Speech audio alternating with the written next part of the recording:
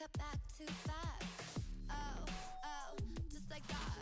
I see a dub in my future stats. Oh, I know a place you can go. The doghouse outside my massive abode. It's lovely, it's cushy, and sometimes it's cold. And watch me get this gold.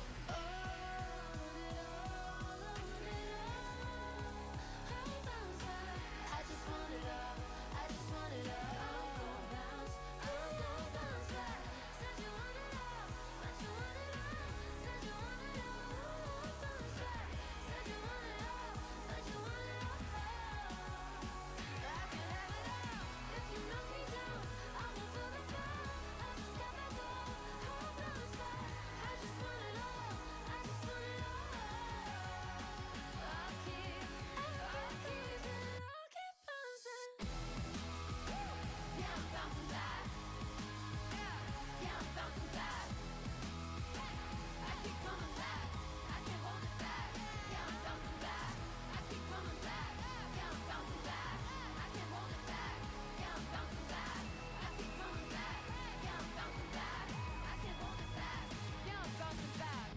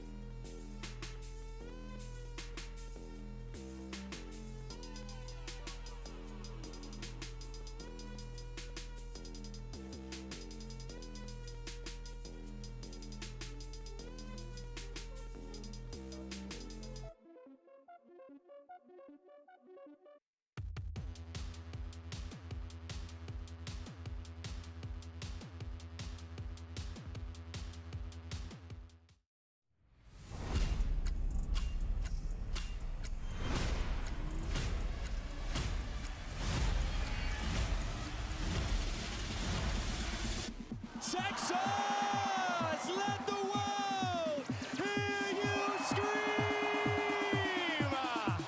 It is that time. It's game time. You can just hear the crowd going crazy. Oh my God! It was so close! Vico, Flixie, Chap, and Teeny. It's a battle of Europe. Teeny, the first to go down. Chap's also weak. They close the game, and game number one will go to Chap and Teeny. Match number 2 is here. Vico gets slammed in on from 2 angles, but Oh my Cammy God. gets crushed. Queasy and Thomas, they look up, coming out the storm. Baka there, and Baka has high ground now. It's so good from Queasy. I got some important people in the audience that told me that I should go hide and not die, and that's what I did. Get high, don't die! Get high, don't die! We're getting right back into action. This is game number 3. Peterbot and Pollo jump down from the high ground. Merstash is down, Malabuka's down. 2v2. Pollo, hungrier than ever, is gonna get one. Swizzy could actually take it, but Peterbot trying to shut that dream down. Peterbot, Oh one my more tag God. is all he needs. He Oh has the my reload. gosh. Swizzy takes it home. Game number 4 is upon us. Looking to try and get the chomp from secondary height. Even hoping that he can continue to build up. He's trying to cut Oh off my Queasy, God. and he finds him. Queasy jumps up and just gets melted there. Unfortunately for Aviv and Bugha, they're gonna get caught inside the structures. They're trying to work their way through, but Vico and Flixie, they bring this one home. Game number 5.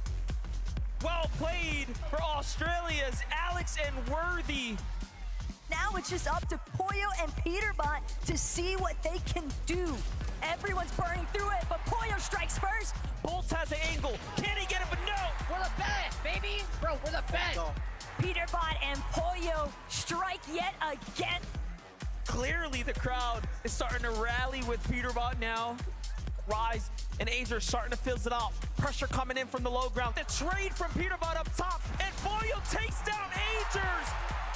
These two took this last game by force. That is a 150-point Guys. lead for Peterbot and Pollo.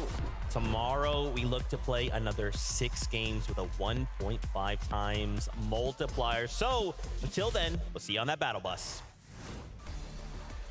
Hello and welcome back to the 2024 FNCS Global Championship. Breathe that in.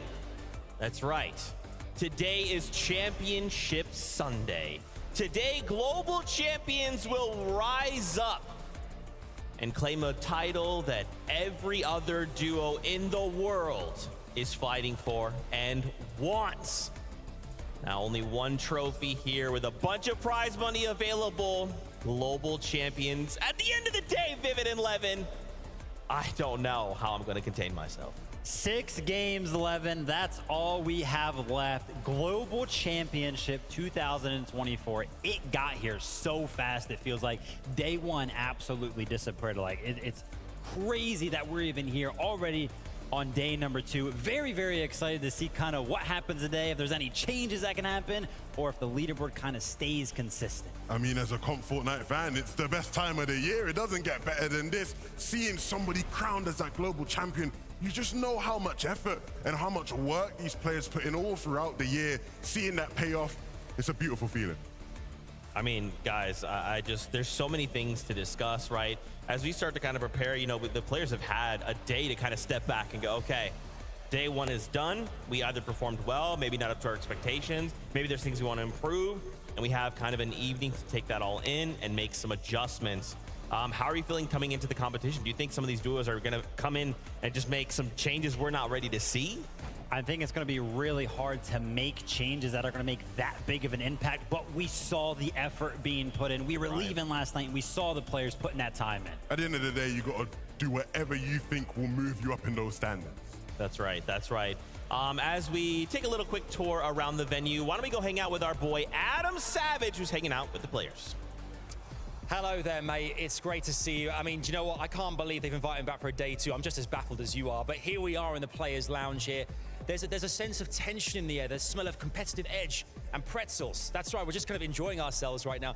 I've almost been hit by about 6 basketballs, hockey pucks, ping pong balls, you name it. Everyone's kind of relaxing before the storm. The calm before the storm, if you will, is about to kick off very shortly as players make their way onto that stage there. The final practice has happened now. This is what it comes down to, those last 6 games, 6 yesterday, but these 6 today. You mentioned the 1.5 multiplayer, strategizing, tactics. Things are really starting to go through our players' minds now as they get ready to line up and go out into that main stage. So we can't wait to see how it's all going to go down. But we talk about world-class duos. There's one duo we've not met yet. It's the almighty Mini Miner at Kelly Link. Thank you so much, Adam. Likewise, they've let us into the creator lounge somehow. We're here, Kelly. Yesterday, I got to hang out here. It was really, really fun. I was a little bit starstruck, got to meet so many cool creators. What was it like for you? Did you get to come up here, have a little bit of fun? Oh, I got to talk to Panda and Jacob PR, so it was absolutely incredible for me as well. But Minnie, I am so excited to get into the competition. Yeah, now we were on the desk yesterday, of course, breaking down the action. It was crazy, right? Have you got any highlights, any best moments, any favorites? I mean, the Swizzy 1v2 was absolutely insane. However, Peterbot and Pollo getting the back-to-back victory royales was definitely the highlight of my day. I loved that moment. Right there at the end of the desk as well, we were like, oh yeah, should we probably talk about some other teams other than Peterbot and Pollo? I feel like that's going to be a big talking point today as well. Final predictions. Who do you think is going to be lifting that trophy towards the end? I think I kind of already know the answer. What do you think? I hope more than anything that it is a close game, that we don't know who's going to win until game 12, but Peterbot and Pollo. Okay, well, that's not too surprising. I want to see Queasy and Thomas do well today. Second place. I'm excited to see if Thomas can pick up his first FNCS title. And the duo that are going to be taking us through that, it is MDF and Saka.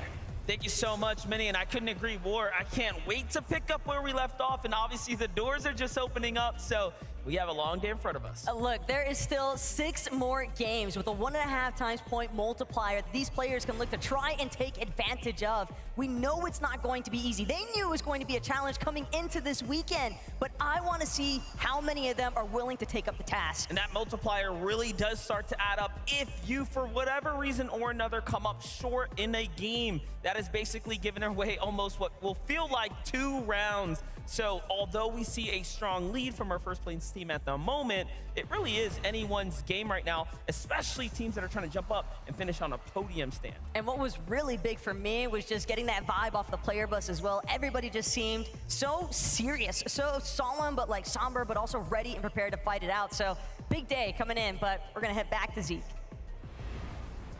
There you have it. Kind of just getting to hear everyone chime in and give their thoughts. Man, that 1.5 times multiplier is really going to change the way we approach today. I mean, for someone like Pollo Peterbot, they're just going to run away with it. Some duos might look to just change everything completely. But as we look at this breakdown here, 100 points, Vivid, for that victory royale by itself. That is more crucial than ever. Yeah, I mean, it opens things wide up for some of these teams that maybe did not do as well as they kind of wanted to kind of just shoot all the way up to that leaderboard. Also, we got to point out, 6 points per elimination there as well. We saw some teams put up double elimination games yesterday, and incredible stuff. Yeah, I mean, even the point difference between just getting second and that win now being more sort of exaggerated, it makes moments like yesterday when Peterbot and Pollo got the second place and lost to Swizzy, it makes those moments hurt a bit more, right? You really want to make sure you're cleaning out the game if you're in a top 2 situation. That's right, and of course, we can't forget $400,000 on the line here for the duo can to come out in the first place. And once again, everyone will just receive something for making it to this stage. But, especially with this multiplier, we're going to continue to kind of harp on this point. If a duo could say go from, like, let's say last place up to even something like top 10, guys, this is like life-changing amount of money. Yeah, it would be huge, but I'm not going to lie. Like, the nerves have to be going crazy right now because now we're in the second half of the competition. And I can tell you from experience of playing these events, once you kind of hit that mark, you kind of start to count the games you have left, right? Like, say, game number 1 of today, game number 7 across the competition does not go well. Then you're like, well, 5 games left. And then you go to the next one, 4 games left, 3 games left. They just disappear so fast. Well, Vivid, as someone who's played in these types of competitions, how do you sort of prep coming into day 2? Are you thinking about changes in strategy at all? Like, what's the sort of headspace like? Always a big fan of just sticking to my roots, right? Dipping into that memory tank, things that happened months ago, years ago, trying to use all that, not really trying to change many things up between day 1 and day 2. That's right, and they can't forget, they are all competing for this accolades, prize money, and of course, a trophy.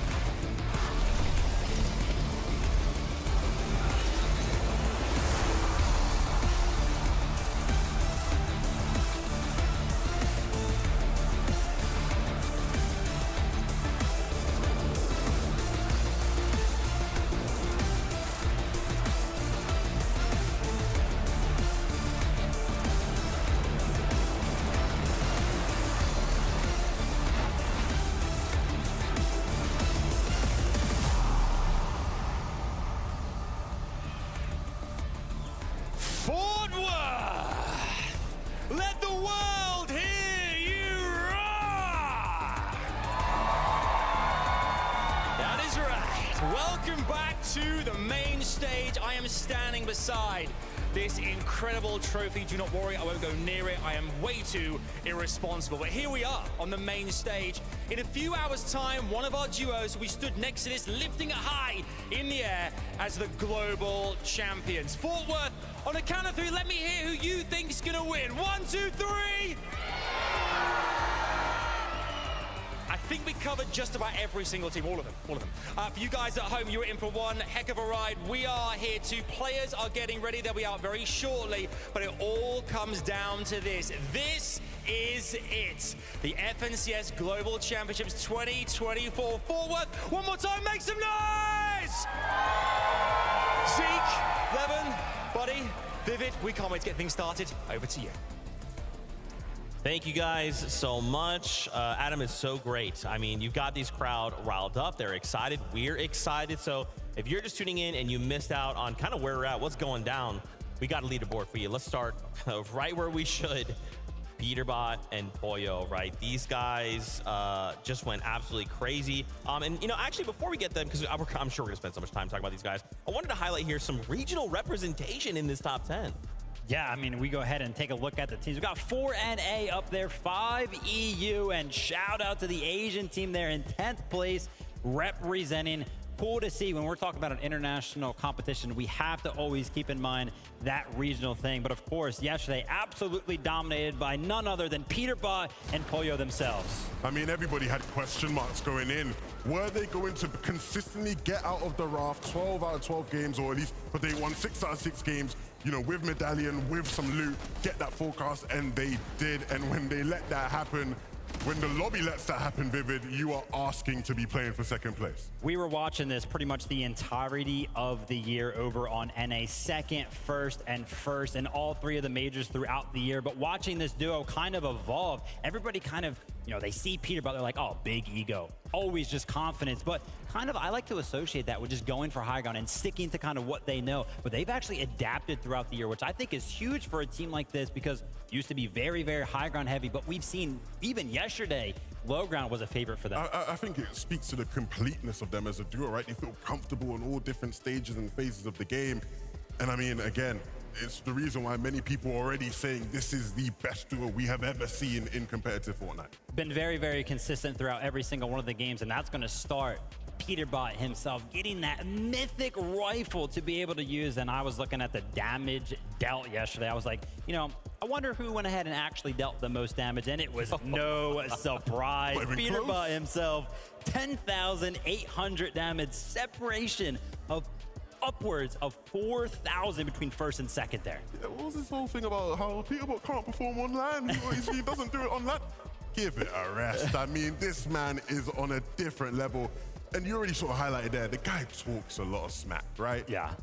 But he backs it up. Yeah. And it's like, at a certain point, you just got to take your hat off and say, fair play, man. You might just be the best player. When you're there shouting it on the stage, I think we can all probably agree. Yeah, I mean, do we expect them to kind of come in and make any changes, right? Let's just pretend there's some crazy world where they're just like, they don't make it off spawn. Like, is that even a thing? Like, do we expect them to come out and just do more of the same we saw yesterday, and now with a 1.5 times multiplier? Nah, I think it's going to be more or less the same as what we saw yesterday, right? Zeke was kind of having a conversation earlier. It was like, yeah, they're kind of contested over at the raft. Like, that could kind of cause some problems. Levin, let's be honest, they're really not contested at all. They're getting the exact loot that they want. Nobody's really messing with them. But it's not even the loot at the raft that we should really be paying attention to. It's the rotation out of that happens so fast towards that forecast tower. Right. Yeah, I mean, the impact of forecast towers has just been insane, right? You ask the players, how crucial is it? And a lot of them will tell you, you get forecast tower, you better have a good game, because it is just so crucial. And these guys are using it so well to their advantage every single game, it feels like. Absolutely. I wanted to highlight there the duo in second place and talk about them for a moment. It's Thomas HD and Queasy. I think the duo that's going to perform the best this weekend is probably going to be Peterbot and Pollo. They've had like a really dominant performance this year, so yeah, I think that's them. I think the duo that's going to perform the best this weekend is probably either Vico Flixi or Cami and Seti. I think Cami and Seti are just always going to perform on LAN, and them having an uncontested spot like that is also Vico Flixi is crucial to their success. Man, oh man, Queasy and Thomas HD, I would love to see them pick up their first title for Thomas HD in this setting. We put a 1.5 times multiplier. We put a Monarch pistol in the hands of Thomas HD. Anything could happen. Yeah, I mean, yesterday, me and Levin were watching the games. We were like, oh, okay, let's go ahead and check out what Thomas is doing. Oh, hitting headshots with the Monarch pistol, I see. Yeah, just pretty much carrying that Surge game for the duo. I mean, look, we got a lot of Danish observers, you know. They love to watch their own. And to be fair, today I'll give it to them because Thomas has been on a different level, right? He obviously has a lot of expectations on him, people wondering when is that win finally going to come. He is playing for it clearly because every single time, like you said, he was just on point. It was like you couldn't really catch him out at all either throughout the day. So yeah, if they can keep playing like that, they're going to be in for the running for sure. Yeah, super tough there. I actually want to go ahead and reference that damage out that we kind of looked at just a little bit ago, right? Peterbot and Pollo obviously was towards the top of that. But there's a little bit of information on that one that I wanted to go ahead and discuss as well. It was the fact that Thomas was actually in second place. And that's actually really impressive because when we kind of think about it, something that we don't necessarily always talk about is the fact that Peterbot is getting a weapon consistently every single time, right? That mythic rifle. It's something that he will have in his hands every single game. Whereas Thomas kind of has to loot, right? Maybe he won't get a Monarch pistol every single game, right? Not as easy to be consistent when you're not getting the consistent loot that other players are getting, but still in second place for damage dealt. Right. Might not have the consistent loot, but consistently putting that damage in for sure, right? He was on it throughout the day. And it was just good to see both of them sort of in a really good flow, right? I think when you look at Queasy, he's clearly feeling very confident about the game plan and the strategy moving throughout the game. We spoke to him after the tournament yesterday, right? And he sort of was VOD reviewing, looking back at their games. And one thing he's noted that I thought was really interesting was he felt coming into the competition, their mid games was going to be their strong point. Like mid games would be easy. It was just about figuring out what they do in end game. Whereas yesterday, it felt like it was the opposite. Their end games were magnificent, whereas mid games at times could be a bit scrappy. And so seeing if they can work on that, they should be even better today. Okay. Well, guess what? We can actually hear from Queasy, from Thomas HD, because Adam Savage is standing by with a duo now. Yeah, I've managed to wrangle a Queasy and a Thomas HD back here, fellas, and I'm keen to talk to you guys. Obviously, yesterday, Queasy, it was a great start to proceeding, second place right now. Did everything pan out as you expected? Anything different to what you kind of came into the Global Championships thinking it might be different? I mean, we prepared a lot, but I feel like everyone in this global is like kind of hitting their strats. So it was kind of like freestyling plus what we prepared. So we'll see what happens today. Obviously, mid-game as well, the fellas on the desk were talking about endgame looked magnificent yesterday, but mid-game today, how do you guys ensure that you capitalize on that as such a pivotal part of your game? I mean, I feel like our mid-games yesterday was perfect, and I think we're just gonna like stick to the same and like maybe freestyle a little bit, but yeah, I think our mid-games will still be fine today. We obviously saw back in 2022 Invitational, you guys, when you had to, you know, against the Cami and Seti in that last game, Queasy, you were there, you kind of pushed. This today, Peterbot and Pollo, if they get those points early on, can you see you guys doing something similar again? Can you kind of like take the bull by the horns and really try and make it your game? If third place is far enough, definitely. I love that. I'm so excited. Thomas, as well, I mean, we all talk about this all the time, about your history in this competition. You've been there second so many times now. We're all desperate, me included. I want you to get this FNCS win. What would it mean for you to actually take away a global championship first FNCS win today? I mean, it would be crazy, like unreal. Like I would not expect to win on LAN as the first FNCS win, but yeah, it will literally complete my career, I feel like, and yeah. We can't wait to see what happens. Queasy and Thomas, you're going to get ready very soon, but it could happen. Second place right now. Later on, it could be first. We'll have to wait and see. It's back to Zeke and the fellas. Queasy, don't you get me excited like that, bro. They start landing on Peterbot and Pollo. I'm going to lose my mind. I'm going to pass out like 6 times. Levin's going to have to come over, pick me back up. It's going to be a crazy time. This duo, man, so excited to see them compete, to see the adjustments, because they may even have some secret strats lying in the weights. We have no idea. Let's take a look at that leaderboard, though. We wanted to kind of just talk through some of the more through some of the duos we're seeing, rather. In 10th place, we did want to kind of take a moment to double back here. Mipoli, Coyote, they're in your 10th place An Asia team representing and in that top 10. That's what I love to see. Huge there for the duo, right? Landing all the way up north. And honestly, the place that we kind of saw them mostly throughout the day yesterday was actually fighting over that bunker. Right, and obviously that bunker is usually claimed by Reet and Ritual. They're accustomed to fighting for it. And when I asked Reet and Ritual about, like, how do you feel fighting those guys, they've naturally, as you'd expect from Reet especially, felt incredibly confident. But the one thing that they made sure to do, and even their coach Sven did this as well, he gave props to Koyota. He said, look, when we're fighting for that bunker, it's not straightforward, we're just gonna roll these guys because they're an Asian team. No, Koyota can keep up. Of course, Mipoli as well is a player that gets a lot of credit, a lot of hype. So it's good to see these guys repping their region strong, the highest sort of place in smaller region team right now. Hope we can see them stay in that top 10. And one of the most impressive things for me, and we actually saw, taking a look at some of those highlights right there, getting into the end game, 0 eliminations, right? If we kind of take a look at some of the competitions that happen on some of those smaller regions, those that kind of win FNCSs are placed very, very well, usually they have so many eliminations, right? That's kind of like their play style. That's how they get it done. That's how they get the win. But here, being able to kind of adjust, as you can see there, just 11 eliminations over the course of 6 games and still finding yourself in the top 10. That means to me that they're actually getting able to get that storm surge from a distance, which means that there's a strategy based around it. There must have been a ton of prep. Absolutely. We'll see if they can sort of keep that going, because as we know, with these 12-game formats, the meta evolves as the day, pans out, right? Queasy sort of mentioned it earlier. People freestyle, they figure things out as the games go by. So hopefully these guys can keep up with it. Yeah, and I think it's an interesting point you bring up that obviously they're getting, it seems like they should have more eliminations, but then you look at the top of the leaderboard, you're like, oh yeah, Peterbot, Pollo, they're kind of like affecting the entire lobby. So 11 eliminations over 6 games, good enough, works for us. We wanted to also highlight Acorn and Cold for you, obviously just a powerhouse of a duo coming out of NA.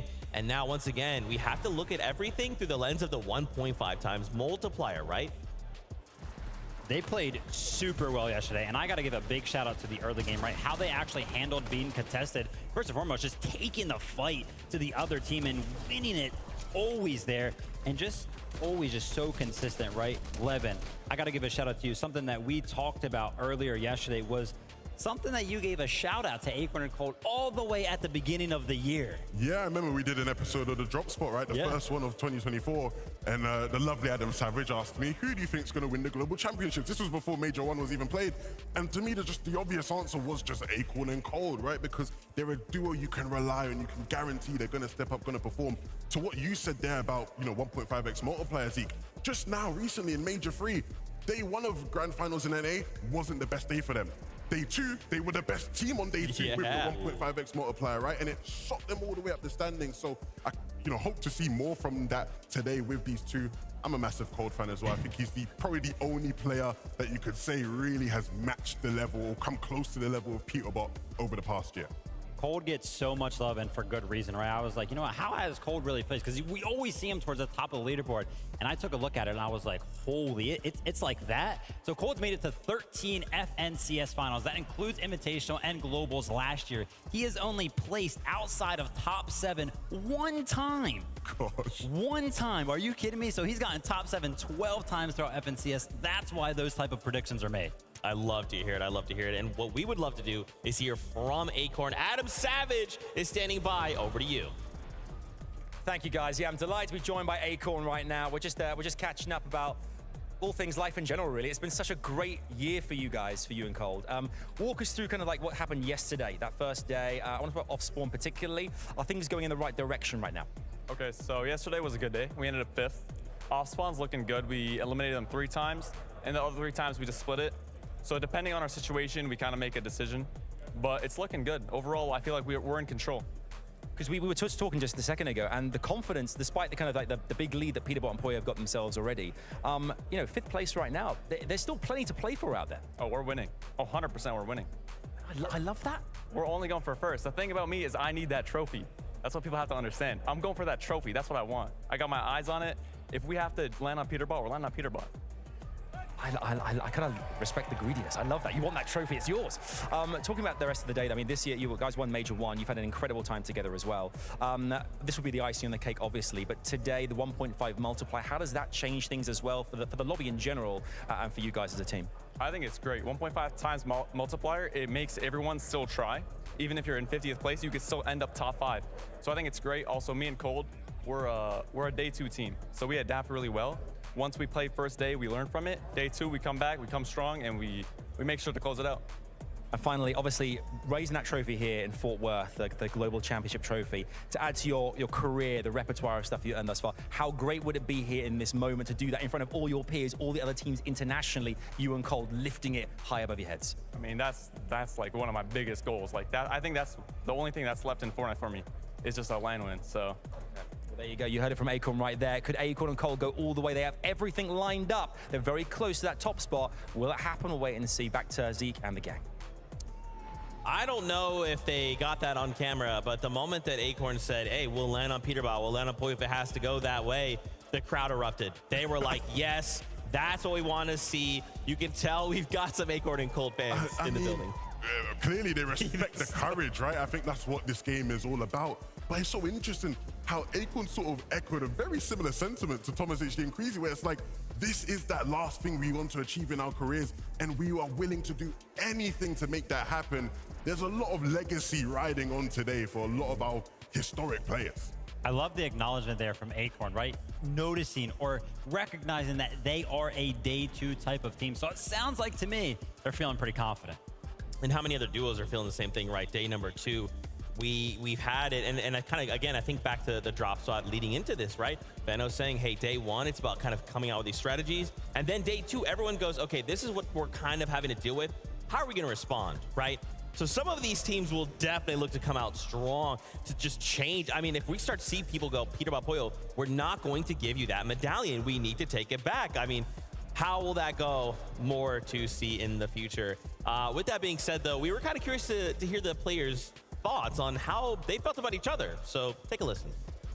CES is the biggest tournament of the season. 100 players, 50 teams of 2, players all around the world. They all travel to one place to play on a stage in front of everyone. One weekend, one map, last one standing wins the game, 12 games, and they crown the champion. That's how I'd explain it. No other game's doing it like Fortnite. The esports here is crazy. So the most consistent duo this year, I mean, it's obvious. Best duo in the world right now. I mean, placements speak for themselves. they got second Major 1, first Major 2, first Major 3. And they won like a lot of duo cash cups, so. Well, the first season in general, they were dominating. Now they're looking really strong. I don't think anyone put them that crazy. Like 100% the most dominating team of everyone. I mean, there's no one else more consistent than us, I would say.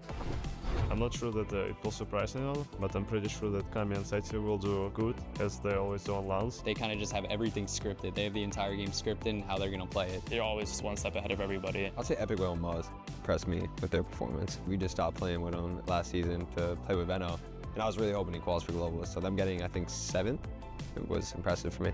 And then another team which is like also pretty underrated still is Batman Boog and Rapid. I think they're also kind of underrated. I just think they match really well together, and like they know how to play the meta. They're good like fighters and all that. Rapid's a super smart guy. They've been doing really well these last 2 seasons, and they've kind of proven to everyone they're like as good as the rest of us. They're on a come up this year. They're doing good. I think they can sneak in a top 3 here if they play their best. So one person that I've been watching to like that I would really love to incorporate some of their game into my own is Seti and Kami as a duo. Actually, every single LAN they come from more prepared than anyone. They have more strats up their sleeve. They just create new strategy and new metas on their own. Basically, everyone watches their games to see like what they're doing, and then they can learn from what they do to implement it into their own game. I say probably Acorn and Cold. I think Acorn, he has a really good understanding of the play style that I try to play as well. I think we both kind of do the same thing. I want to see how he thinks about some situations. And then Cold, I mean, he's just a good fighter. If I want to do good that's not us, probably be Kanata and Cooper. Good friends with them, and I think they have a really big shot. I think Srizi and Yapko, because Srizi can play with his duo. Also last year he couldn't play on the LAN. Mariuka Mirsash, because it's my friends. I hope Srizi does good as well. Like he deserves it. I think he also deserves to play a good tournament too. I want Clace to get a top 3 for the first time in his career. I would want the Middle East teams to do good. Yeah, for me it's probably Reason with the Janus Pixie, like all the Germans basically. Honestly, all the OC boys, I hope they do good. 100%, all my friends, you know, Kanata, Paper. I've been helping them out on the side, just trying to see them do good. You know, when I thrive, all my boys to thrive too type thing, so this is how it be. So obviously, you know, we've seen a little bit of the cockiness, the confidence come out of these players, but at the end of the day, you can really tell when we kind of sit them down and just ask them like, hey, what do you think? Like, there is so much respect for each other in the community, and you can just see just so many different testimonies of everyone just thinking the same thing. Like Acorn said, if I thrive, they thrive, right? And that's so awesome to see.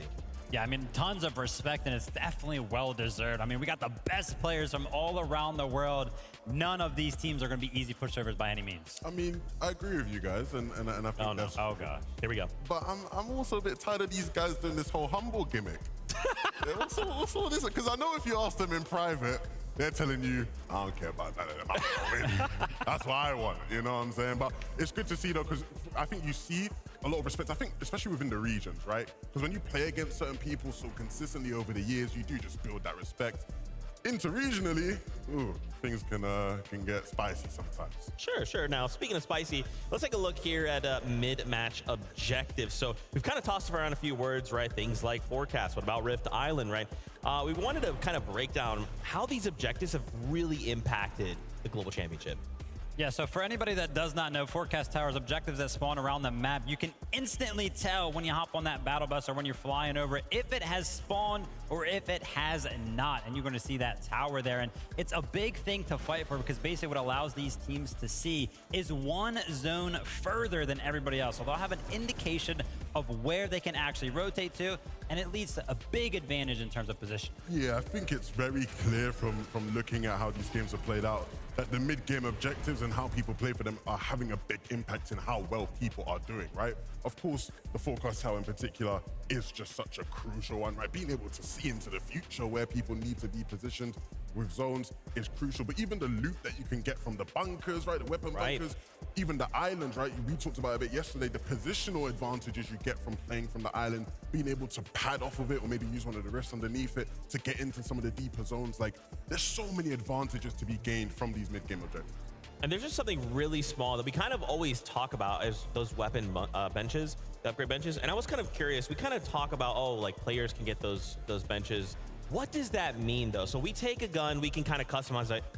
In what ways would we really kind of like tamper with that weapon to really fit our playstyle? I think easily the one that every single competitive player is going to instantly highlight is the ability to add, remove, change the scope to the one that you definitely prefer, right? We've been talking about Storm Surge pretty much exclusively throughout every single competition ever since it was ever implemented, right? It's very, very important. And having a scope that you prefer or one that you think is the best is always a big advantage. Yeah, absolutely. I mean, you know, being able to sort of have that consistently. Again, the team that's in first place have had all of those things consistently, right? When I talked earlier about talking to Queasy about what do you have to do to work on to improve for tomorrow and have a chance at winning, he said, yeah, I can do this, that, or the other, but how am I supposed to beat a guy that gets the Forecast Tower, a bunker, can upgrade his weapons, and he's playing for Island sometimes? What am I supposed to do about that guy, right? Like, it really is such an advantage that Peterborough and Puyo have, and other players around the map are taking advantage of as well. Yeah, that's right. Really being able to cater those weapons to the player playstyle, and some of that even reveals itself in Storm Surge, right? I was kind of curious to kind of discuss how Storm Surge kind of was impacting these players.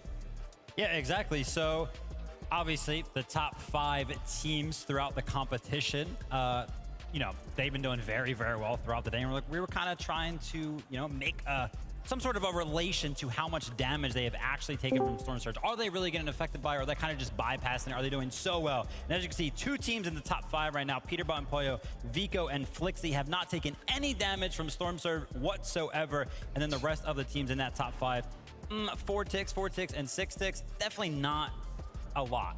Yeah, not much at all. I mean, if you're Coach Raz, he's looking at his 2 teams, Vico, Flixie, Peter, Puyo, going, no Storm Surge ticks?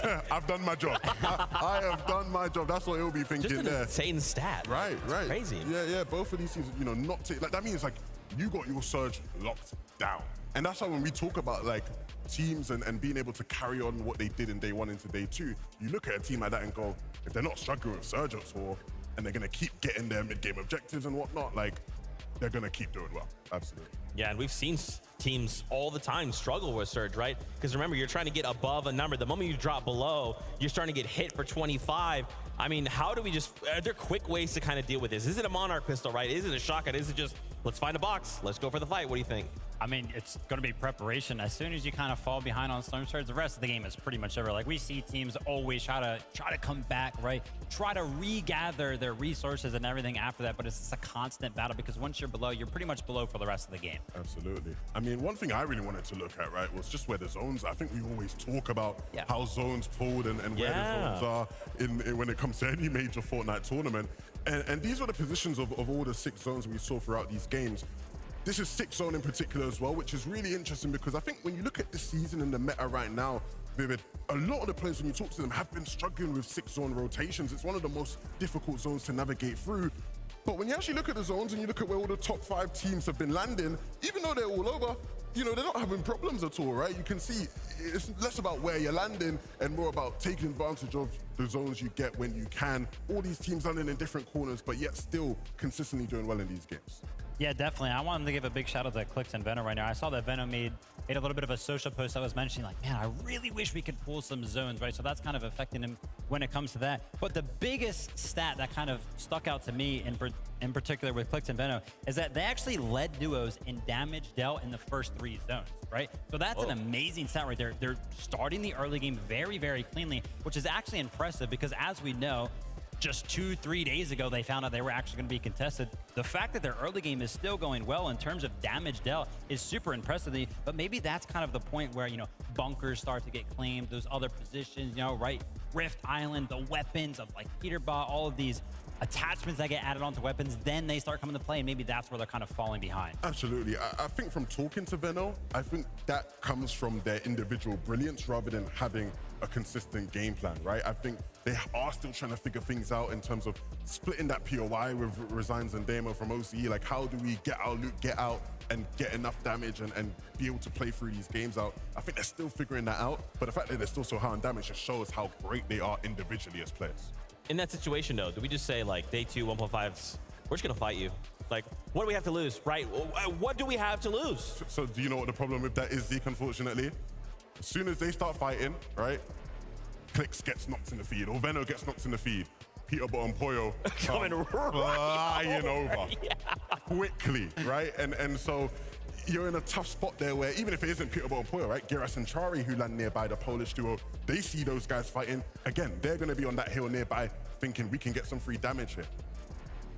Man, crazy stuff, crazy stuff. I want to talk more, but I know what you guys want. It is to meet these players. So Dickies Arena, give a big warm welcome to the first 10 duos.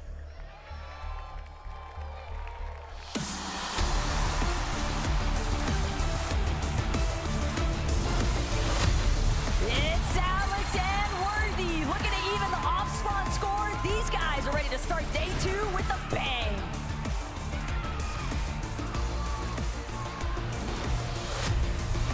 Let's give it up for Andalex and Sato. The French pride are going to have to dig in deep today. And let's hope that they find that last-minute strength to succeed, just as they did at Major number 2.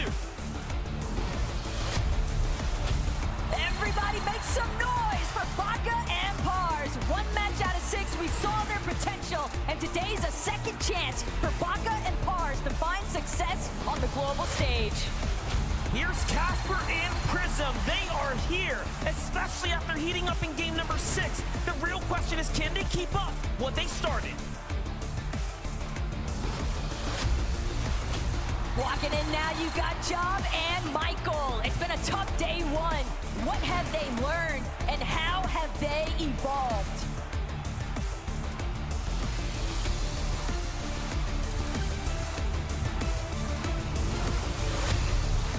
Hold on, it's CCB and Nathan. We know they're known for their consistency, but who would have called them being just inside the top 10 after day number 1? Now, let's see what they can do. One more time, it's gonna be the double T's, Trashy and Threats. They knew it wouldn't be easy, but the top 10, it's so within their reach. Coming in hot is Skrull and Sky, the Danish duo that have had their biggest task in front of them right now after closing day 1 right inside of the middle of the pack. They know it's time to pick up the pace. They've got 6 more games to make it happen. Let's get after it, Kadu and Sion. It's It's none other than Bugha and Aviv. 2 out of their 6 performances were stellar. And if they can find that groove again, we can definitely see them up at the top.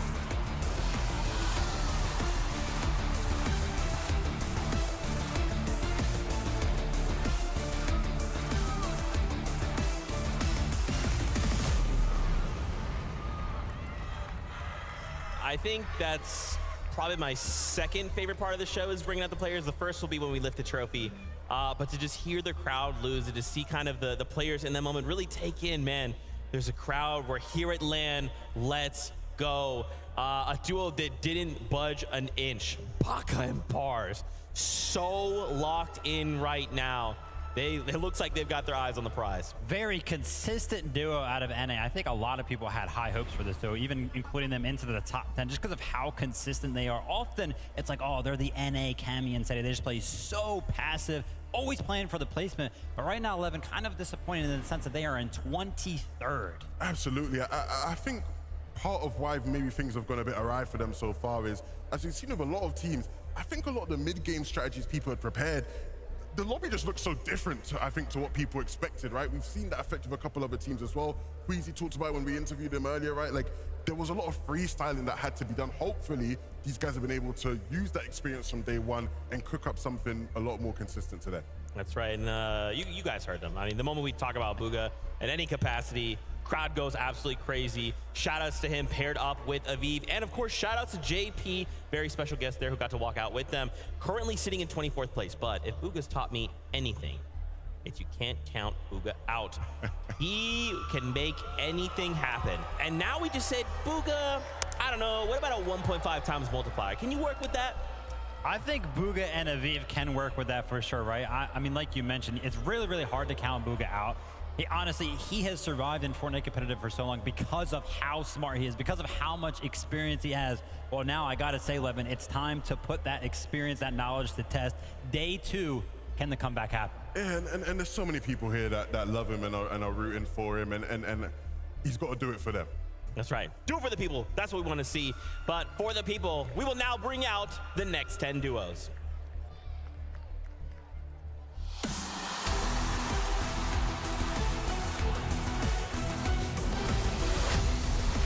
Epic Whale and Muzz know what it takes to win, and today it is time for an all-star performance. Show us what you got. Let's give it up for Chap and Teeny. After winning Game 1, they've already proven that they are championship caliber. However, it was just the start of their journey.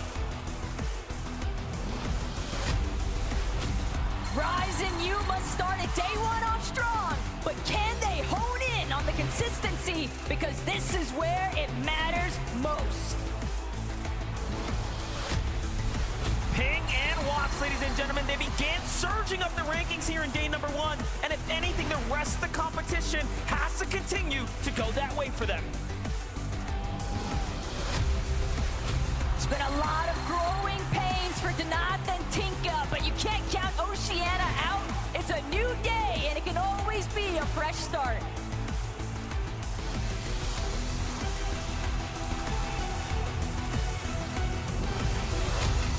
It's none other than Quatsi and Gone. NA and Brazil are going to have to dig deep today to make the community proud. This duo has shown that they can win fights, but now they need the placements. Si se puede, Clone and Kramsu. Their next move is hopefully going way up on that leaderboard. It's double trouble. We have Reet and Ritual. Closing the day out in 25th was tough, but now with the 1.5x multiplier, can Reet and Ritual find the strength to pop off? A massive welcome back to Reason and Mateo. Can they crack into the top 10 for day number 2? Batman, Bugha, and Rapid are in the building. Everyone is wondering, how is this team going to adjust? And can they actually prove that they're one of the best on NA?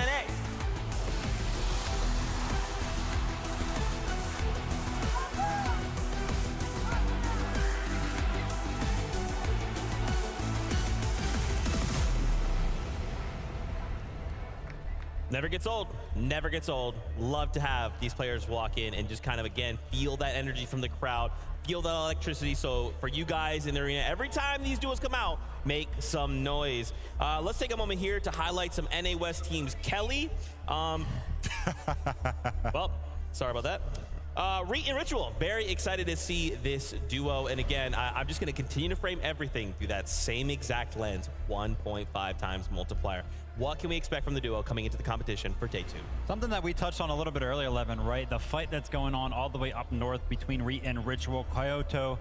And honestly, I think the biggest thing there for me is that fight happening over that bunker. There's been so many teams. Every single time we go up there and take a look at one of those teams, there's like 4 other arrows just surrounding the area. So I think it's honestly just brought way too much attention to that area of the map. Maybe they'll have to switch it up today. I mean, I think we were seeing that, right? Where teams are struggling for damage, where are they going to naturally rotate to? They know there's going to be people at the bunkers. Let's go there. It was funny because it was one of those games where we went there. I'm expecting to see Mapoli and Kyoto fighting Reet and Ritual. It was like Zagu and Shiram. These guys must be thinking, do the Asian players just hate us? Like, why are they all coming to our bunker? Oh my goodness. But look, if you expect anyone to be able to deal with that pressure, especially when it comes to fighting, you'd think Reet and Ritual can do it. Absolutely, and once again, from one Bugha to the other, Batman Bugha, Rapid, these guys once again, as long as your name is Bugha at some capacity, the crowd's gonna go wild. But to see Batman Bugha and Rapid perform here today, they've got the crowd behind them. What do they have to do to kind of put those pieces together? Talk to Batman Bugha a little bit, hoping honestly just an early rotation out of Grimgate. Maybe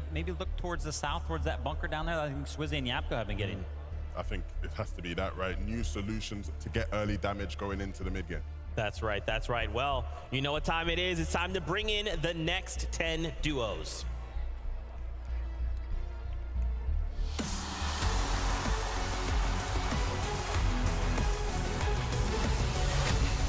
No matter the odds, Swizzy and Yapko are ready to run it back, but they'll need more victory royales if they want to get the job done. The pride of the Middle East, Adapter and FKS. Game 1 was the round that determined the pace for this team, but then they lost the steam. Can the Middle Eastern pride make a big comeback today? Hello again to Trulex and Chicho. The foundation is there, but they've got to build up if they want to reach a global championship. Fort Worth, give it up for K Shota and Keiki. If this team can make it past the mid-game, we expect huge things. However, we all know it won't be easy. They've had a day to work on their chemistry, but regardless of the outcome, Chiefs and Chris, you've got the hearts of champions.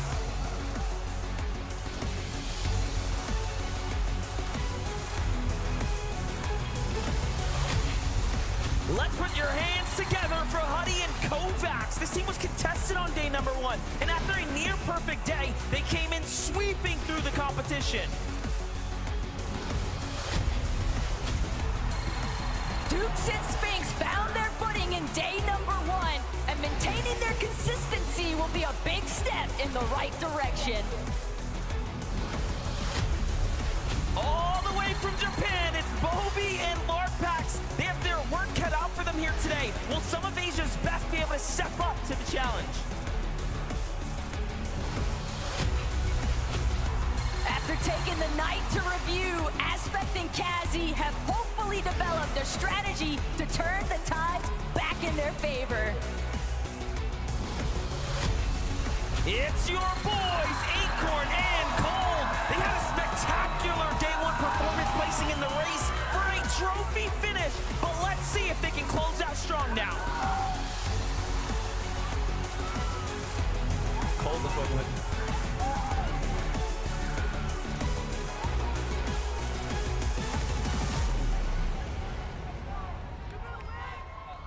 Let's go, and fans are still cheering for Acorn and Cold. I wanted to take an opportunity here. We kind of referenced this damage, top 5 damage out of yesterday's performance. We got to look at Trulex and Chicho. Chicho on that top 5 as the most damage done. This is a duo we cannot count out. I mean, we called it out yesterday, right? Because we were watching them M games and we tuned into them and they had like more than 5 elims, which if you know anything about them as a duo, that's not typically what you expect. These guys were popping off. Their game plan is you know, ironclad, right? It cannot be throttled in any way, right? And so I expect to see these guys continue their dominance today. Kind of known for doing those giant towers that put them above the rest of the lobby. An interesting stat there to kind of point out is that they're actually the only duo in the top 5 with 0 time spent on the higher ground as it pertains to the end game, right? So in that middle game, they're all the way up there. Come down to the end game, they're going for the low ground. Wow, crazy stuff. And of course, don't worry, crowd. We'll talk about Acorn and Cold, of course. Fan favorites here without a doubt. And again, you can just tell in their face, they are so locked in. They know what needs to be done. Now they just have to pull it off. I need to see more people in the crowd hitting the cold celebration. I need more of the cold celebration. I mean, look, we know what these two can do. They've contested us format Alex and Sato. It went pretty well for them. I mean, they've historically done well when contested as well in the past. So I just expect them to do more of the same. Acorn talked about, again, pushing the bucket a bit, right? Going even harder today and making use of the 1.5x multiplier.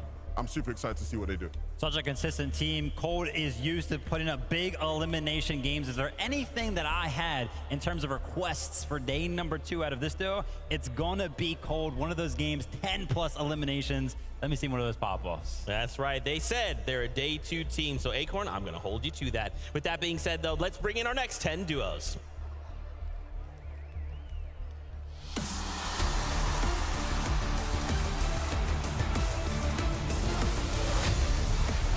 They're starting the day off in 2nd place, but Queasy and Thomas HD have only one goal in mind, and that is to break the curse. Put your hands together for Koyota and Mipoli. This Asian powerhouse has their work cut out for them today, as they have proven to be the best team in Asia for day number 1. Experience gained is never a loss. Let's see what Shadow and Virgo have in store and what they've learned since day number 1. Gears and Shari, everyone, after an 18th place finish. We'll just have to see what this team can do, as they have a bit of a way to go here in day number 2. We know that they're entering from the final hour, but Visuals and Braids may still have some tricks up their sleeve here in day 2.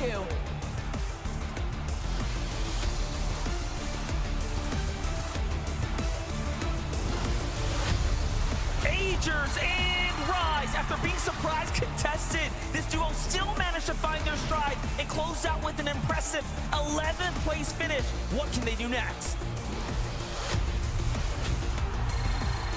We know they've been hitting the VODs and looking to review, but now it's time. Janice and Pixie, they're ready for the fresh start, but can they break through? Coming in hot, it's Ed and Persa. The Brazilian fans will need to come together for this duo, because they're going to need your energy if they want to make a top finish. They're taking every opportunity, but Damo and Resigns are here to show that they can hold their own on the global stage. It's Peter Bond, it's Boyo. Make some noise for Word. There's nothing much to say for these kings of NA, other than they might just prove to the world that they're the strongest team here.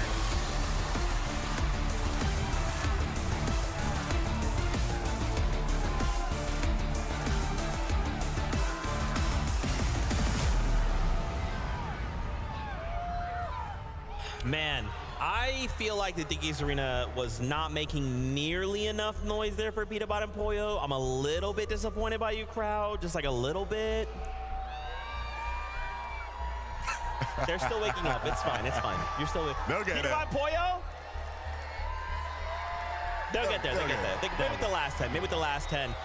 Man, Thomas, HD, and Queasy, though. We kind of talked about them at the start of the show. I want to talk more about them, with them now being super locked in. Look how locked in. Look how locked in they look. Look at Queasy.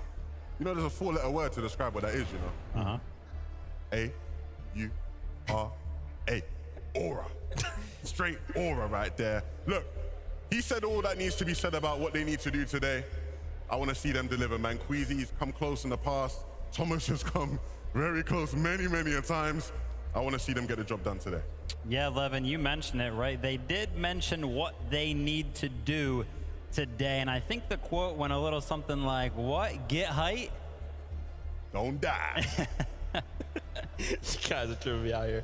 All right, crowd, let's hear it for Peterbot and Pollo. There it is. The duo in first place, looking to hold on to that lead, but can they do it? This is a new day. Anything can happen. And again, 1.5 times.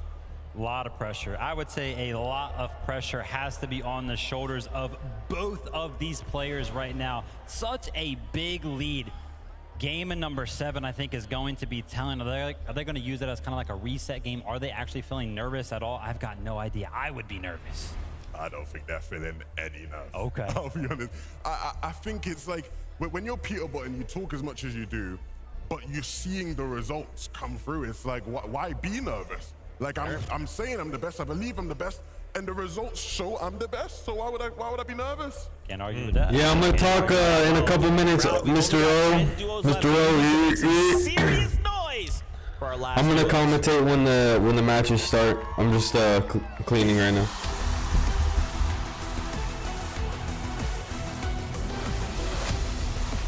Everybody give it up because Vico and Blixie are back again. They had a good performance in day 1, but now it's time to be great. Here's the Asian powerhouse of Zaku and Shalom. The global stage pressure is truly showing that anything can happen. Will they be able to make a comeback today? Bryson Bolts are back. Lucky number 7 to close out day number 1, but they're still aiming for the top. They're back. Malibu and Mustache, after being contested, they have their work cut out for them off the drop. They'll just have to see and wait what they can do. Another day, another opportunity for Cal and Haman. Let's see how they adapt and overcome.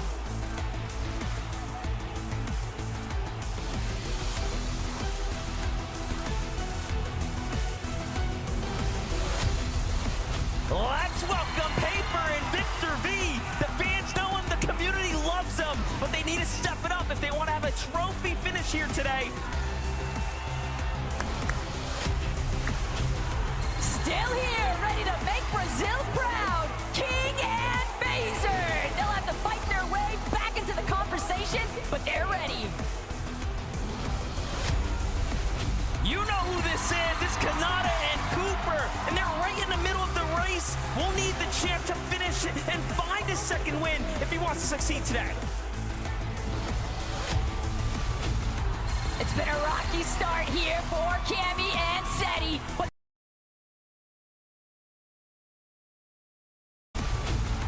it's been a rocky start here for Cammy and Seti, but the Polish powerhouse are due for a comeback. Stands for the fans are rooting for you, but how far can you push it now?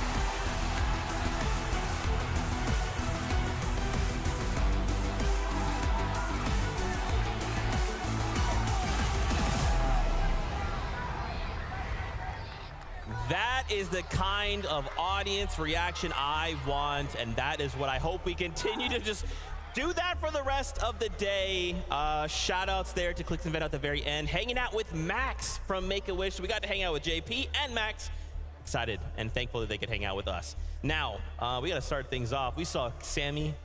I always Sammy. did it. He did it. I did it to myself. Oh, man. Seti, Cammy. I'm sorry, I just mix up letters in my head. Seti and Cammy, very excited. Much kind of like all these other dudes we talk about day 2 team, right? We can never count these guys out invitational winners. And now, what are they looking to do? They were the team that I felt probably had the biggest effect of what I talked about yesterday with Chapintini switching over to the Nitrodrome. Oh my goodness, had such a big ripple effect on Cammy and Seti. when you look at how they were playing before, they were in a surge base, they had another surge base in Canada Cooper near them, they had Ryzen Ages near them, but Chapentini landing at Nitrodrome sort of warded those teams off, so all of a sudden Camion sitting there going, hello? Like, where is everybody, right? Nobody's here anymore, and had a big effect on how they played in the mid-game, so hopefully they've cooked something up overnight. Yeah, we had a lot of those zones kind of pulling north as well, right? So a lot of those southern teams actually like to sit in the storm, and with Chapentini there, right? Them being unpredictable in terms of being there kind of messes up that rotations for a lot of the teams that are to the south. Difficult situation to say the least. Finally, Clix and Veno kind of rounding out our duos here once again. They've been hot and cold, right? And they've kind of been put into these situations where they've been in these shambles situations. However, they've had time to go back to the drawing board. What do we expect in day 2? The drawing board, I'm happy that you kind of brought that up, Zeke, because if there was anybody that was hitting the VODs, hitting the replays, looking for something to exploit, it's the guy right there on your screen. Veno was looking for something. Levin, did he find it? I mean, I hope he did. I hope he did. I mean, you guys are going to have to show him some more luck. Can we make some more noise for Veno? There we go. There we go. Look. These two, it's been a tough sort of tournament for them because coming in, they were the favorites for a lot of people, and understandably, things look so clear-cut for them. The switch up and being contested makes things awkward, and so hopefully now they've sort of got more of an idea of how they need to play with the loot they have and the timings that they have coming out of that spot, but I can't imagine it'll be easy even today. Yeah, no, I mean, crowd, you guys absolutely need to be cheering on Clix and Veno. You can see it on Veno's face. He's locked in. He's here on a mission. And now they just have to execute their plan. We're getting closer and closer to kicking off day number 2. As we kind of prepare ourselves, is there maybe something you guys are hoping to see here in game number 1? Is it some crazy strategy? Is it, let's just all everybody go 5 beat about Pollo, try and shut him down, let's have a normal game for once? What is it? Man, what do I want to see throughout these 6 games in general? I just want to see some good Fortnite, right? There were moments yesterday. I think one of the biggest ones that everybody's kind of been pointing out is the Swizzy 1v2. Heck it, let's have 1v2 in every single one of the games today, right? Keep those end games spicy. I mean, me personally, I ain't praying on their downfall or nothing, right? Okay, but it would be nice for Peterborough and Pollo to have a slower start so we could have more of a competition. I'd like to see it be close by game 12. Okay, all right. I think that's fair. I'll just rewrite the script super quickly before we do that. But Fortnite fam, it is that time. Game number 7 is prepared for us. So let's send it on up to Monster D-Face and the best taco to take us in. Yeah, listen, I'm with you. The script, we got to go ahead and adjust that bad boy for day 2, of course. There's 6 more games here. Yeah, and exactly, and I mean, I know it's really easy to get caught up in that point disparity that Peterborough and Pollo have established, but again, the 1.5 times multiplier makes anything possible, and we've already heard a couple of pretty popular duos, some strong teams say that they're ready to challenge here in match 7. Oh, we're getting into it already? Oh, it's lit then. Oh, it's lit then. I didn't know we were getting into it that quick. Let's fucking go. That's actually what I love.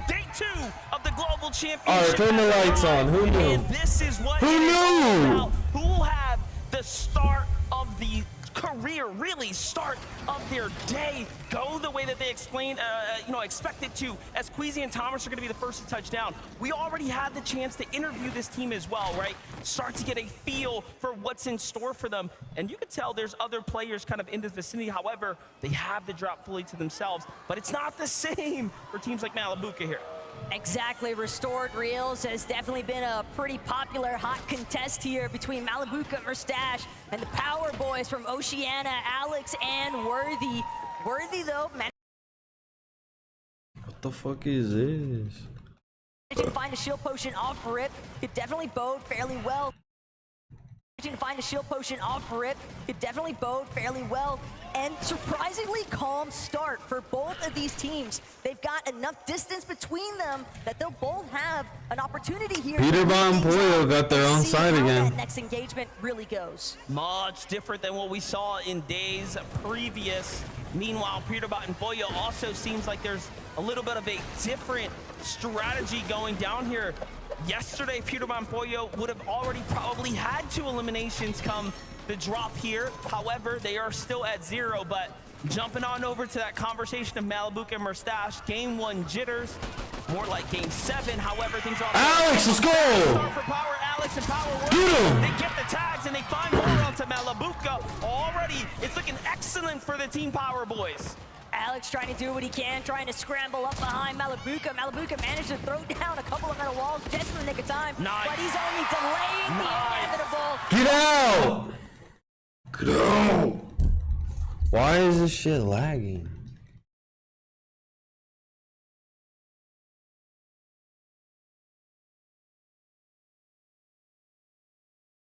SK Shota and KK have to make their region proud.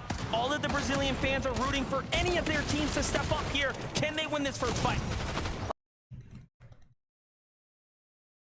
SK Shota and KK have to make their region proud. All of the Brazilian fans are rooting for any of their teams to step up here. Can they win this first fight? Chris hits him for 100. Knocked. It's more damage than what he was He's 50 HP. Oh, now he gets the knock. And then you get the finish. Cheeps gets the finish and a fizz. It's the 400 fizz.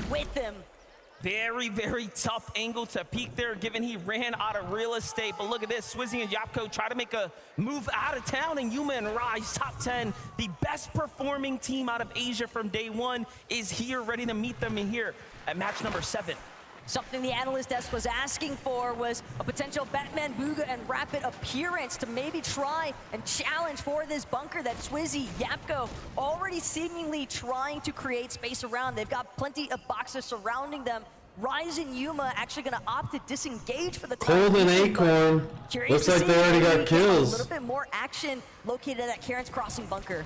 Yeah, I mean, and we've heard the Wait, no, they're just uncon. Teams are putting tons of respect on the Asian duos, especially Yuma Rise, Kyoda, and Mapoli. Very, very, very strong duos coming out of Asia right now, and they have demanded and earned their respect. But jumping back into things here at the beachhead, Cold and Acorn are coming in, right? They obviously have their heads set straight, right? They had a great performance. Nathan and CZB looks like they won Grand Glacier. It's gonna be super important given that, I mean, there are those external pressures, right? Nope, the other team just left, I guess. Of course, hitting the reveals. But today is a real opportunity to see for some of those teams where the off-spawn contest didn't necessarily pan out in their favor, how have they actually chosen to adjust and So really it's only Malabuka and Merstash and like one other team to that familiarity that have died so far. That took place in day 1. Kovacs though, Huddy, still Prism is dead now. That they can try and maintain their position at the top of the leaderboard, and they're gonna have to fight their way through Scroll and Sky, just getting held here on the edge of Rebel's Roost. Yeah, all things considering right now, Scroll and Sky were winning this engagement, given that Kovacs does not have heals to work with, but Venom and Clicks in a very important fight. A quick rotate, a swift one to find Crisp and Cheeps here, and they shut them down, and they're off to a very hot start. Okay, Venom and Clicks. Venom and Clicks look for a new method of approach. The real question that remains now is Cheeks, Crisp, how are they going to manage to actually deal with this sort of early pressure? Because again, the small surprises, the little bits of bamboozlement, that's all it takes in a split second for everything to go south. Scroll and Sky moving back to the Rebels' Roost after pushing out Huddy and Kovacs there. So it does seem like both teams are going to be content with the exchanges between their sides, but jumping over to Bolts and Bryce, a very clear forecast tower play in motion right now. Look, I know Vico and Flixie like to think that this is their forecast hour, but these exchanges right now from the peaks of these Surge bases are leading me to believe that Bolts, Bryce, they might just get this one all to themselves. Their drop at Dumpelhazen just gives them so much more of an advantage for tracking quicker towards this forecast tower, getting that setup online. Quick preview though of what Chapentini have been dealing with, and it's actually Oshi, but Worthy unfortunately not Chapentini with the kill. Very tough team to go against. Chapentini, who won game number 1. Teeny is a controller goat. They have a stride about them that has been shown here this weekend. Match 7 now, starting off in almost similar fashion, it seems like. Wait, who did they just kill? Tracking quicker. Not going to be able to stand tall this time. Very tough team to go against. Chapentini. Quick preview though of what Chapentini have been dealing with, and it's actually Oshi. Alex and Worthy. Damn, that sucks. Here in the early game across what might be Acorn and Cold. Right now, Sphinx and Dukes, they're just taking full advantage and applying a little bit of pressure onto the teams at Redline Rig. Keep in mind, they're just playing on these cactus right now. They could always look to just try and turbo aggress. They've got that flaming boost tube right next to them, and Sphinx just seems to be prioritizing exclusively the surge tag damage threshold control.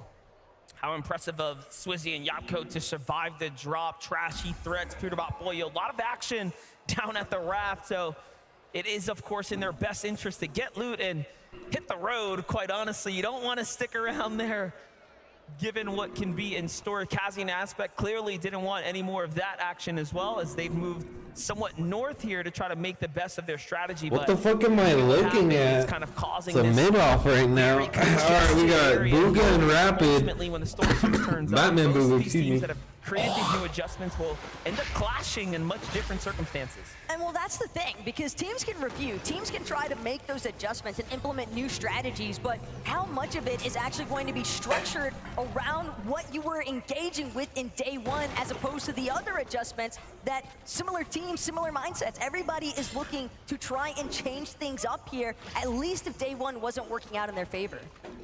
Yeah, Baka Pars. Baka and Pars just trying to get a surge base going.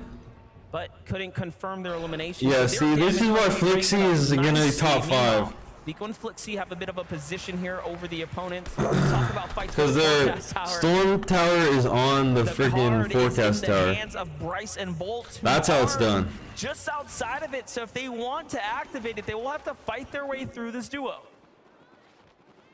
At the same time, though, Clone and Kramzu might be enough of a distraction Vico gets some damage. Bolt and Bryce are going to look to retreat just a little bit further east from where the Forecast Tower is currently at, but they get guaranteed shield from the bots. They've got the prime real estate currently. They don't want to allow for Bryce and Bolts to get a complete freebie for this Forecast Tower, but they might not have a choice. And even further still in the horizon, Thomas HD, Queasy, slight surge base on a hill just outside of Reckless Railways, but more importantly still, Thomas HD, he was on fire all day yesterday, especially with that Monarch pistol.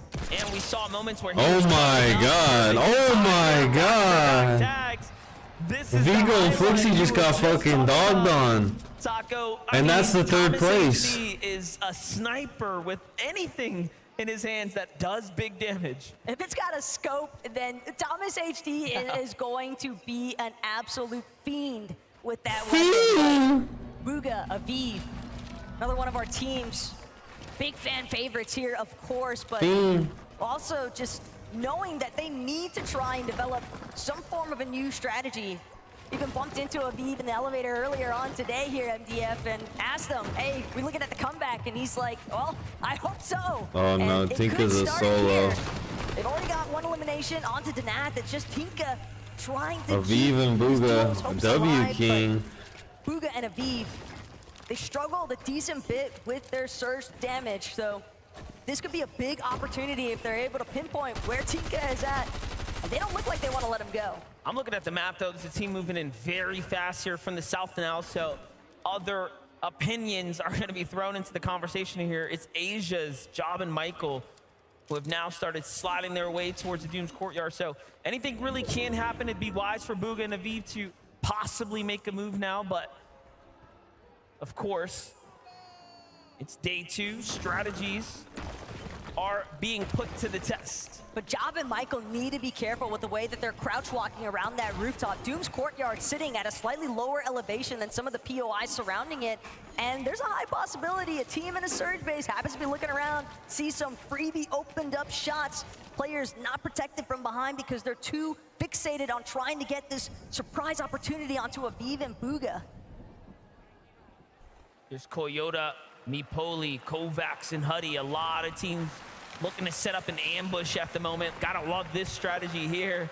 We haven't seen too many big plays coming out the bush just yet, but doesn't mean even a top-tier professional won't get caught off guard, given that we've seen anything happen here on the desk. But there's just no foot traffic here, given that the zone is pretty far north, it seems, north-northeast-ish at the moment. The problem, though, for Kovacs and Huddy, since they were forced out of Rebels Roost, they didn't actually have that time, that opportunity to properly farm out some of those much-needed hard materials. Their mat count looking a little bit grim, given the current circumstances. It's going to be hard to try and control your own mid-game. Got materials to back it up as Ed, Persa tracking down Solo in Nathan, but no backup this time in sight for Nathan. Persa on the move right now. Ed pressing hot on the walls here. Nathan trying to escape. It's not looking good for Nathan or CCB. Into the box. Persa goes with Ed. Well played for them, and the Brazilian commentators are popping off on the desk right now for the Brazilian region. You love to see that for Ed and Persa here. A lot of these players you're a solo, you're gonna get jumped on. Confidence, the momentum swings that can make all the difference for these next few matches. Clear up day number 2 here. Chicho, just strong connections off of that Monarch pistol. Meanwhile, Vico and Flixie still fighting in Reckless Railways. A little bit of an aggressing situation here onto Clone, but with a team that knows Reckless Railways as expertly as Vico and Flixie, the split approach, they've managed to sandwich Clone in between them, and it looks like Kramzu might also be caught in the thick of it, but I like this pincer maneuver technique coming out of Vico and Flixie. Yeah, it's working very well, but if this duo of Kramzu and Clone decide to collapse on one or the other, it can spell disaster. So we'll have to see what happens here. This is, of course, the Reckless Railways, though. This is their home turf. Armored wall comes down. This is not good for Vico. I was going to say they've cut off his backup. Flixie, look, has to work all the way around, and now he has to actually back off here. So definite mistakes being made right now. Forced to cap off HP here, given that he'll have to play this one out by himself for a couple of moments.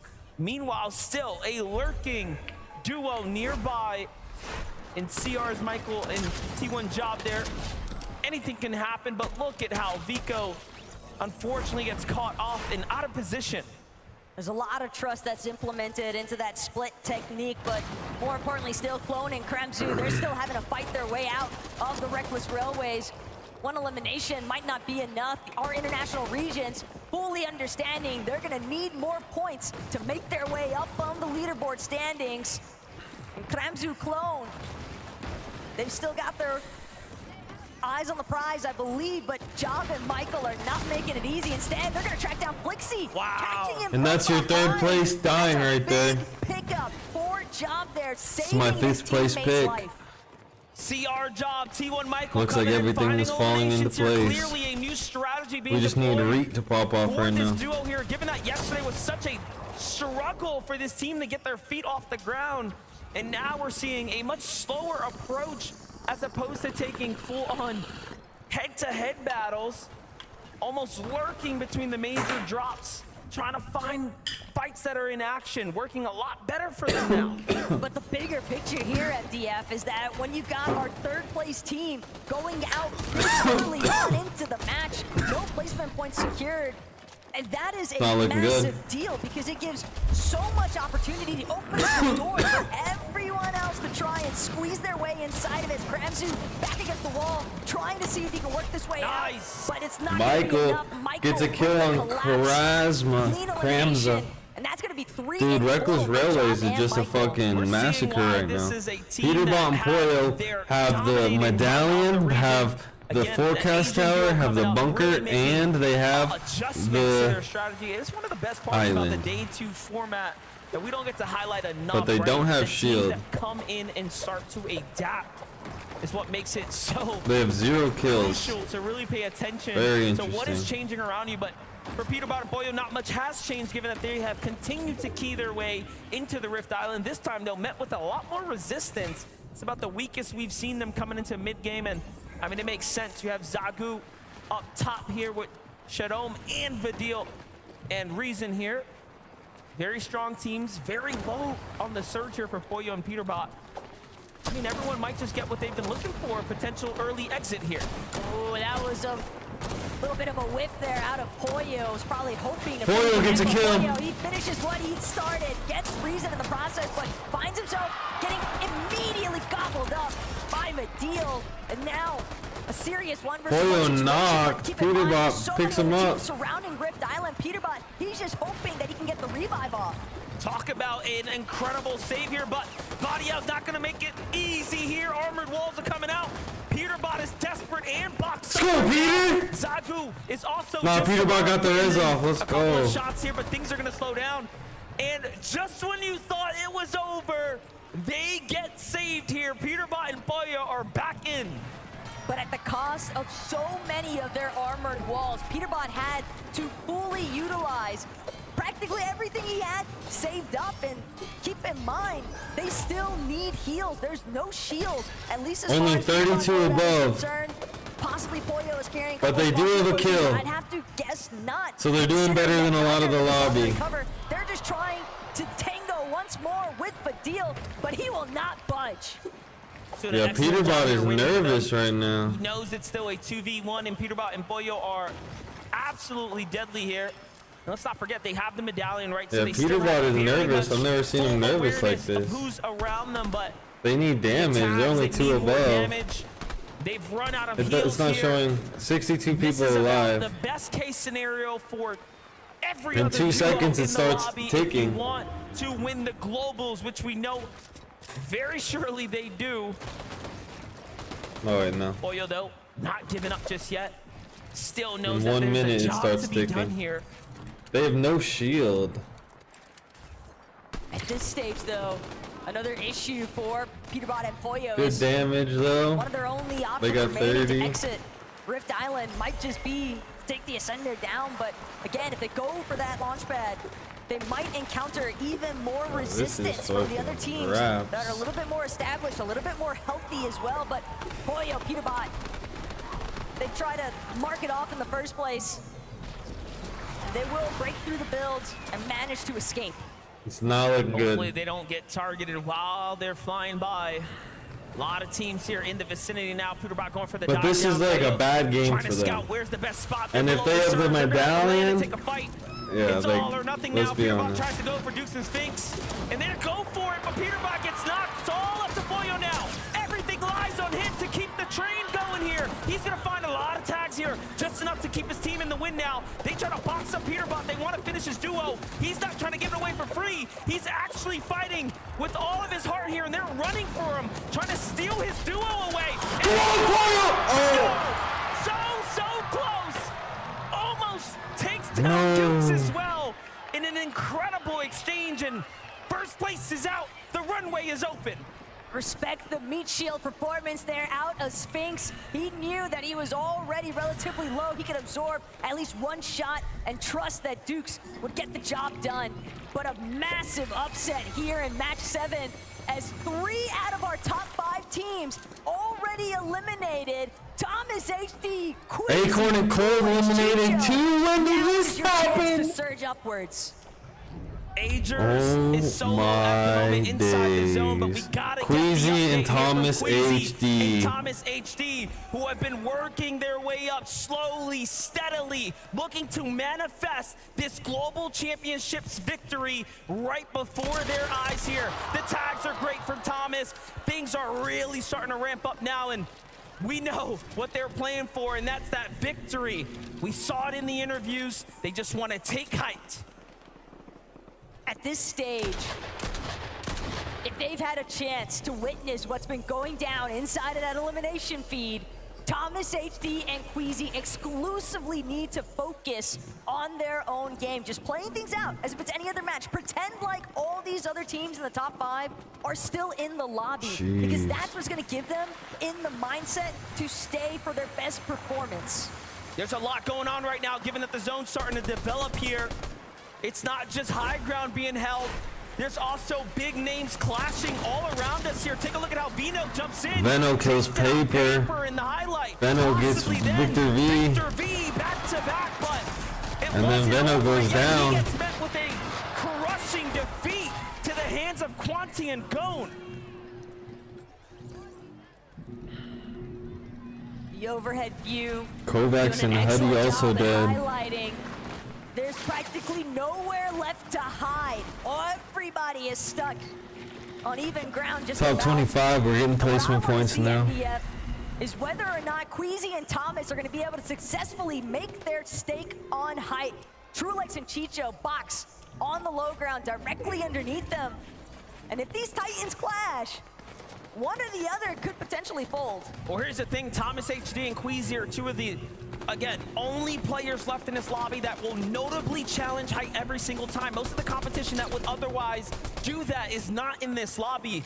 I do anticipate a runaway scenario here. However, Brazil, King and Phaser hopping across, yeah, not even close enough to challenge up for high ground. So there's very little teams that would actually have the heart to go up unless coming into day 2, they decided to shift strategy. And that was a pretty risky Shortlex and Chicho, because the way I thought they were in 5th place, but I guess someone took it from them. Got the indication that they likely have dead. That's not good. It's a lot more difficult to make those jumps from the high ground off the Flowberry Fizz, heading towards front side of the next zone. But Sphinx, Dukes, we saw them shut down our first place team on the leaderboard already here today.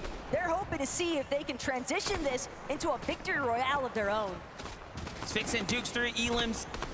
Hard eyes on the prize right now as Reese trying to slip his way from the storm line into the safety, but unfortunately is going to fall there in 19th place now. Very well within the top 20 here, as there's a lot of placement points to be earned. This is a 1.5x multiplier for everyone tuning in right now. He's actually doing a really good job. Significantly more weight than yesterday's round. If there's a day you want to perform, it is here and it is now. Nice, Queasy and Thomas Agers. still working their way. Look at this build. Queasy and Thomas on the height. Heavy material, heavy resources to hold high ground. And what's one of the most impressive aspects of Thomas HD and Queasy's run is that they've been doing all of this without a forecast tower. They are just sheer commitment at this stage. Thomas HD continuing to try and prevent players from getting anywhere near that touching placement with his 2 med kits. Cooper forced to just utilize the med kits, playing from the backside of the storm Top and 15 zone in general, but only a matter of time before he's spotted out as a solo. Just a complete shakeup with the teams we're seeing alive right now as well. Bryson Bolts keeping up the momentum from where they left off in game number 6, carrying it straight into game number 7 now. A near top 10 for Bolts here, but he will have to fight someone on the outside of zone. Trulex and Chicho, meanwhile, just running game here on the mid-ground. Now looking to jump down to low. They have enough mats to do so, cutting off their opponents here. There's a lot of reaction coming here, though. You have Asia on one side of the wall. Muzz kills a kill. Cooper dead. Now they have to be careful. Are you joking me? Trulex and Chicho might have signed themselves straight back to the lobby accidentally now. Oh no, having a heal here. Chicho gets caught out. One false mistake. Queasy and Thomas still on height. That's insane. But hard to scope. Queasy, Thomas HD. They could tell Phaser for a moment. He got a glimpse, but he won't actually get a taste of what the high ground is like. Queasy now going to be the first to drop.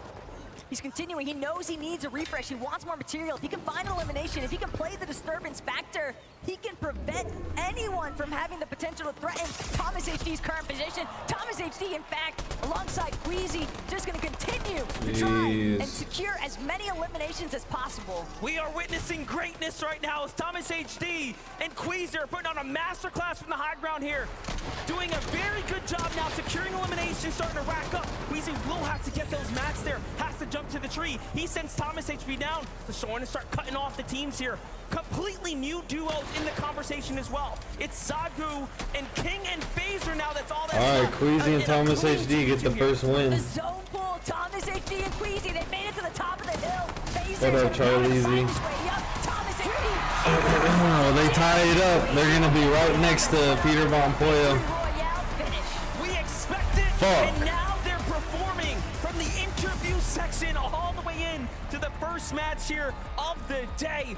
What a way to keep up the momentum. And of course, you know what we're gonna get next. A word here on the That's floor. not good. Given that we want to hear what's happening. Would you please give it up your Game 7 winners, Queasy and Thomas HD? Woo! Boys! That is the way to do a Game 7 on day 2 of Global Championships, Queasy. The high ground was king there again. What a way to start the competition today. I mean, take high, don't die. It's that simple. I love that. Take It's high, true. don't They're not a die. few words, but you know what? They mean a lot. They pack a punch. Thomas, today as well, we see the likes of family in the audience, all these fans here as well. Fort Worth, make some noise for these players! I want to talk about how pivotal it was as well. You saw in the elimination. Show me the fucking scoreboard, bro. They're still below Peterbot and Pollo, but you had to capitalize on but they tied it up. It's gonna be like within 10 points. So yeah. And it's 1.5 points. So think about they were in the game, but doesn't matter for us. Peterbot and Pollo have 2 wins. Queasy and Thomas HD have 2 wins. Look at the points. You've really tightened things up at the top. Do you go out the same way again? I mean, obviously high ground being really important there. How did the mid game change for you guys that time around? I mean, we will see. I can't tell if we're gonna play high or not, but if the opportunity is there, we're taking it. And it seems as well, Queasy, that each time you guys get that high ground, you're the one sent down just to wipe the floor, get those eliminations. Thomas holds the high, and it's working really, really well. I mean, yeah, what is there to say? Like, we just take high and we win. There's nothing else to do. Like, we just need to perfect our mid game, and if we get into end game with good match, that's it. We're looking forward to seeing what happens. You guys got lucky. Peterbot and Pollo died. Queasy and Thomas HD. That is the way yeah, Pollo could have clutched that. Global Championships 2024. Loads more to come. Pollo could have clutched that, but he's swinging his pickaxe. We're seeing a few. Trying to take a wall. And they edited on him. And if he didn't have his fucking pickaxe out, he could have 200'd that kid. I know it's saying a lot, but I mean, at this level, it really just comes down to that, like, half a second fucking decision where he decided to pull his pickaxe out instead of pre-fire the wall. Like, he pre-fires the wall, he actually wins that 1v2 maybe. Because the other kid was 150 health. If he hits him for 100, he just has to hit that last burst that he hit.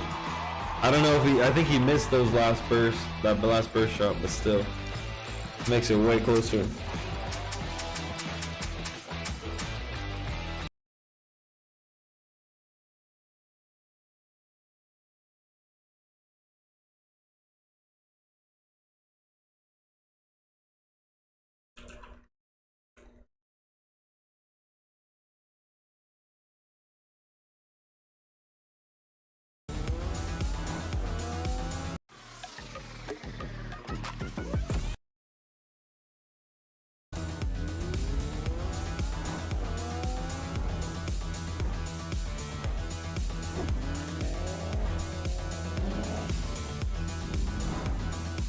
Yeah, Peterbot sold last game, but for whatever reason they didn't have shield. I think they must have, like,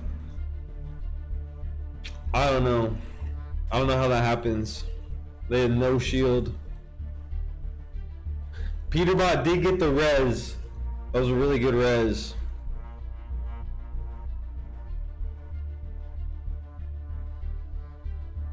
Yeah, it's just tough. At this high of a level, if you don't have shields going into the end game, Peterbot needs to not die in that 1v2, or at least needs to, like, trade.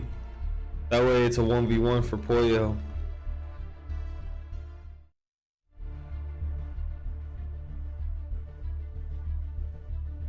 Because it's tied right now.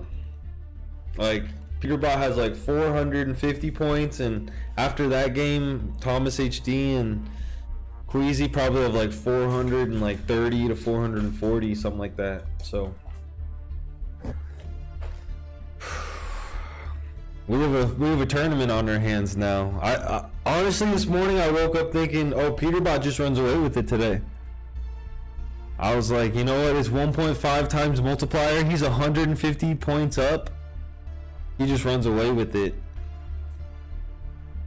And I was hoping to get a Reet Ritual win like game 1 or 2, honestly. So I'm hoping for a Reet Ritual win this game. You know, I think they're like a game 6, game 7 type team. Get high, don't die! Get high, don't die! Come on, man. It's too easy. I know it sounds silly, but I really do think Reet Ritual are like game 7, game 6. Hey Lev, take height. Don't die. Take height. Don't die. Let's go. I love that though. That's true. Take height, don't die. Overall, Queasy, Thomas HD find the victory royale, and they repeat exactly what they said yesterday. Take height.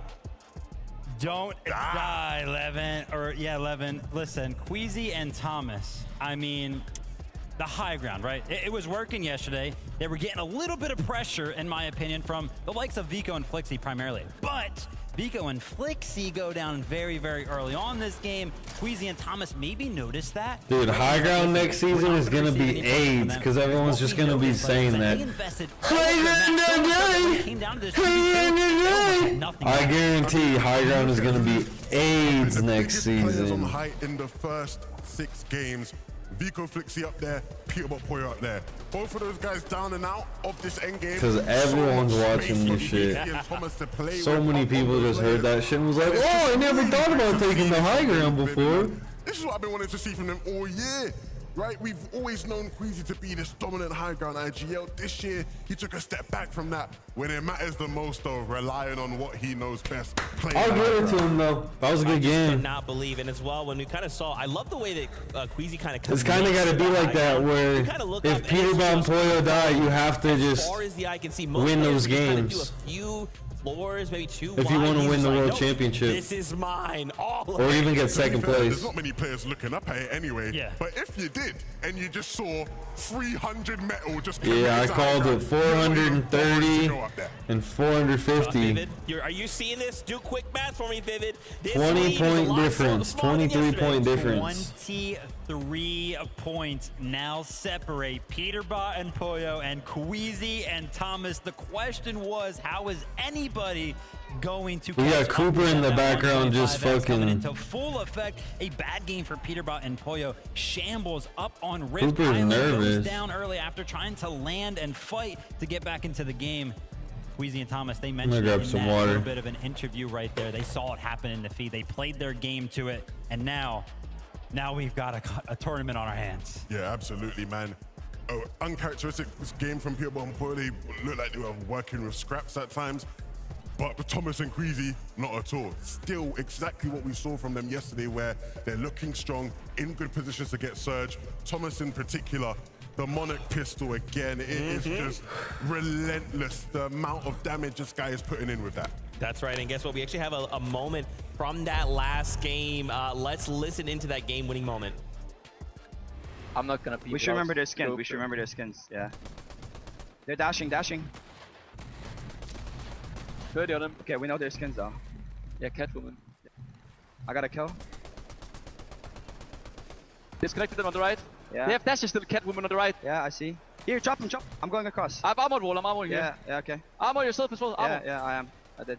We can get. Bring them. I don't have fizz. 60 or 100 points. Nice. He's coming up. Going up. Yeah, I see. 100. 30. Crack. Dead. Behind you. 1 HP. Dead. Yeah. Take height, don't die. Absolutely amazing stuff there. Just to see them be excited.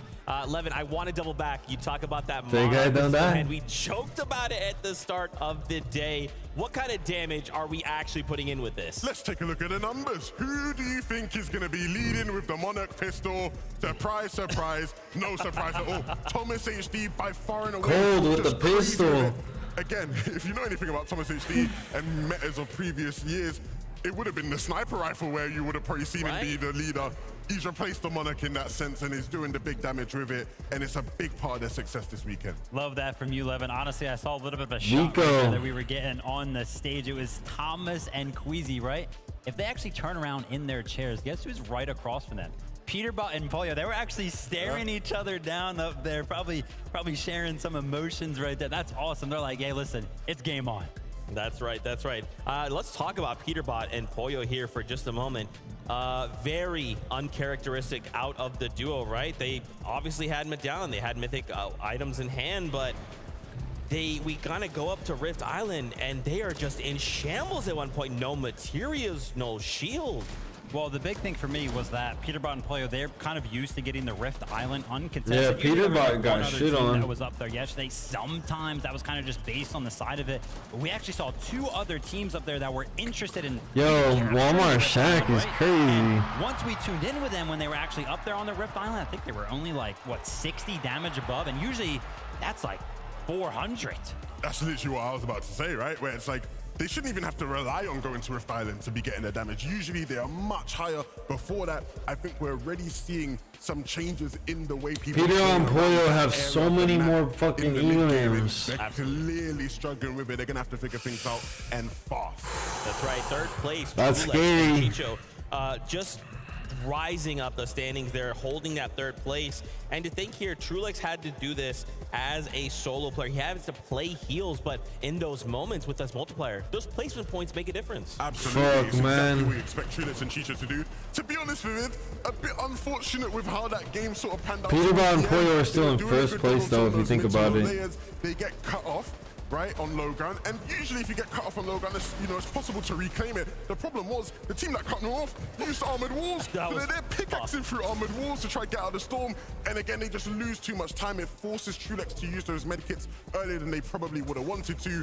and that leads to the end of their game. A top 6 ain't bad, but that could have easily been another top 3 for them. No, but it was super, super good for them, right? Because coming into the day, remember, they were one of those top 5 teams, and we saw actually multiple of our top 5 teams go down. Those being Vico and Flixie went down early. Again, obviously, Peterbot and Pollo went down early. But another one was Acorn and Cole that also went down early. And I think me and Levin, we noticed something very, very fast that game. They were uncontested. They were contested for all 6 games yesterday. So that big switch-up could be affecting things largely. Those ripples making a difference here. Every little Butterfly effect can change an outcome. Oh, we're not conned anymore. But now we don't have enough Storm Surge. So now we gotta fucking jump in a box. You know, so. Yeah, Cold and Acorn, they're just so good. Honestly, them getting conned was good for them. You pulled up something rather interesting from socials. Swizzy even giving the shout out. I will seriously do my best. But Cold and Acorn are a day 2 team. So they honestly could grab first place right here. First or second place right here. Which is one good game. Because now they know, okay, we're unconned. Because last game they got a swing and a miss, you know what I mean? But they still have, you know, 2 more swings before they're strike out. Given that type shit. The gap has officially closed, and you saw in the interview just moments ago, Queasy mentioning that, hey, if there's enough space between me and third, we're gonna do everything it takes to secure number 1. And that might be one of the worst things ever if you're Peterbot and Pollo. You almost have to try and block it out, but how much can you really ignore when you see the gap chopped so viciously after a singular match because of that 1.5 times point multiplier? But drawing that conversation back to that little note that Vivid had touched on, teams that were contesting each other, they might have gotten very accustomed to having consistent damage. I think Acorn and Cold specifically, they were so directly in control of Brittle Beachhead, Andelix and Sato. They tried their best, but they realized this is not gonna work out. We've got to completely revamp our strategy for day 2, and now it's up to Acorn and Cole to figure out a new game plan on the fly. Kovacs and Huddy get that uncontested. Now have seemingly demanded their respect from Stroll and Sky, who have given up the Rebels. Roost already moving out. Likely that they had a bad drop here, and these small micro changes will absolutely create domino effects. So what we're looking at, 7th place now, doesn't have as many teams there. We already know Vino and Clix had a little bit of a different situation unfolding at their drop. Peterbot and Pollo had a team move out, right? All of these teams now have to make adjustments. But Venom moving in quickly towards that launch pad. It's evident with the forecast tower in sight. There's going to be a brawl stemming out of Sandy Steps, but also drawing in the attention Look of at all teams these shield surrounding bubbles. this southern section of the map. Look at this. Stored Reels definitely getting active. Power Alex. Wow, the shield bubble actually saved him right there. Very well on the drop. If Malabuka and Murstache win this, they're actually goated for all these shield Tighten bubbles. things up, possibly leave the Reels faster. They'll be better off. Angles looking good here. All shield bubbles expended. Cooper and Kanada coming over to clean up though. Players coming in. Love this snap fly adjustment out. Cooper sold. They recognize, hey, we had issues with Surge. What better way than to try and third party Worthy gets teams that won't be Malabuka. expecting it.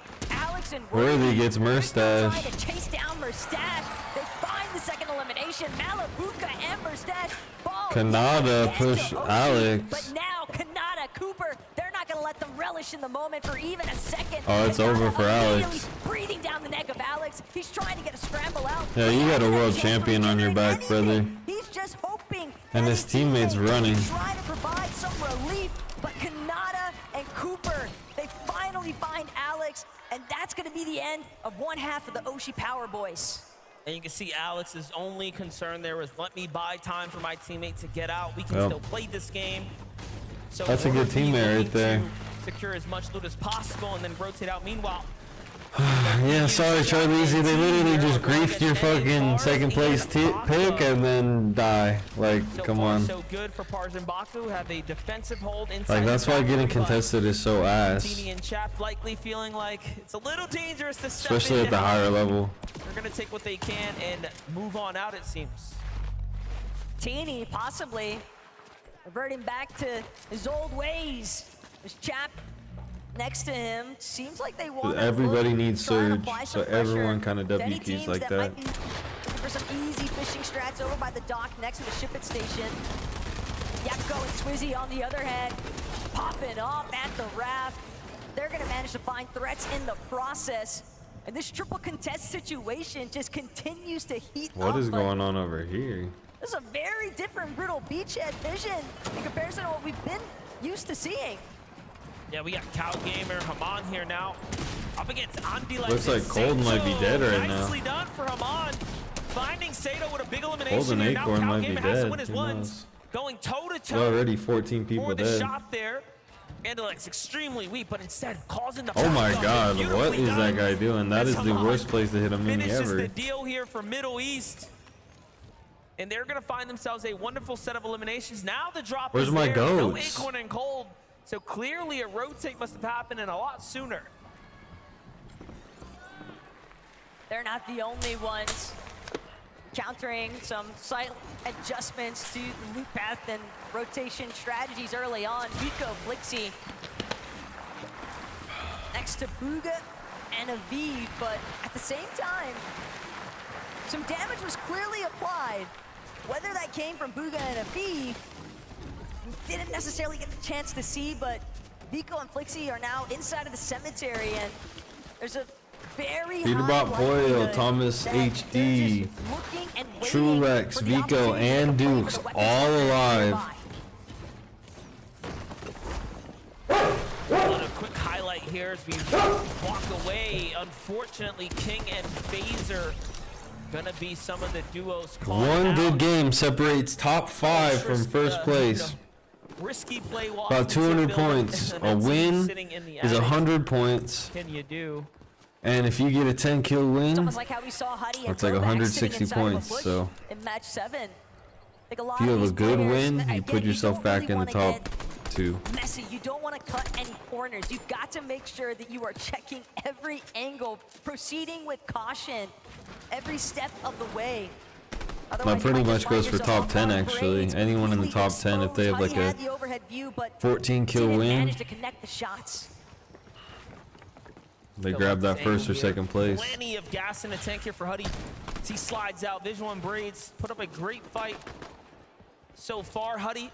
That was a good dash from Huddy. I like that from Huddy. The teammate doesn't find too much of an angle on him. Epic Whale and Muzz. In the distance, in the base, Muzz and Epic Whale. Poyo and Peterbot, they grabbed the Storm Forecast Tower. Making up for match number 7 here in match 8. And they have a lot of shield. Trying to farm and fish for tags, right? Actually, I should say they don't have a lot of shield, but they have more shield than they did last game. Basically didn't get to get those early fights, right? Things have gone a little bit differently for them. It's becoming a lot more difficult. Venom and Clicks. It's the same for Clicks and Venom. Trying to get some Storm Surge tags. We knew that there was going to be a lot of 80 people dead. Par is dead. Based off the forecast tower spawn, but with Peterbot Clicks gets hit with that pistol. Control of that. Clicks, Venom. They're now going to have to choose a new method. Everybody knew the Monarch pistol was going to be the meta going into this shit. But for some reason yesterday we didn't really see it as much as we're seeing it today. They could take their time. They could still potentially loop back around, hit the vending machine. Everyone knew at the beginning of the season it was Monarch pistol. Vino looking to see if he could find any tags anywhere. Meanwhile, Chicho and Trulex, they've been putting on a performance worth studying. You have to start to wonder now, what is it about their drop spot, their mid game, their early game that they've been able to do so well that they've continued to make end game and then perform at the highest caliber, now being one of the few teams in the race here for the first place. But they still have to keep it up. They've still been contested, although the team that's there has given them a little bit of room to work with. Meanwhile, a team that has a lot less room, Swizzy and Yapko, right? We all know the Raft has been highly fought after. They had 3 elims, so they're not making it easy for anyone, but hold up, Clix is in a battle.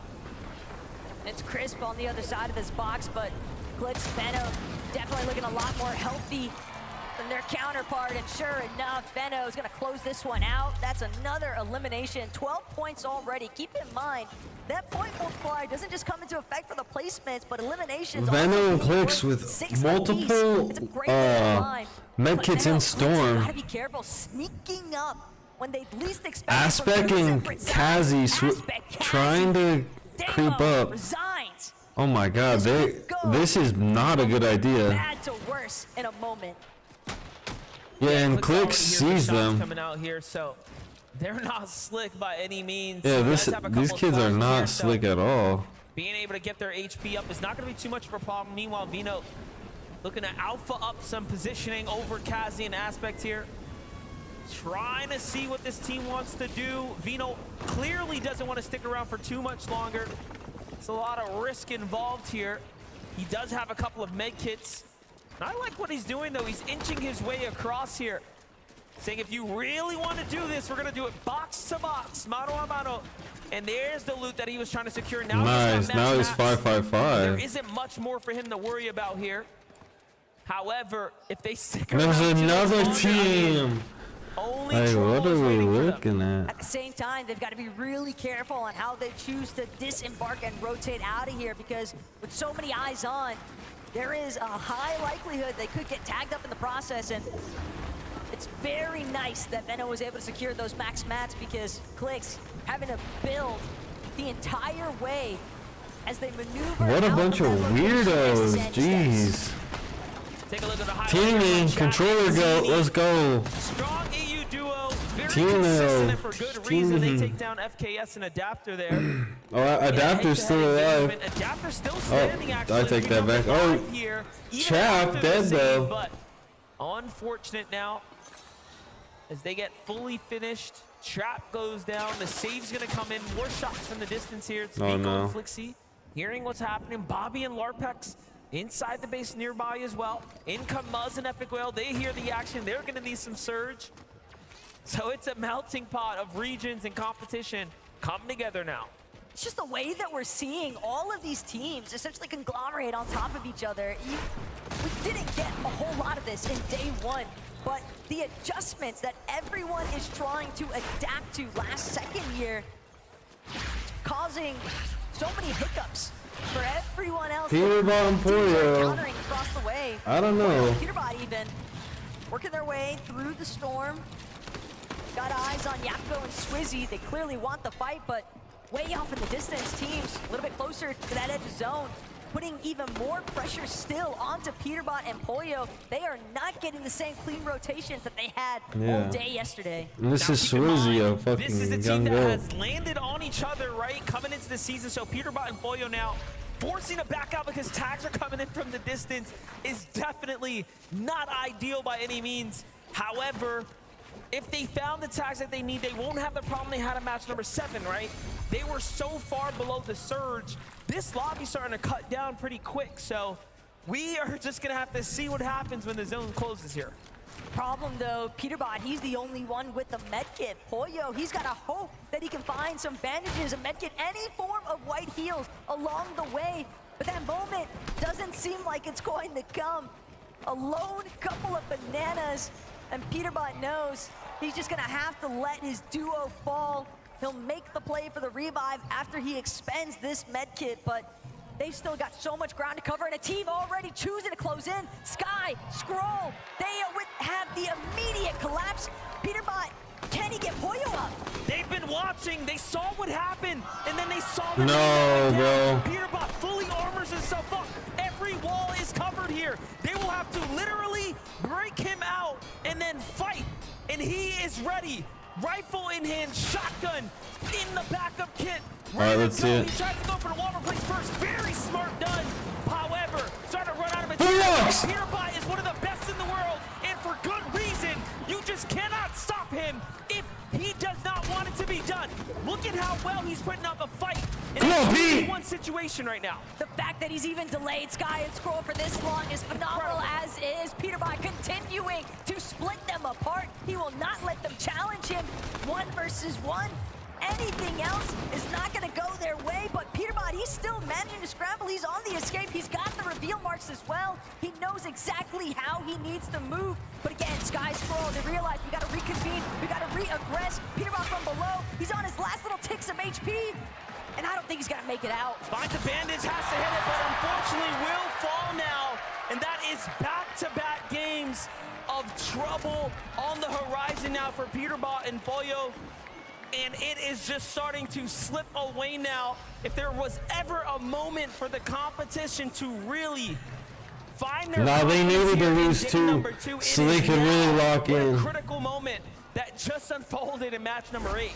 But again, we heard it even in that last interview that Adam just had with Queasy and Thomas HD.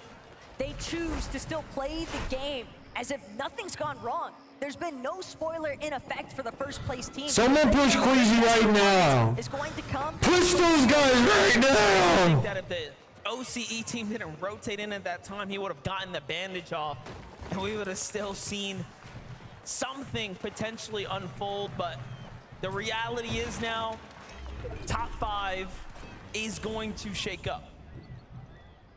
Yeah, it's hitting for 1 tick. It was 4 seconds. Peterbot and Pollo, Takes 3 seconds to hit a bandage. Yeah, he'd have been. Because that's 2 for He 2 actually on would have been start able to of hit the bandage. Yeah. That is just He not literally going grabbed the bandage with like anywhere 1 near second to spare. the direction Because that it they was would 5 have seconds when he grabbed it. It would have been like 4 seconds when he had it in his hand. On a separate note, Thomas HD, Queasy got a nice overview. No, I want him to win. I like Peterbot. Just trying to use some of the natural elevation to base up on. And here at Mount Olympus, a couple of teams nearby. Thomas HD. I don't want Europe to so win. much space boxed out and clear. Peterbot's representing America. You know what I'm saying?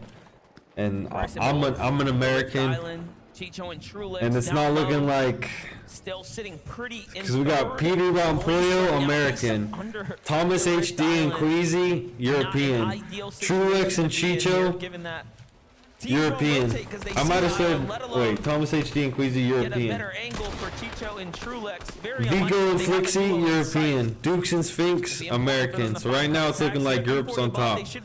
I'm not fucking with that. However, that's the damage that we're looking for.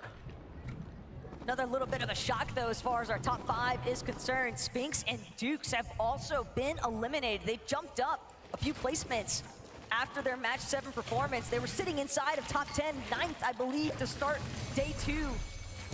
So the fact that they've fallen here already, Lixie and Vico, again, ample Max opportunity Mats, for some of these other teams to try center and zone. leapfrog their way up and over inside of that top threshold of the leaderboard. But Vico, Booger in 10th place. If he wins this game with a couple kills, he could put himself on like top 3. And again, Vico and Flixie, Top 2. they had some success whenever they were able to find those forecast towers in yesterday's matches, but it's not going to be as easy this time around, and Bryson Bolts are a big part of the reason why. Bryson Bolts, slow and steady, wins the race, and they have been working their way on up. Just look at those standings right there. Currently in 6th right now. Most of the immediate competition sitting on ice for a second. Another unfortunate run for Cold and Acorn here. And they're a day 2 type of team, so really have to scratch your head and wonder what's happening over there. But Clix and Vino have a lot more to worry about here. Resigns and Damo out of the question here, trying to look for the fight. Vino with a monstrous tag, and they just shut down Resigns and Damo, really showing them who's the king Clix and Venom. of this one right now. But Chicho and Trulex have also met their match. What is happening over here? Rift Island just continues to get even more traction surrounding the baseline of it. Teams that are potentially hoping to try and utilize some of the mobility aspects surrounding it, such as and they have a Rift. Chicho, Trulex, they're on the go, but remember, Queasy, Thomas HD, they were sitting on a peak near Mount Olympus. There's a very These guys are right on top of each other. Take some shots at some of these teams. Now that's a good team right there. Even Booger They were right on each other. I've never seen a duo glide so close to each other. Bolts and Bryce, though, finding Agers out here on the rotate there. Very, very important tags, given that they are just 40 above the damage threshold. So just a couple moments before that starts to big moves coming in though. Once the zone closed, the damage. Yeah, that makes sense. Because when zone closes, it hits for 5, I think. So yeah, it makes sense to go early, even though you don't heal as much. Of you sitting inside of it, Bolts and Bryce cannot afford to mess around here. They will luckily pull zone to their side. Bro, what the fuck is this? They are under the focus of the rest of the lobby. It's not looking good here.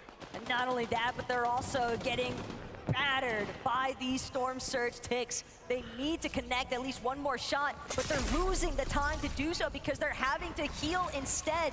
Valuable seconds. They could maybe catch some of these other 12 teams below, just out heal it. Yep, just use your minis and look out. Forced to deplete all of their shields, hoping that they don't get cracked because that audio cue might just be enough for somebody nearby to try and Let me keep check them my as well. notes, see what it is. Yeah, having enough force. Healed all 50 people have to be dead until it stops. at this point. Beautiful tags there. 2 more people have to die. Moment of relief. 1 more person has to die. Exactly what has to be done here. So makes you appreciate having someone like Bolts on your team who can actually hit the shots that matter most. That means someone else on the lobby right now is taking that damage. If they're above, someone is definitely below. So these trades are happening in real time right now. Looking at the map, teams are starting to rotate in, now starting to get comfortable below them. If Bolts and Bryce can solidify their foundation, they have one of the stronger positions to actually close this game out now. Almost makes me believe that they could have potentially gotten their hands onto that forecast tower as well, given that they were willing to commit to a rather central position. Queasy and Thomas HD taking height again is crazy. Y'all aren't gonna let him take height again, are you really? Front side of this next zone, and instantly Queasy trying to see if he can re-establish the height control, same level of success that they had in that last lobby. We know that's their game plan, and so does everybody else in this lobby. I like that though too. He's got a lot of distance to work with, that natural elevation as well, not looking to overcommit given that nice shot by Chicho. And it was the right call. It's going far south. You know, these are the things you can't really account for. Vico and When the zone starts to Flixie. bounce like this, it makes a big difference. And Vico and Flixie with an excellent early rotate right now. 600 above. They killed somebody. Decision to kind of Venno knocked by Scroll. and come up and formulate a strategy. Scroll is the same team that pushed Peterbot and Pollo. The surge for the first time. Fucking nerds. Tournament weekend. They just want clout. And again, keep in mind, this is a duo that Regan Ritual is still alive. I'm telling you, they're game 17. thankfully managed to find. And they're gonna get a killer here. Oh wow, if I was Regan Ritual, I'd have full box this team. Kovacs. 127 now on that damage threshold, but they still got to make this rotate happen. Oh, it's up a mountain, never mind. They just expended their last They're better couple than of me. dashes, and now the focus coming back their way as they try to scale this hill face. An armored wall is going to come out, and Kovac just seeing Chicho, remain dead in the undetected. storm. This is so impressive by Chicho and Trulex. Chicho's gonna fall here to the storm with Trulex, the refresh, which is so a unfortunate, top 10 but team, they've managed to really earn their way manages to through this make it to endgame now. zone.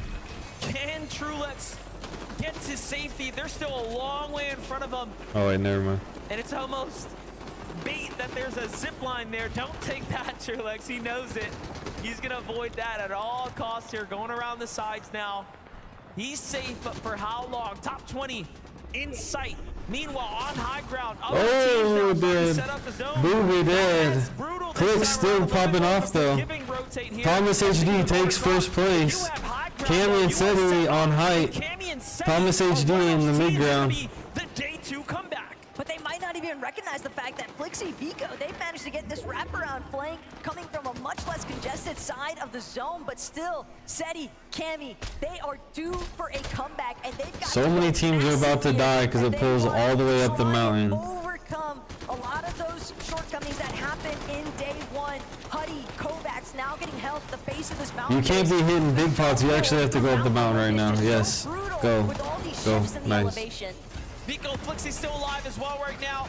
Moving their way up. I was gonna just take the zip line. For a moment there. A little bit cautious though as you want to get to his teammate here. Who's on this ramp? There he is. Here comes the heals. They see a player below them, but they can't even afford to stick around. Unfortunately, Flixie misses the fuck it, take the zip line. That's what I'm saying. Vico takes the build, breaks them all through the zip line there, and now like that's just an obvious call. You just gotta take the zip line sometimes. Endgame is actually safer because no one's looking at the zip line. Is not gonna work out twice here. It's Bryce. Right, yeah, it only works once, obviously. Cammy and Seti. Bits of that Flowberry Fizz, but it worked for you and your duo. Seti, full control of the high ground, but keep your eyes on Blitz and Benno. They started ramping up. They might Thomas HD trying to do a high ground flank right now. Similar mentality. This has to be the hardest zone to make. Oh no, they're just playing. They're just playing Storm. Not enough to stay alive. Thomas playing HD placement. He does make a top 5. Top 7 now. Vico still standing as well. This is probably the most difficult zone we have ever had at one of these invitationals. At this lane here, it just gets so intense now. But give it a moment here, let things breathe. Vico's found his footing down. Thomas HD makes top 5. Just moments away here from a potential win for Cammy and Seti now. But the fact is, Vico is clutching up some very needed points as far as overcoming Vico and Flixie get zoned. Venno is still alive. That means Clix is still alive. We know what kind of solo clutch potential he has in store. If he can find another elimination or two, that could be the Clix.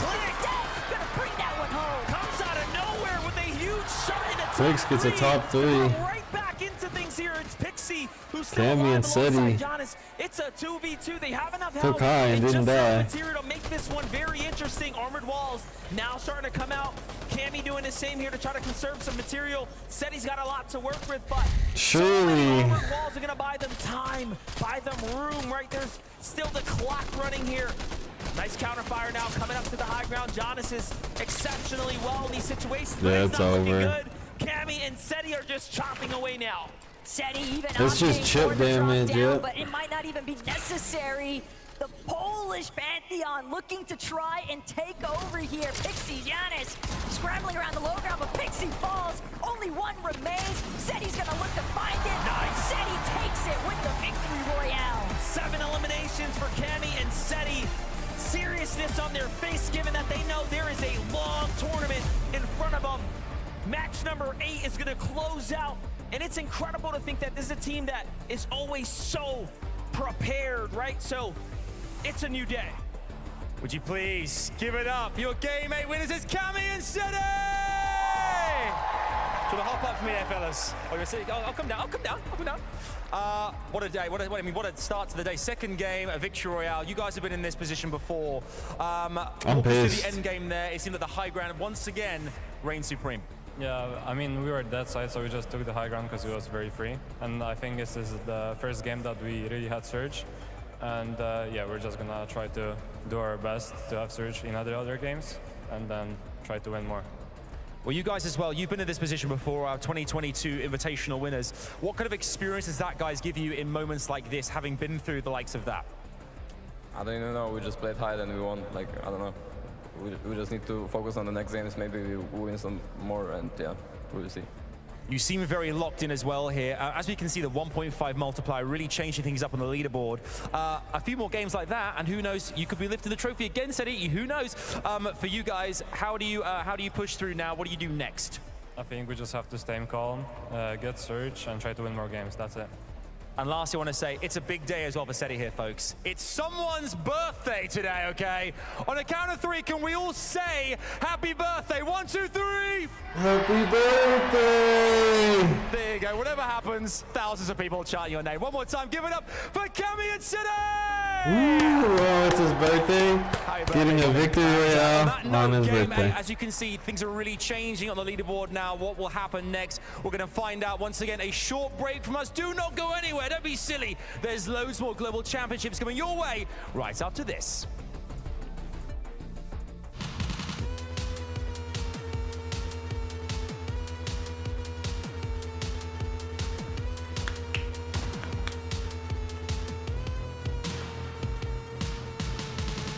My boy's birthday.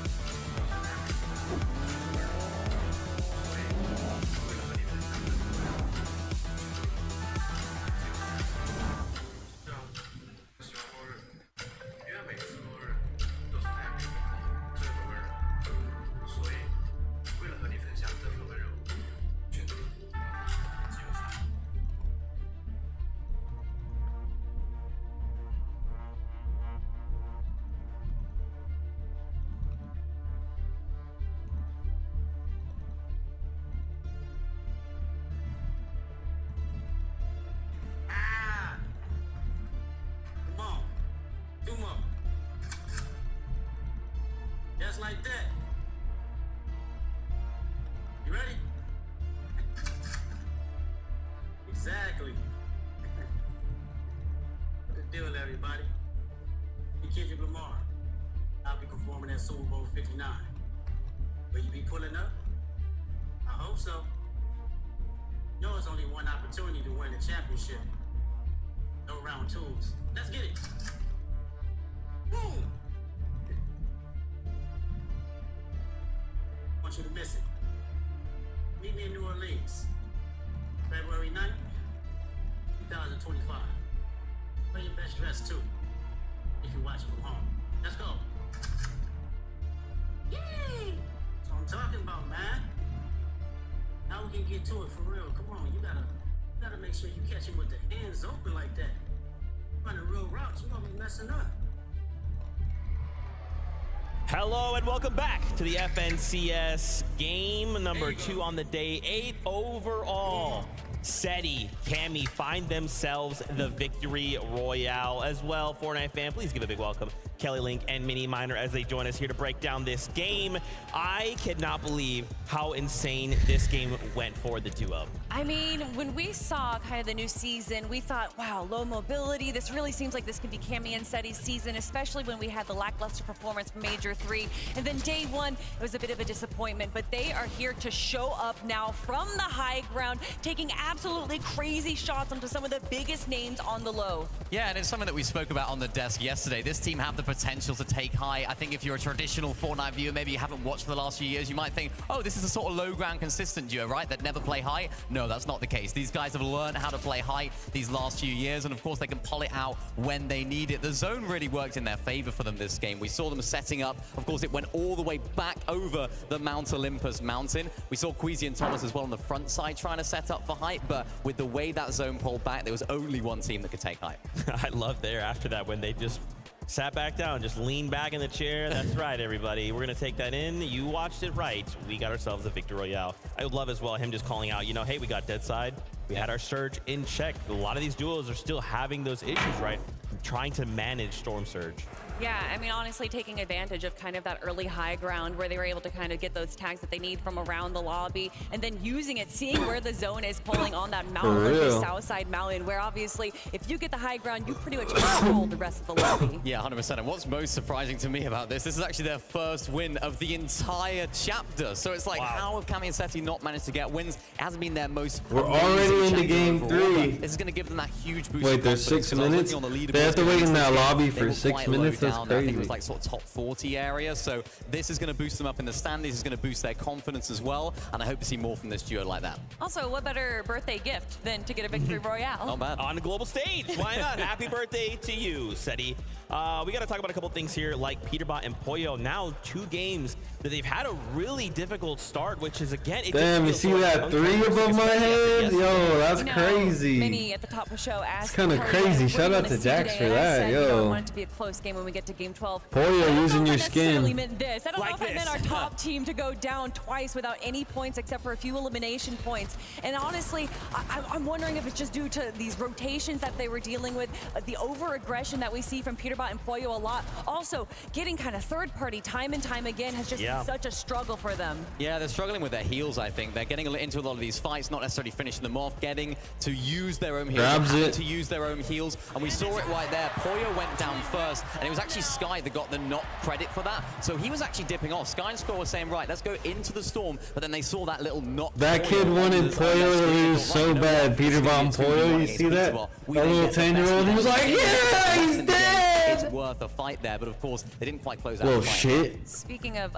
uncharacteristic, using the armored walls to box up, probably potentially to revive Pollo, but unfortunately knocking Pollo out of the box. Knock Pollo out of the box! I'm guessing it's nerves, obviously going down. I'm telling you. A bit of a upset for them, and maybe those nerves they need to shake off for game 3. That's right, that's right. I actually want to take it back to this boxing up of a moment, right? We actually have a listen in from that exchange. Let's see how this went. Oh no. I'm just getting the most unlucky loot of all time. We might need the bunker, bro. 79 alive. We could, actually, yeah. Everyone's dead. Oh, they're getting unlucky loot. Well, there you go. If they got 2 bad games of loot, that's actually good then. No heals. I thought they were... No lights. Yeah. Get any? You get any? No. No, we need to go now. Yeah. We still need more whites. We're gonna go northeast, like, to the, They should have used this fucking campfire more. Yeah, pop my medkit. Wait, he just killed you. There's bandages under, man. That I can use. 6 armor to be active without it. Right? Get the armor, get the armor. Yo, I'm on the other wall, I'm on the No, other wall. man. Get it out. I'm dead, bro.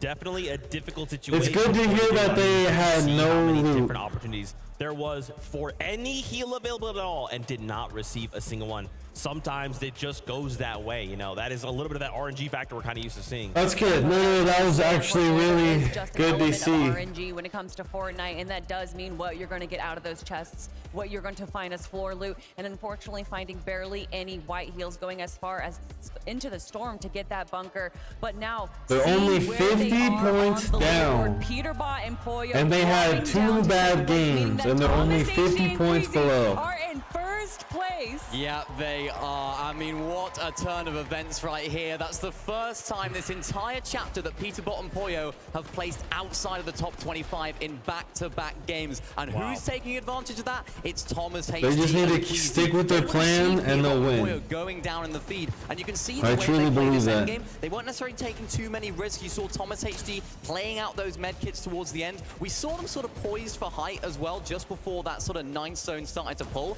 And unfortunately, it didn't quite work out for them. They were in the prime position for it. And of course, as we know, Cammy and Seti that was a nice shot. Nice shot. Damn, okay. Tom was just squeezing out as many placements as possible. 6th place in the end. It's not an amazing game. It's not a first place like we saw in the game number 1, but it's a very, very good game to overtake that first place spot. And honestly, with the lack of materials that they had in the game there, they played it perfectly. They stayed to the Peterbot and Pollo are going to have more eliminations, but Queasy and Thomas are going to have way more placement. So when you get down to just 6 teams, eyes are everywhere, and you will eventually be caught out. But still, with what they were given in that game, Queasy and Thomas played that so well. That's right, and for them, you know, it was looking good for Queasy and Thomas, right? There was just one problem. You look up and you're like, we got high right. You look up, oh, steady Cammy, nice. Wow, with that being said, though, we are prepared for more action here from the FNCS Global Championship. Game 9 is here and ready, so casters, take it away. Yeah, you know, this is the dream for us as talent, watching this all play out. We got 9, 10, 11, and 12. We have 4 more games. From a spectator point of view, wants to see some close finishes, but Peterbot and Pollo, I want to see them bounce back because we heard it from Peterbot on the call. Just the most unlucky loot of his life. But let's see what Match 9 might have in store. Well, if he's gotten the worst loot he could get in those last 2 games, that means it's only up from there. That's the way I look at it. Is that he's gonna get the loot that he wants from now on. And just like that, we are back. Technically, MDF approaching the halfway point on today.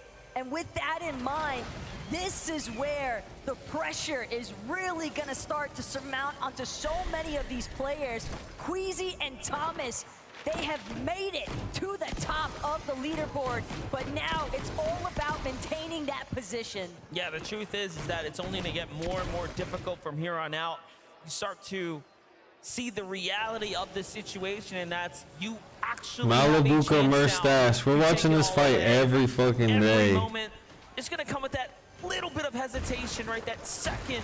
It's almost like they know we bet on this shit, and they're like, yo, let's show this fight every game. You have to continue to follow your instincts, follow your gut here. Worthy and Alex right now doing what they've done since yesterday, carrying in the momentum here. They've continued to win the drop. They're on 4 wins of the drop consecutively, and it seems like things changed after they started getting loot first. Yep, they got a gatekeeper. Things around for them is like you just said. They kind of led off day 1 with a couple of wins here at Restored Reels. Granted, one of those maybe a little bit more in favor for them to start with. Merstash, Malabuka encountering some difficulties of their own along the way, but that being said, Malabuka, Merstash, the ball's in their court to try and bring this one back to life for them. Malabuka and Merstash are scared as fuck right now. They have not been able to build any points for 2 matches already today.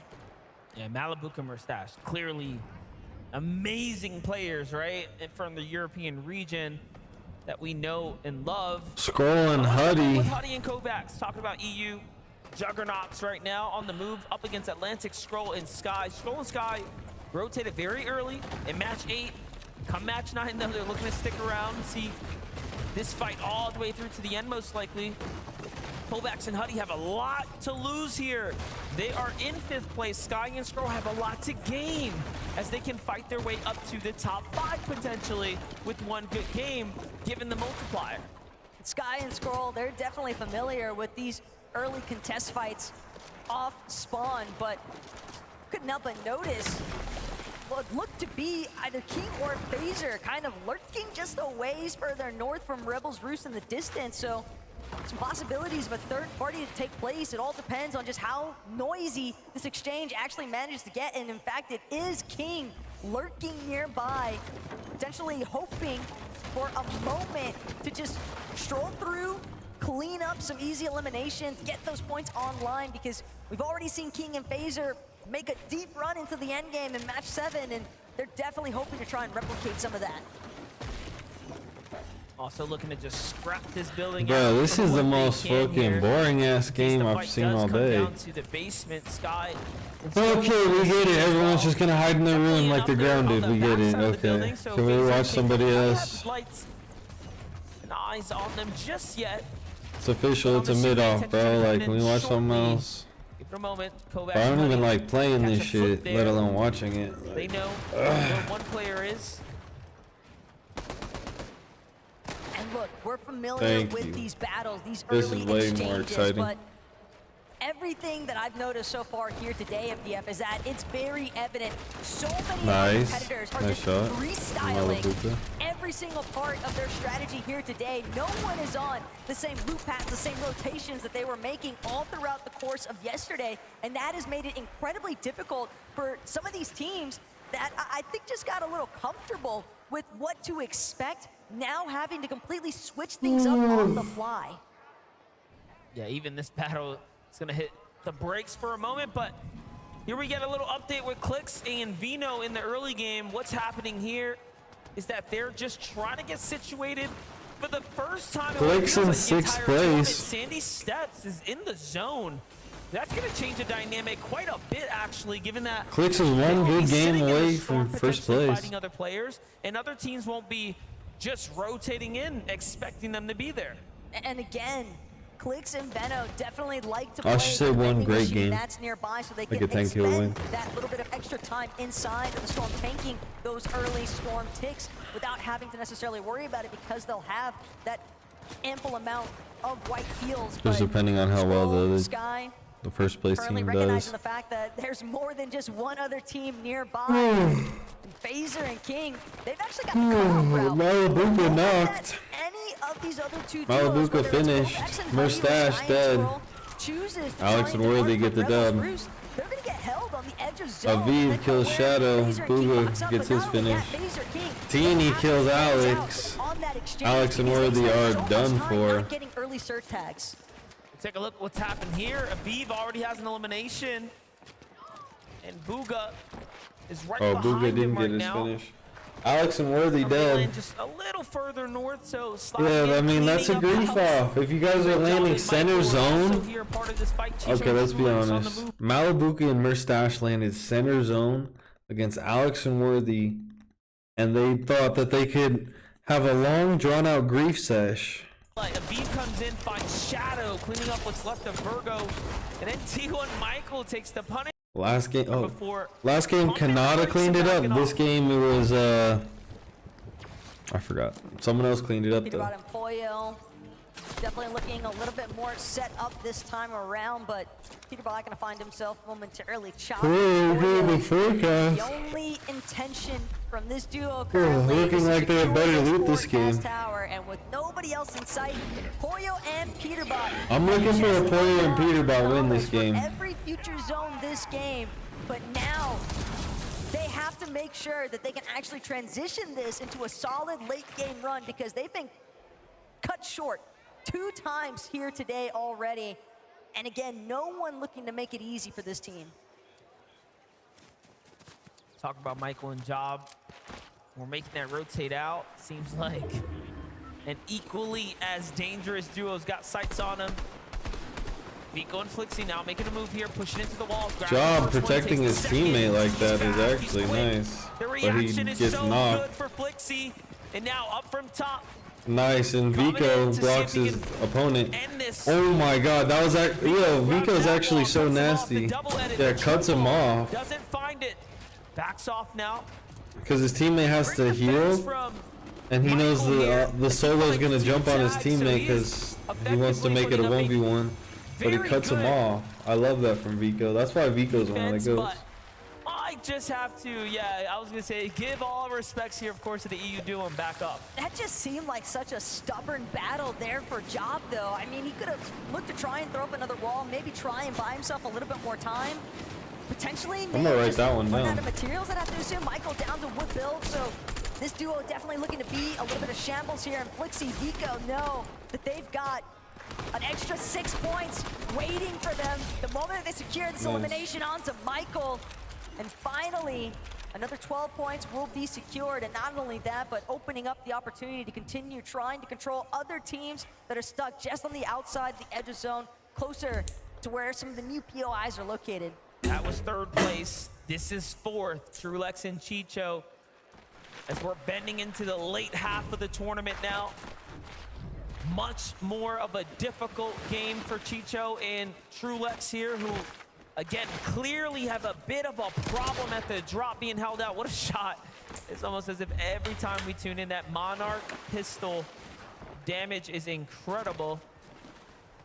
Is finding its mark. So what's happening on the other side of the Sandy Steps, though? The zone landed here. We talked about that changing the dynamic of the game. Clix getting his... We're seeing it start to come into play now.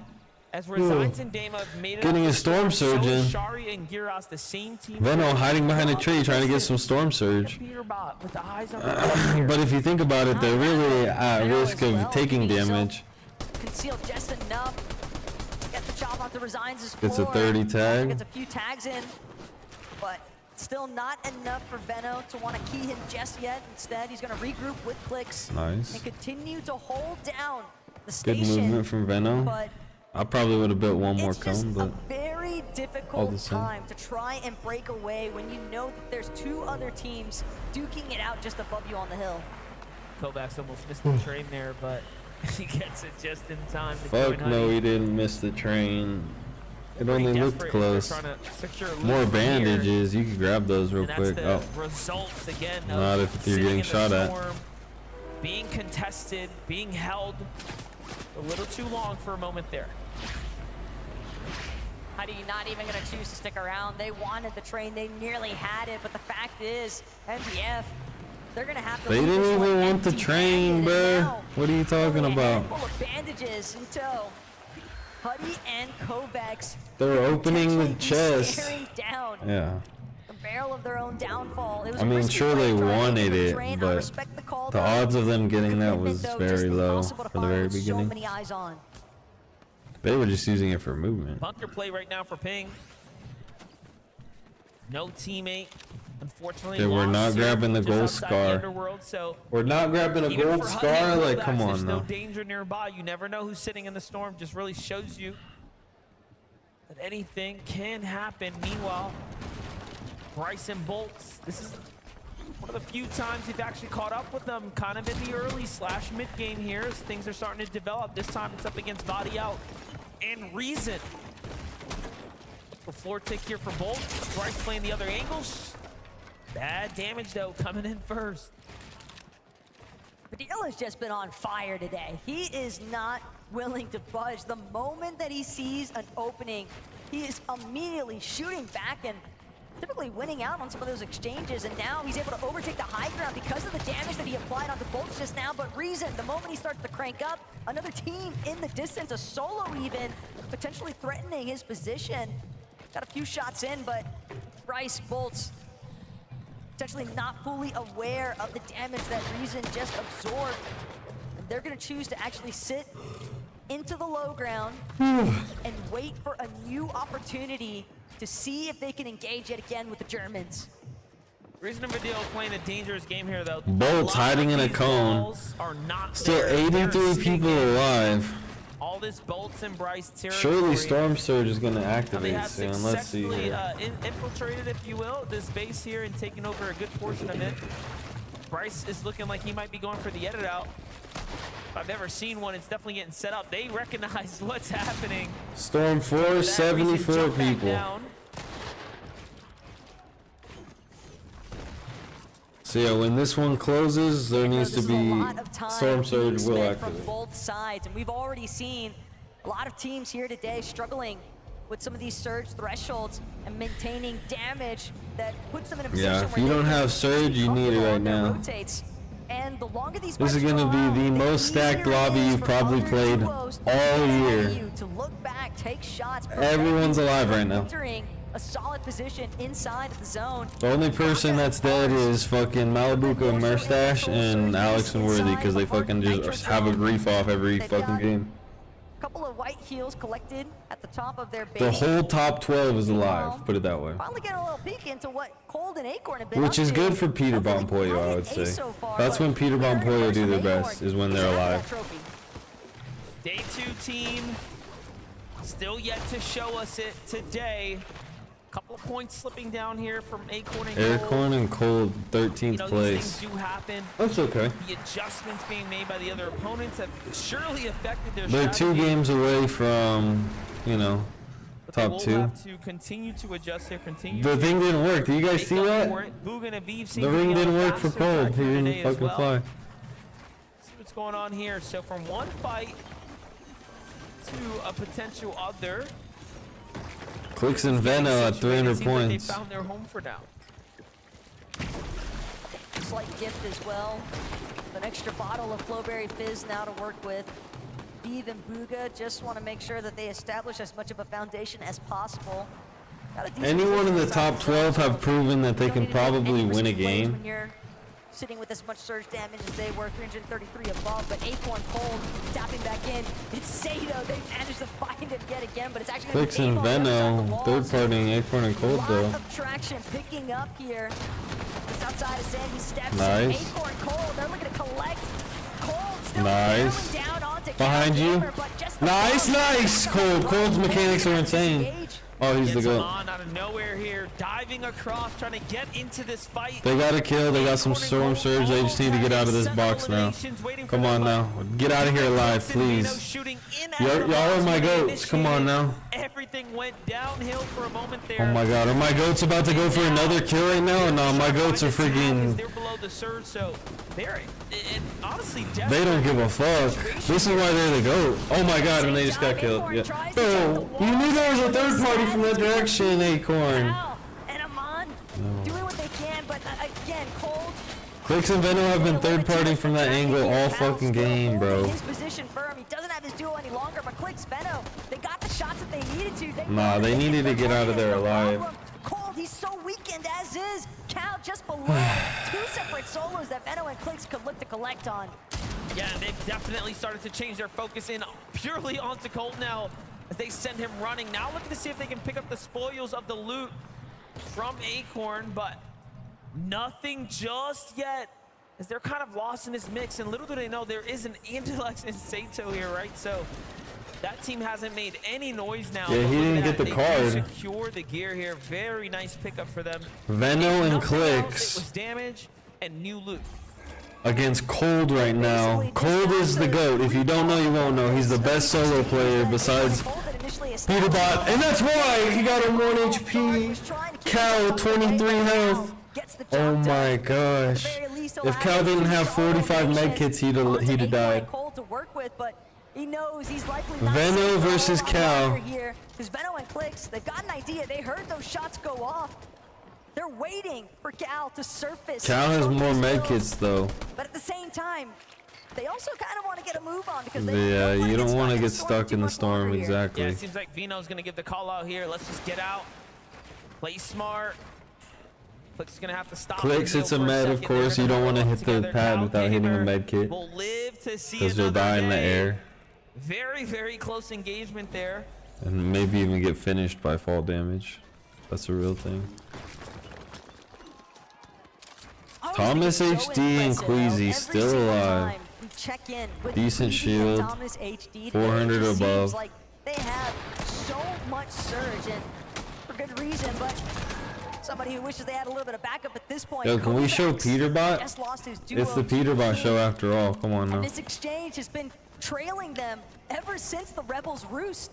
King and Phaser have refused to leave Kovacs and Huddy alone, but now Kovacs as a solo, he's got to deal with the likes of Reet and Ritual to his east, and not only that, but a collection of duos slightly west of his current position. A late rotate is going to be a necessity if he wants to power his way through here, but some of the shots that he's applying, he knows he needs to get that damage just above threshold, and still exposing his position. It's a risky engage. Booga and Aviv on a storm or on a surge tower, and they're still below. How is that even possible? Thomas HD gets a kill. From their sights, there isn't anyone nearby. There it is. Finally, they Chapentini. It's going to be Teeny, and it's a single box. So the confidence is surging here, but Booga damage first. No extra. They are above though. This is all around disastrous, right, for Booga and Aviv right now. And it's only a matter of moments. They will have to do something. Still alive. Meanwhile, Huddy already out. Kovacs. Ritual still alive. Well, will fall here shortly if he can't find a tag now. But Reed gets a kill. Instead, and that's your fifth there we go. Team now. Consistency. Toss. Peterbot Pollo still alive. Thank you. And it's looking like a repeat performance of yesterday for Huddy and Kovacs. There we go. That's the shield we need right there. 200 above. You guys need to hit these tags. You guys need to kill Ritual right now. Like, even though I don't want you to, like, those shots should be hit right there if you're trying to be the world champion. Booga gets a kill. Gears and Sherry in their Booga dies. Got a very efficient cutoff, but more importantly still, they need more damage. Clicks, cracks. But finally, Clicks will Cherry. 77 of Chari. Bongo. Damage threshold. Aviv gets the res on Booga. Yeah, if you were hoping to get lucky with Booga and Aviv 1 HP and they have a long rotation. It is just over. Just uninstall. Just uninstall at this point. Everyone's chance now. The playing field has been even. Nicely done by Aviv here. Not only did he actually pick up and save Booga, but he manages to find damage to keep them in the game and enough damage on the duo to have them to stop peeking so they can rotate, but it is not looking good for Aviva and Booga.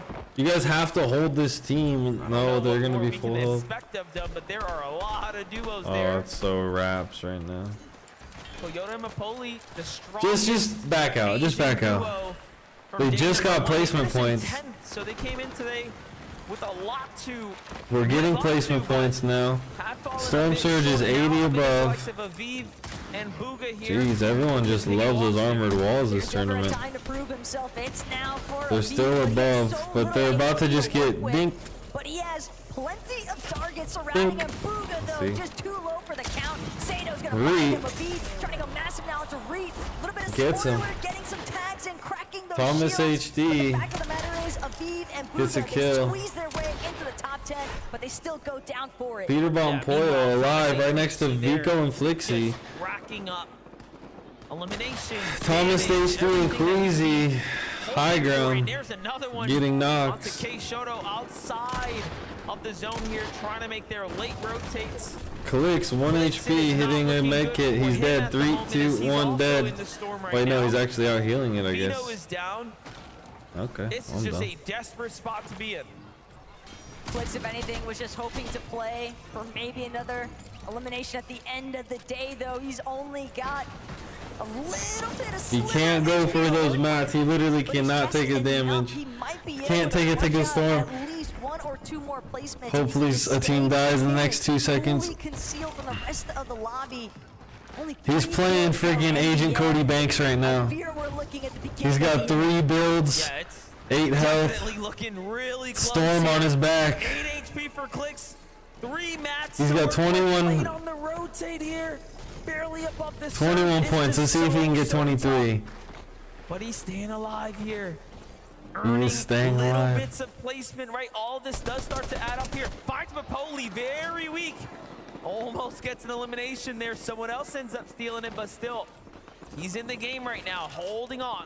He's at least got that 33 damage above the threshold. Oh yeah, for real. Again, MDF. It's just the odds so fully stacked against him. Surely he's about to get 1 placement point right now. Could be his last. Teams could just be waiting for a Everyone's just going early right now. 6 points. Peterbomb Poyo is still alive. Jeez. Yep, he got some placement points. Yo, good job. And he made it to the next zone. Oh my god, he's gonna get more. Nah, Clicks is the GOAT. Nah, that was a goated rotation. I love that from him. Of course, Poyo and Peterbot find the solo, like I said, but of course, Poyo and Peterbot are always gonna find the solo. Waiting to catch them in And they're gonna catch him back. Cammy and Seti on hype. They talked about what they need to do in order to win this tournament here. Holy!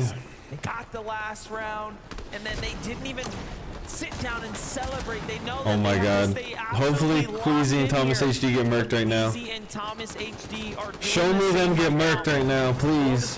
Things can continue to develop here. Peterbot gets epic real nice. Peterbot and Poyo very, very situated right now, but low on material. Low on material, not only that, but Vico and Flixie. It's going up too. Well, you have to consider.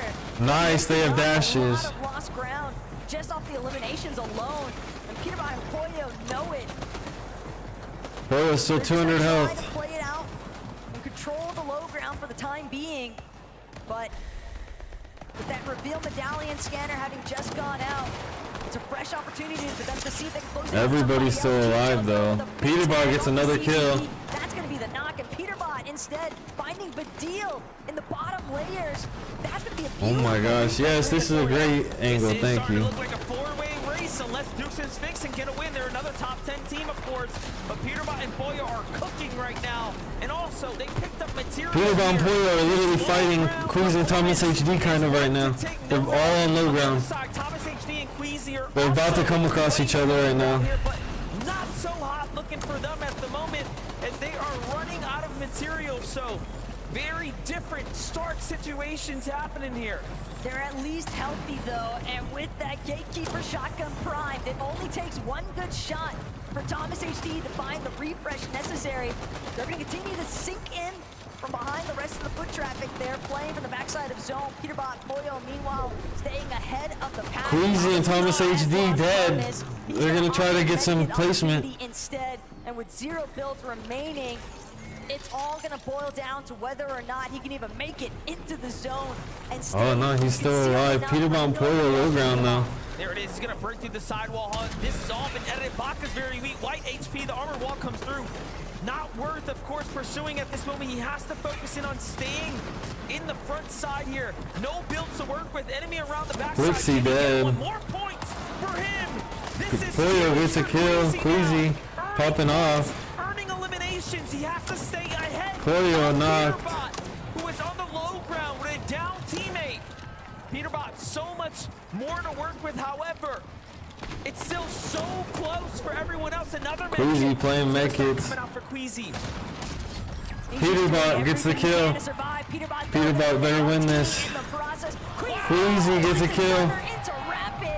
Not going to get a chance though to collect the body loot. Instead, he's scrambling, trying to remain out of sight here. Peterbot gets him. Behind him, but Peterbot grabs him in the end. That's exactly what he needed as well. Peterbot trying to take back these points. Peterbot gets his points back. Peterbot gets the win. I'm calling it right now. It's Dukes though with Peterbot looking to fight back. Yep, get space. It is all solos remaining here. Tito goes down. Let's go. One is down too. Batman Booga sent back to the lobby. 3 players now here. Peterbot looking at 1v1v1. Peterbot! Down goes Bars. Can he find the final fight here? Dukes is excellent in these type of scenarios, but Peterbot is just a little better. Up top, the high ground hit is good, and he needs Let's go! Let's go!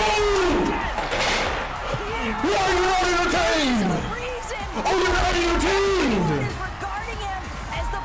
Peterbot, solo clutch! He can drop anybody. He can drop anybody. No one can keep up. No one can keep up. Oh my days. Would you please, forward, put your hands together. Oh my god, my heart is pounding. Peterbot, my goal. That's why I predicted him to win. That's why I predicted him to win way before this shit started. How you do it. Oh my gosh. Part of the game there. We just saw you sweep up. You are like unstoppable. Yeah, I don't know. I just eliminated everyone. I mean, everyone was a solo players on me. Gold Gatekeeper with Drum Mag. I was just eliminating everyone. It was pretty easy. I mean, you're right there with the guy. The crowd are behind you too. Poyo, unbelievable work from your duo partner here. When you see that in the end game, how are you reacting? How are you feeling in that moment? I saw it was 5 solos, and I just had a feeling he was going to win the game too. I just had a feeling. You just had the instinct. You just knew it was going to happen. See, the first 2 games they didn't go according to plan, but that is the way to go into the break on this final. Peterbot's to go. How do you guys feel like the first 2 games? Things are really looking good now. That's the best clutch I've seen all year during this halftime break. Yeah, we're gonna talk to our coach and go over the first 2 games and see what went wrong, and yeah, we'll go from there. And anything you want to say to Queasy and Thomas HD for the first couple of matches as well? I mean, obviously the crowd here are very excited too. He's checking his stats on screen. He's looking at the leaderboard, and we have ourselves a, hey, this is flip-flopping all the way here, but there's a difference in points now. You guys are back on top. Thank God. God did. Okay. God did. This last part now. God did. How are you feeling? Are you confident that that is definitely within your grasp? 3 games left to go. Yeah, I think we can win. Just replicate what we did last game and the other games we won yesterday as well. Okay, well, let's see exactly how it's going to unfold. One more time. Hey, cheers to that. Let's go.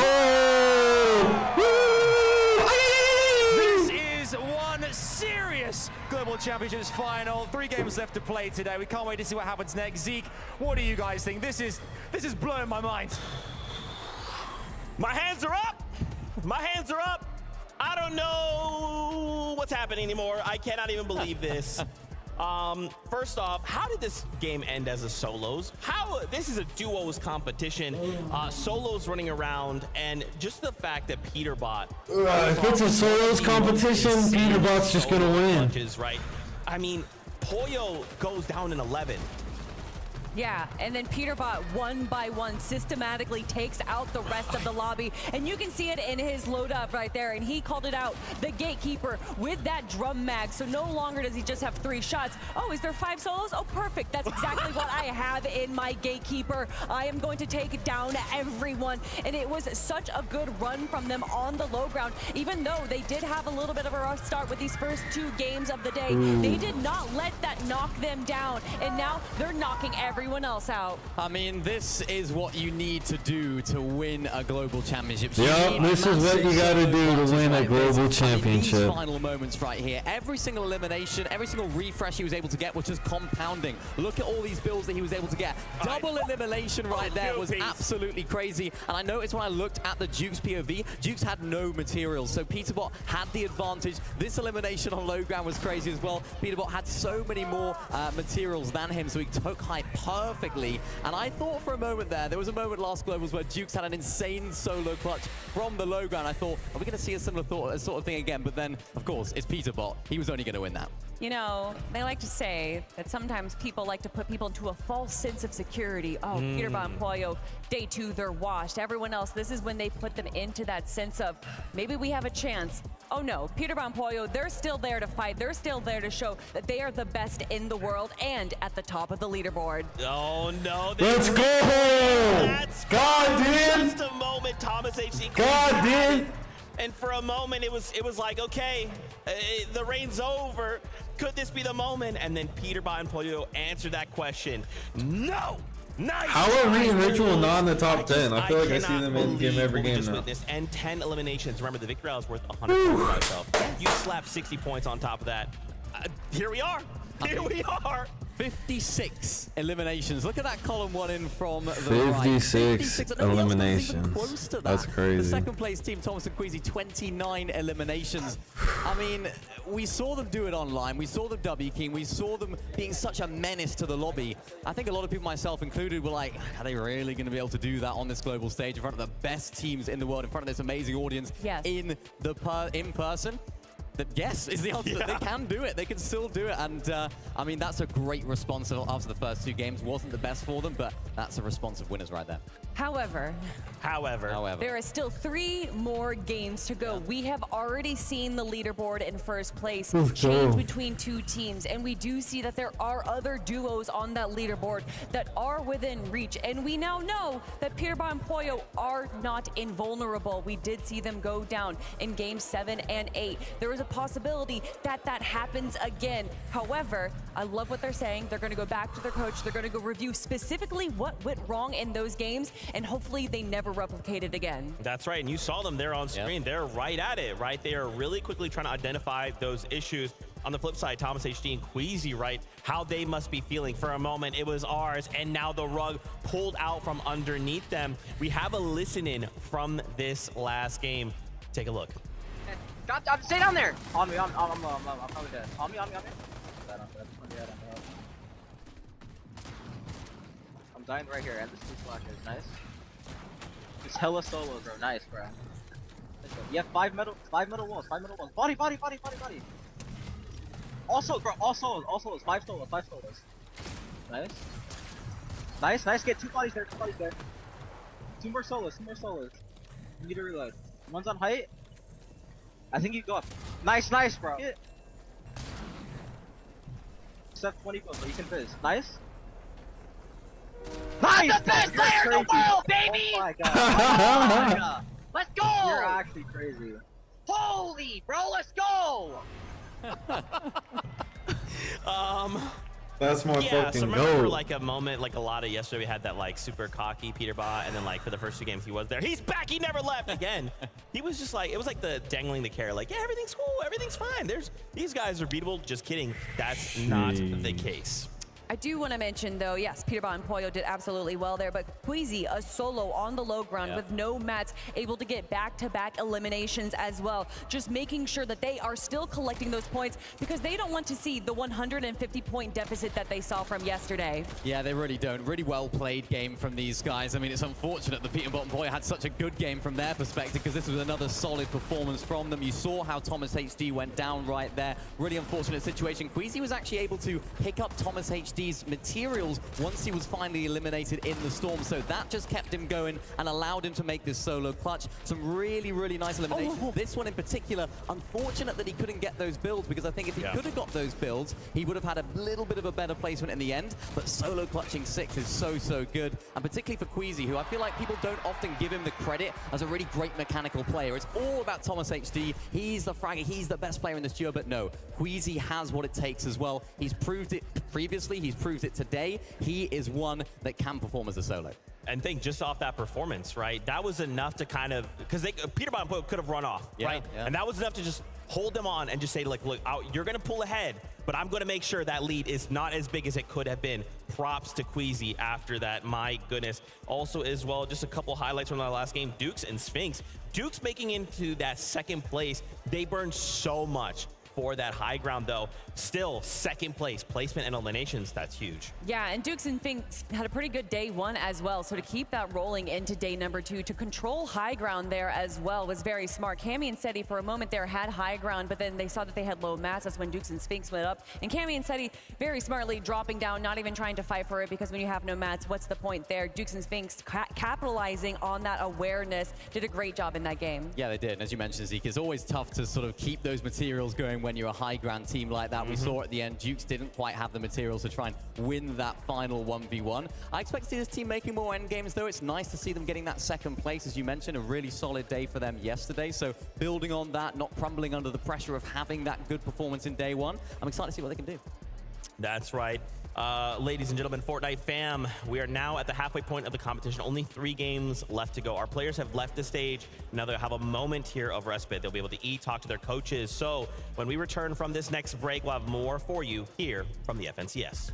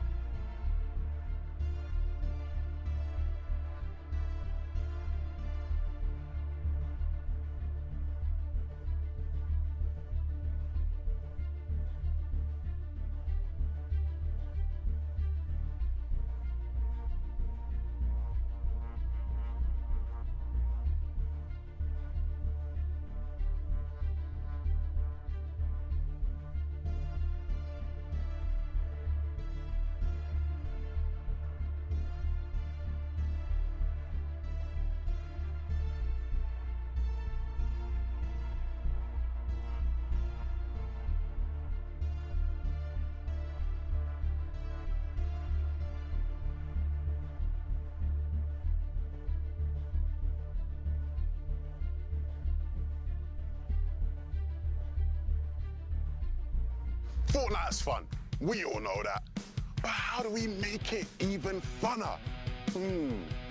How about by playing it on one of the biggest screens in the world? Today we're going big. Big shout out to NASCAR for bringing us out here to the Texas Motor Speedway just outside of Fort Worth, where we've invited some Fortnite players to play on the NASCAR Daytona Rocket Racing map. It's gonna be a great time. I think the biggest monitor I played on is like 30 inches maybe, so it's a huge upgrade for sure. Just to show y'all how big that monitor actually is, here, zoom in, see if you can see Veno. I think you need probably 1 million Venos to make that whole entire monitor. Yeah, he's waving right there. It would be sick to do a tournament here. 100%. A tournament on the screen, bro? That'd be fun. I'd love to do that. Come on in. Big lev on. Have you ever played on a screen this big? No. Not this big. Who wants to go first? I'll go first. Damn. Oh, okay. He's taking a step. He's confident. Take away. I don't think you're gonna win though. We're gonna jump in. We're gonna see who can get the fastest times today. We're gonna do some time trials, right? And it's live. Let's go. You already doing twists and turns, man. You're 6 laps? He's played this before. I feel like he's Where's played the timer? Maybe he's not played it before. The middle mouse button to activate your boost. Go on, Go on. So you sit in this 3 minutes and 20 seconds. Get a go. So Rob. Are you next? 11. Is it 11? Evan's gonna get the worst score, bro. Really?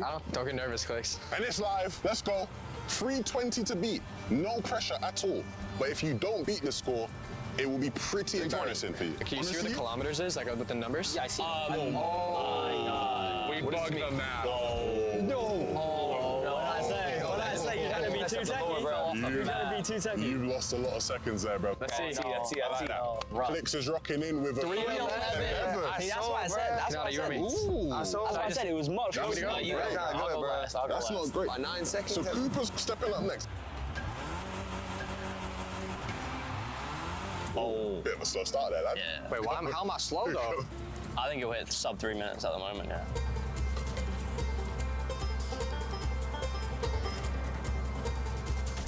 You got low-key a good finish. You got like strong finish. 253. Oh no. That's a good time. That's a good time. That's a good time. Canada, start your engine, lads. Let's go. Strong start. Better than Cooper. Canada. Yeah, wrap this up. No, there's a bug on me. No, I'm getting green. It's on me. It's on me, bro. No, this bug's on me. I'm getting green, bro. Oh, no. What's it gonna be? Damn. No. What's it gonna be?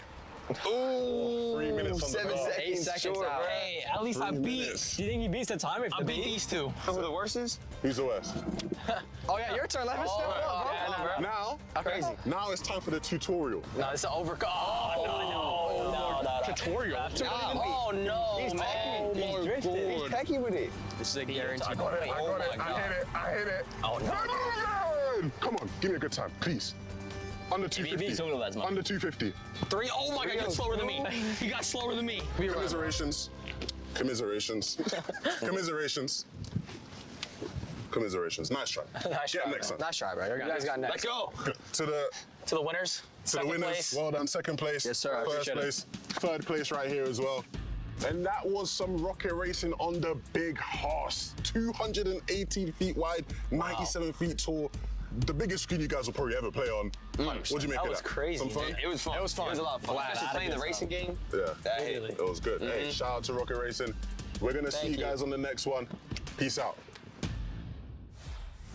Up here at the Creator Lounge, the influencers are plentiful, and let me tell you something, so were the vibes after that game. I mean, Peterbot and Pollo putting themselves back into the conversation, but now we're at the halfway point, and I just had to revisit a conversation from yesterday with two of our good friends, Blake and Somerset. Hey guys, how are we feeling after the 3 games from today?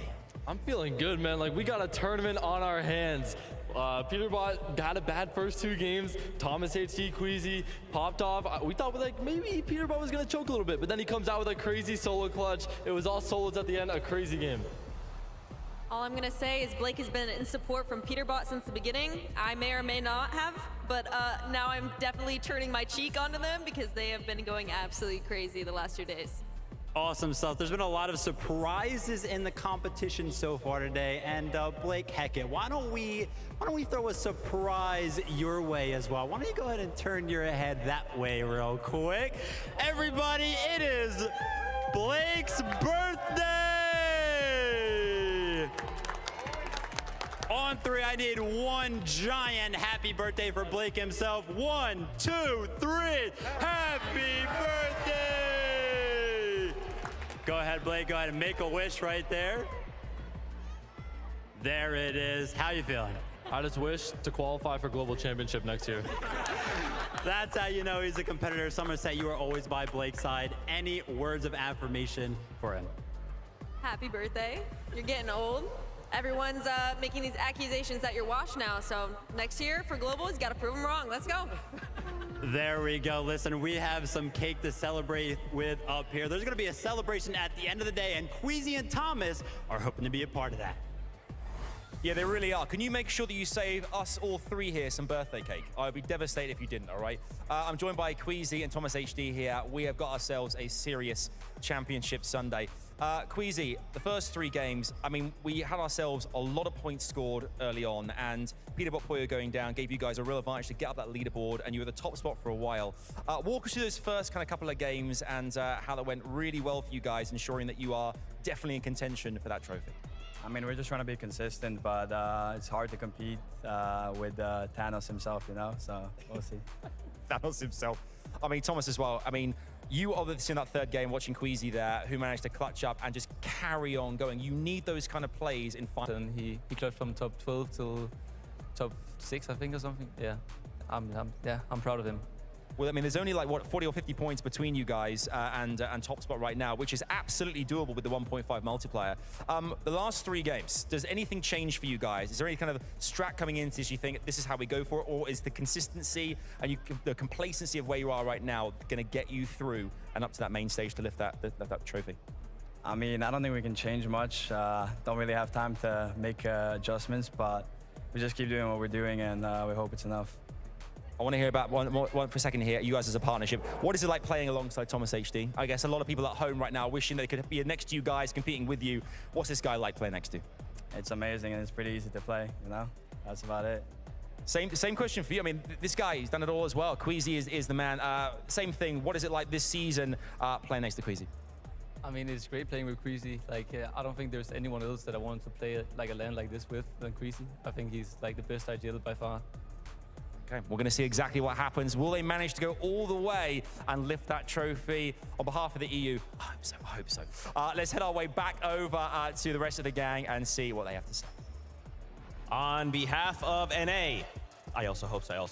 That's just my opinion. Welcome back here from the FNCS. We just are sitting here at the halfway point. Man, that last game was so crazy once again. Obviously, we would love to see Thomas HD and Queasy win, but also that story, Peterbot and Puyo, the back and forth. It's a really great story. It really is a great storyline, and I hope that we get to see both of these players make it to the end game for the next 3 games as well. However, like I said before, there is still an opportunity for other teams below them to climb up the leaderboard, and to not forget that this isn't just a fight for first place. Everyone is still trying to climb up this leaderboard, make sure that they get into those placements where the 6-digit figures are. Yeah, I mean, you heard it there from them directly in the interview. We don't really have time to change things right now. They've had a very, very good day overall. Of course, they came out on top in game number 1. 2 very solid games here as well, going into the halfway point. It's just the fact that Peterbot and Puyo had such an incredible game number 3 that they really are just taking everyone by storm right now. Still within reach, though, as you mentioned earlier, Ronzi. Yeah, and just look at this leaderboard here, right? Like, first place, right, 608, 569. So we got first and second kind of fighting it out. 3rd and 4th, right, in that 400, almost 500 range. They're fighting out. 5th, all the way down to 9th. And you can even argue Bolt and Bryce are even trying to fight up into that competition. Guys, this is still anyone's game. We only have 3 games left to go. During this halftime, what do you guys think is kind of going through the players' minds? What are the things they're looking to change? Because the moment you fall, if you start this game and you fall outside of placements or eliminations, now you're only going to have 2 games left, and then vice versa, 1 game left. There's only so many opportunities left, Kelly. You know, it's interesting because we've now had 2 interviews of Peterbot and Puyo, and now Queasy and Thomas HD, and there's a bit of a juxtaposition for what they're doing during this halftime show, where Peterbot and Pollo, they're going back to the review, they're talking to their coaches, whereas Queasy and Thomas HD, it seems more that they are kind of calming themselves. They don't want to look too into it. They don't want to kind of freak themselves out, because maybe if they doubt themselves now, it's only going to get worse from them. So I think it really depends on the player, on the duo, how they're going to be able to kind of handle this situation going into the final 3 games. Yeah, and I think a big part of that is their situation of spawn as well. Of course, Peterbot and Pollo, they have the best medallion in the game. They have the best assault rifle in the game as well. Their plan right now, their main concern is getting landed on. What could happen in these final 3 games? Could there be a team in maybe 50th place, down there, 40th place, that could think, you know what, we've got 3 games to make something happen, 1.5x points, why don't we just go for the best loot, see what we can make of it? If Peterbot and Pollo can do it, why can't we? I don't think Queasy and Thomas have that same concern. Yes, they're not in first place, but their drop spot isn't necessarily the most overpowered drop spot. It hasn't got those medallions, it hasn't got those mythics. So I think that's where the difference in their strategy and their approach to this halftime break has been, because I think Peterbot and Pollo are in that danger zone right now. Anything can happen. I mean, we heard at the start of the day, I believe it was Acorn and Cole, that they said, listen, if we're up there in 2nd place and it's Peterbot and Pollo, we're going to be landing on them. I don't know if they're going to be doing that now, but still, that does showcase that that mentality is in the mind of all these competitors, that they are willing to do something crazy to change things up. And of course, that brings us back to the reminiscent days of Invitational 2022, where it was Queasy and Veno dropping onto Cammy and Seti and making one of the best plays that we have ever seen in the FNCS ever. Just imagine for a moment. Let me just paint you a mental picture. And I'm not saying this is come true, but I did write it in the script. Peterbot Pollo, suddenly Thomas HDE, Queasy, they're both contesting each other. They decided we're gonna fight it out right here, and then all the rest of the lobby is just like, we're also gonna be part of this. We're just gonna eliminate both of you. And just kidding. I hope that doesn't happen. But that's a very interesting point. In that moment, you know, in Invitational, we would have never, and I don't think anyone would have ever imagined that was what the play that would have been made. And so here with 3 games left, you got to start thinking as a duo, like, bro, we can make one of those plays. It's high risk, high reward. But at the end of the day, like, it could win us a global championship. It could send us into the top 10 and receive life-changing amount of money. I mean, there's so much on the line here. I think that was a very specific situation, though, in the Invitational, where Cammy and Seti and Queasy and Veno were so far ahead of the competition that even if Queasy and Veno did go down in 2nd place, they would have been there regardless, because they knew that Cammy and Seti were so much stronger in the end game there. So I think that as far as other players landing on the raft, because there was at 1.4 teams, why not 40 teams? I think that is a very specific situation, because a lot of these teams are still trying to climb up that leaderboard and not sacrifice those placement points. I think it is a specific situation, but I also think it's a specific situation that could actually happen, right? With how well those top 2 teams are playing, it could happen, Zeke. That's right. Our players are taking the stage once again. They are preparing themselves mentally. But this is not the only competition that has been going on this weekend. There's another one happening on the Fortnite Battle Stage!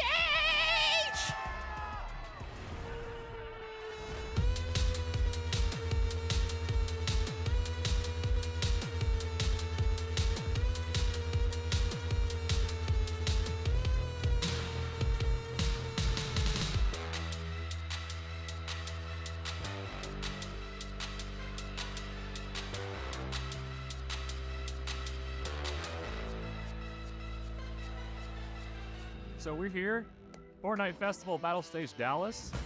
So here's how it's gonna work. We're gonna have each individual on a band. They're all gonna compete amongst themselves. The top player at the end of a battle stage competition will advance to the next round. And the next round is gonna be the finals for Battle Stage Dallas. At the end of Battle Stage Dallas, we will crown the best Fortnite Festival Battle Stage champion. So this is arguably like the largest prize pool in like guitar game history, and the fact that Fortnite Festival Battle Stage Champions is happening at all is like it's incredible. This is the most calm, the most zen I've ever felt going into a tournament. Won 3 national championships in the old days. Looking forward to maybe adding another. All right, guys, welcome to round 1 of Fortnite Battle Stage Dallas. May the best rocker win.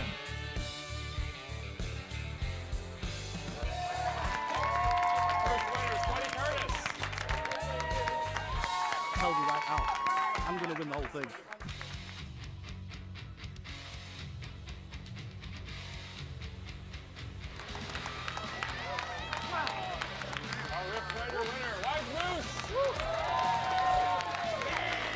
somehow I pulled it out at the end by just a couple thousand points. I'm barely shaking now still. I'm still shaking. I'm sweaty. That was very nerve-wracking, but I'm glad that we were able to get it done. All right, guys, welcome to round 3 of Fortnite Festival Battle Stage Dallas.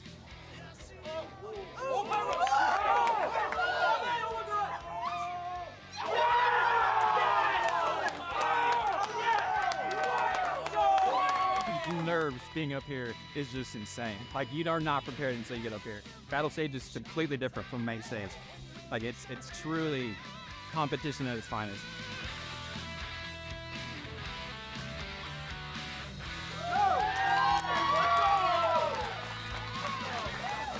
This is my first time playing in an official tournament in over a decade. It feels pretty good. Let's be honest here. So let's go! Welcome to the finals of Fortnite Festival Battle Stage Dallas. And for the winner, we've got a little something special.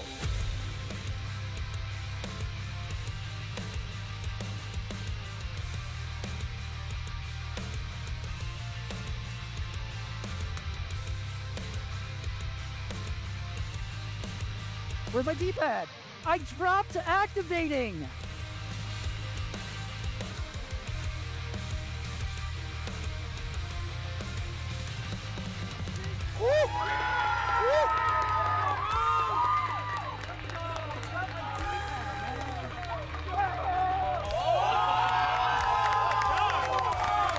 Congratulations, Moose, for winning, and congratulations to the Rift Raiders. I did it for him. He couldn't be here with us today, but I was here. He was here with us in spirit, and I did it for him. My best friend, I don't know how to feel yet. I don't know. It doesn't even feel real at this point. But it is real because I'm holding the golden guitar. So that's very cool. I could be more happy with how I played. I hope we see more competitive events like this in the future. Because, man, so many people getting into great music, so many people getting into competition. That's what it's about. Love it. Well, next time, I'm definitely bringing it home. Moose better watch over his back. Shout-outs there. Fortnite Festival Battle Stage Champion.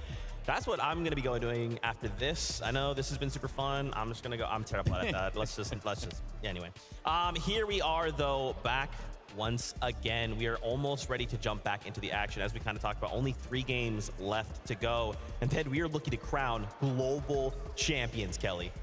It's finally happening. I mean, since 2023, where we saw Cooper and Miro raise their trophy, I've been waiting for this moment, and to see these 2 teams so close in reach of that title of the FNCS Global Champion, I cannot wait to get into this next game. I'm so happy it's close. I'm so happy it's so close. As a neutral, if you're watching and you don't have a team that you're following, I think it's so good that things are so neck and neck going into these last 3 games. And of course, with that 1.5x points multiplier, anything can change so quickly. So even the likes of Vico and Flixie, if Peterbot, Poyo, Thomas, and Queasy don't have a very good end to the day, Vico and Flixie could be your FNCS Global Champions for this year. So it's still all to play for, and it's going to be electric, Zeke. This is really where, this is the business end of the competition, we call it. I know, we just cannot discredit this Victory Royale. 100 points. Yeah. I mean, right? A single duo could find themselves a Victory Royale, and then everything changes. This leaderboard shakes up. We could see Peterbot and Poyo have a slip-up like they've had, right?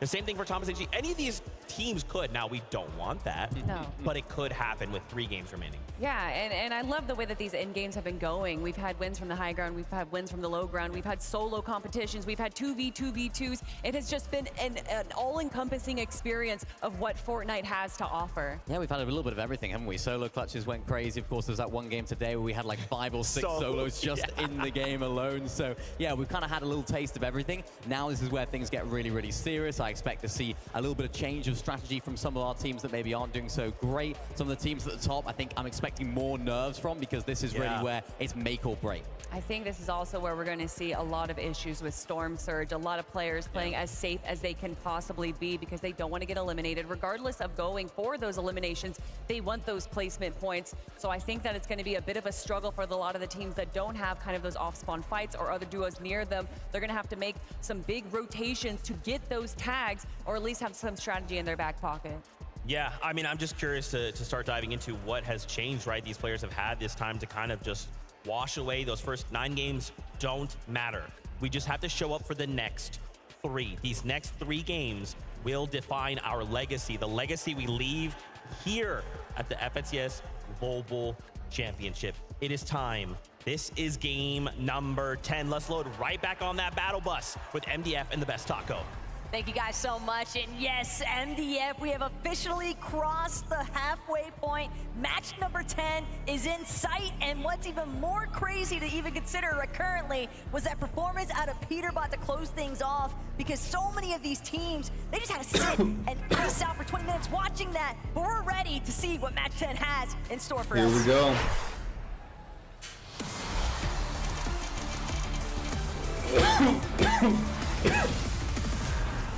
Here we go then. And like I'd already mentioned, MDF, everyone witnessing Peterbot's pop-off to conclude match number 9, then you go with your duo, you sit and you wait, think, talk, but what do you do realistically when you are dealing with the Thanos of the lobby? Yeah, I mean, hey, they said it, we didn't, right? This is the truth of the matter, is that everyone looks up to this team as clearly the most powerful in the lobby, but Malabuca Mustache fighting again. I mean, that short break does allow for other teams to try to sit down and formulate a strategy. 30 minutes between a game where you get to look into the VOD, look into the replay client, right? Feel out what exactly Acorn kills Sato. is a huge, huge opportunity. I mean, even now, we're seeing people like Acorn potentially find fights there in the feed, but Huddy and Kovacs need to Acorn gets just the finish. escape this 2-0, quite honestly. Seems like What? Huddy and Kovacs to the punch. He's actually got a Gatekeeper shotgun, which is going to fare significantly better. You would think at least, but Huddy He sold right there. He should have just jumped on him while I was hitting that mini. He had a shotgun. It's exclusively down to Scroll now to try and stay alive, but he's not going to be able to make it work. Huddy and Kovacs, once again, fully in control and commanding Rebels Roost. Very nicely done for them now. Okay. As we are Peterbot and Pollo get the medallion. Jumping into things here. Peterbot, Pollo looking pretty good now. What's happening though? There's action happening here at the raft. They don't want nothing to do with it as they're shying away. Swizzy and Yapko get a little bit of loot and just back off as fast as possible. Peterbot and Pollo get their loadout. It's pretty interesting to think about a 40-point gap that was once at the start of the event closed and then all of a sudden sprung right back into the action come the back half. So really showing you that when Peterbot and Pollo win a game, it's usually explosive. Vico and Flixie. The other thing that's important to note, though, is over at the raft, sure, we're seeing quick departures from Swizzy and Yapko, but their intent for 2 days in a row now has been exclusively get what they can and then immediately start to head towards the weapons bunker. That's been their big play, is trying to establish their surge damage around the underworld, around Grim Gate, but Vino and Clicks and Veno, it's another beast entirely. They're dealing with Damo and Resigns. Resigns, though, not going to be able to work his way out of this one, but Clicks could pay the price instead. No Cuts build. off into the corner. Damo left to fend for himself. Oh, here, it's over but for Clicks. Clicks. Is incredibly low. Veno has been knocked, and it's going to be Oshi coming out on top. Clicks dead. Massive Cooper kills upset Alex for again. Clicks and Veno. They were inside of our top 10, but with that confidence secure by Damo, this is a real opportunity because this is the fastest conclusion we've seen yet. Yeah, and you know, you Truex saw what Chicho. happened there. They didn't have material to work with. Things ended so fast, and not being able to secure the elimination itself is also just small points lost here. Jumping in with Chicho and Truex, finding body tags. The Monarch pistol obviously hitting in the range of that 60+, but Kanata and Cooper, this is the earliest we've seen them go Kanata picks up Worthy. Alex and Worthy, forcing them out of the drop. That was just one of the two, though. There's another team pulling up. Malabuca and Mustache Kanata pulling and up. Cooper taking their pickings here. This is almost a throwback to the Invitational and Kanata. No way Malabuca and racetrack Mustache up are against selling like Malabuca this. and Mustache. Yeah, they're leaving, surely. Malabuca, Thomas HD at the time, but things have shifted because Kanata and Cooper finding that singular elimination now puts them in a power position here at Restored Reels. They have a very real opportunity as well to try and see if they can look for not just the solo, but also taking advantage of the Still other zone half one. section, because keep in mind, Restored Real is usually getting split between only 2 duos, but since Alex and Worthy got cut off so soon, that's going to be even better opportunity still, because Kanata and Cooper know that that POI has not been fully looted. Well, matches 9 and 10 have been Pollo very interesting since going for a we fight can right see now. that the zone is going to remain down south once again, and Pewterbot and Pollo saw Clix and Vino get eliminated, and they wasted no time to rush in and secure these eliminations up against Resigns and Damo. Damo seems to have escaped outside of the Sandy Steps, but it makes sense, right? They would come in and just finish the job. But Pewterbot and Pollo also knew Okay, that Pewterbot and Pollo get another kill. I like that they from had them. zero fear of OG. Malabuka and Very Murstache open going for a high about kill that. game right now, it looks Jack like. and Teeny, on the other I respect that. they've Restored also Reels tried are to just break way here too at center Restored Reels. zone to Malabuka, Murstache, they've be got one contested elimination and as well.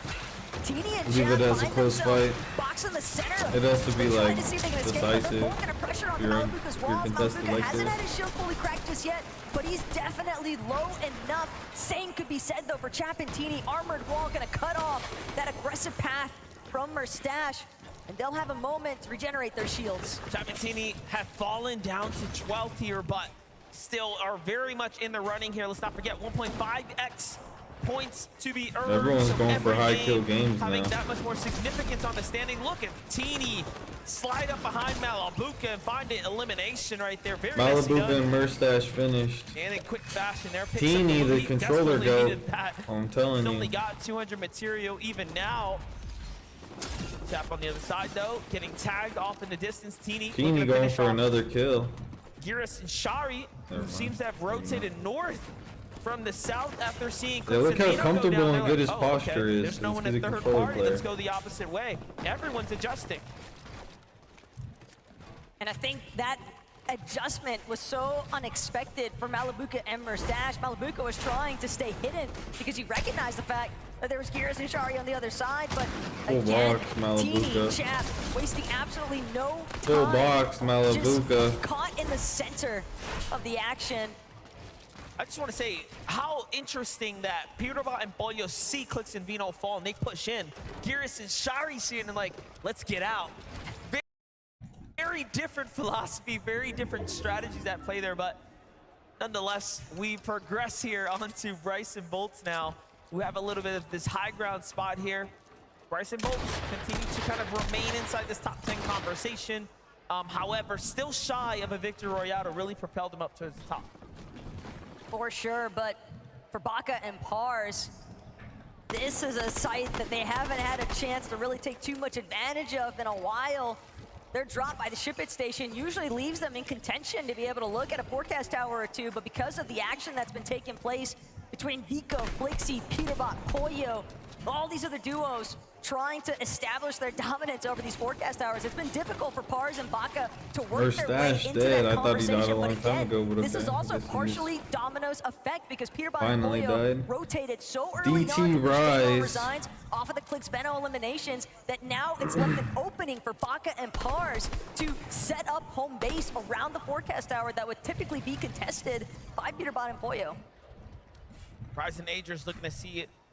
They can get a couple tags on a team rotating nearby. Well inside the top 10 here. We can start shifting our conversations a bit towards the prizing as well. Let's not forget how significant it will be as you start breaking into top 10. The differences in what you earn up towards top 5. That's what players are going to start having to worry about as well. given Pollo on the high performances. ground. Where's Even if first Pewterbot? place is not in the question.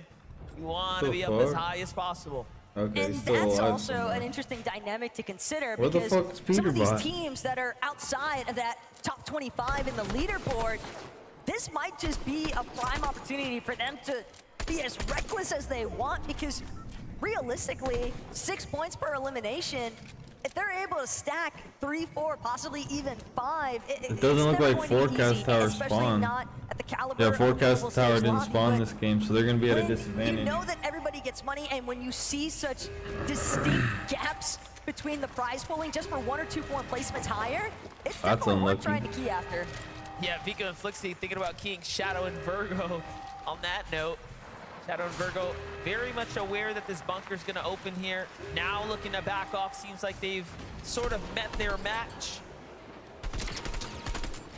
We had time to catch up with Vico's parent. And they said they expect Vico to get much more eliminations today. That is what is the hopes.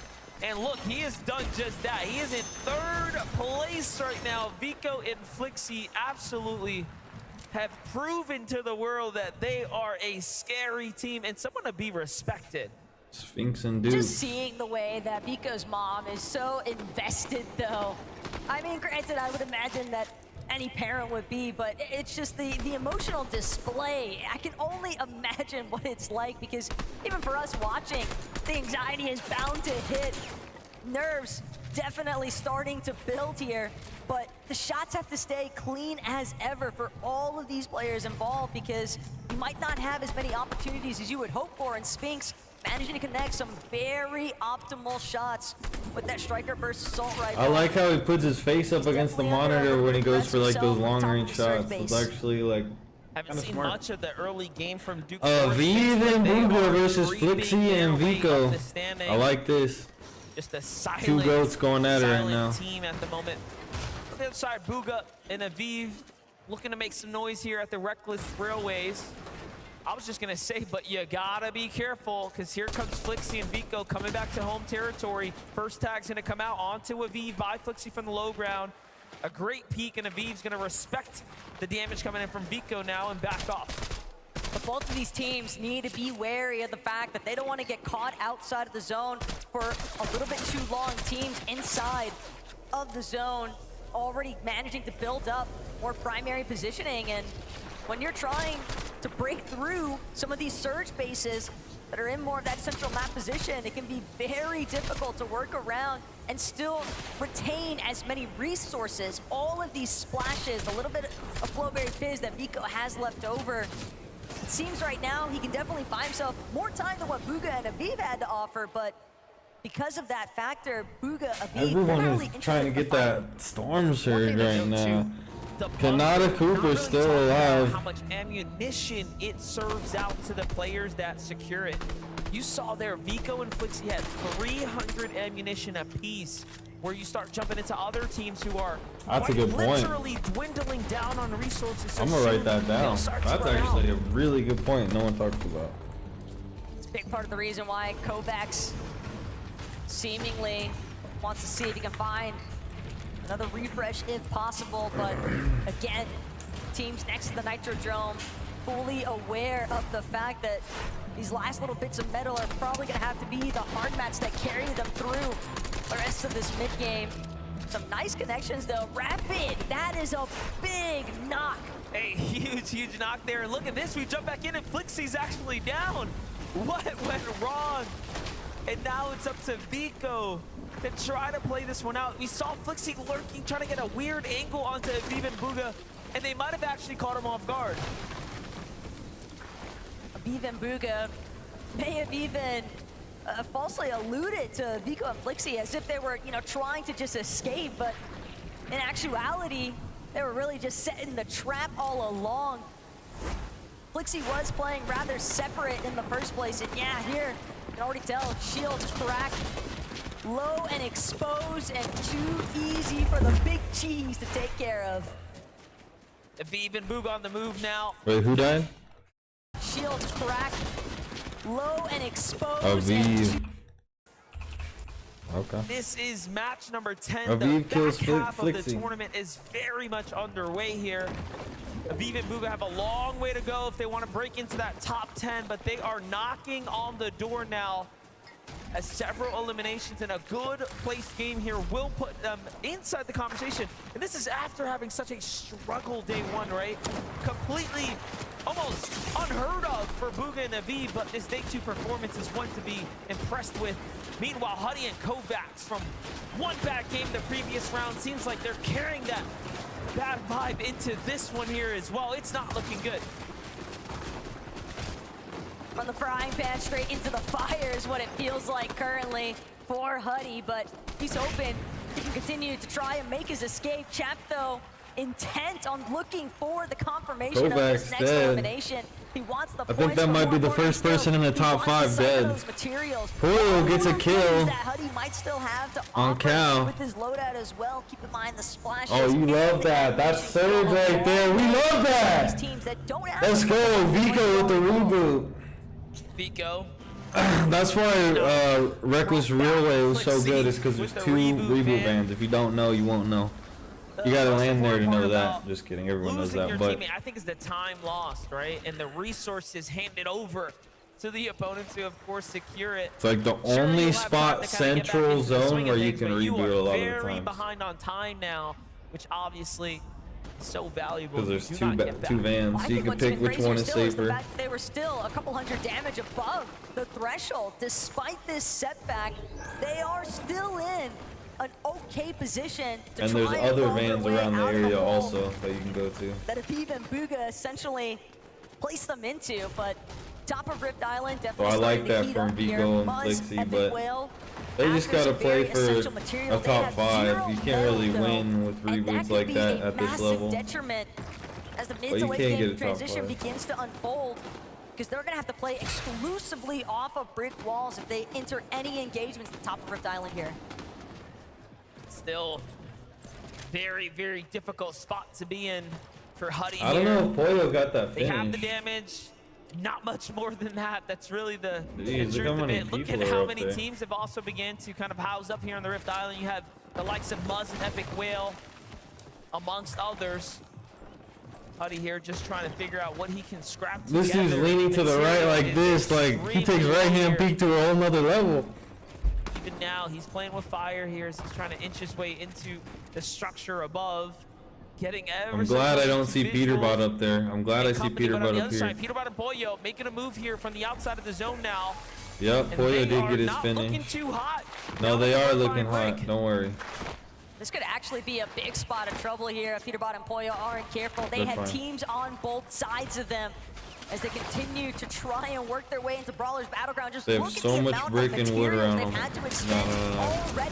They're And they're fine. still sitting just outside the edge of zone. All the while, Vico, Flixie, they have cracked into the edge, but now they got to try and break past Reason and the deal.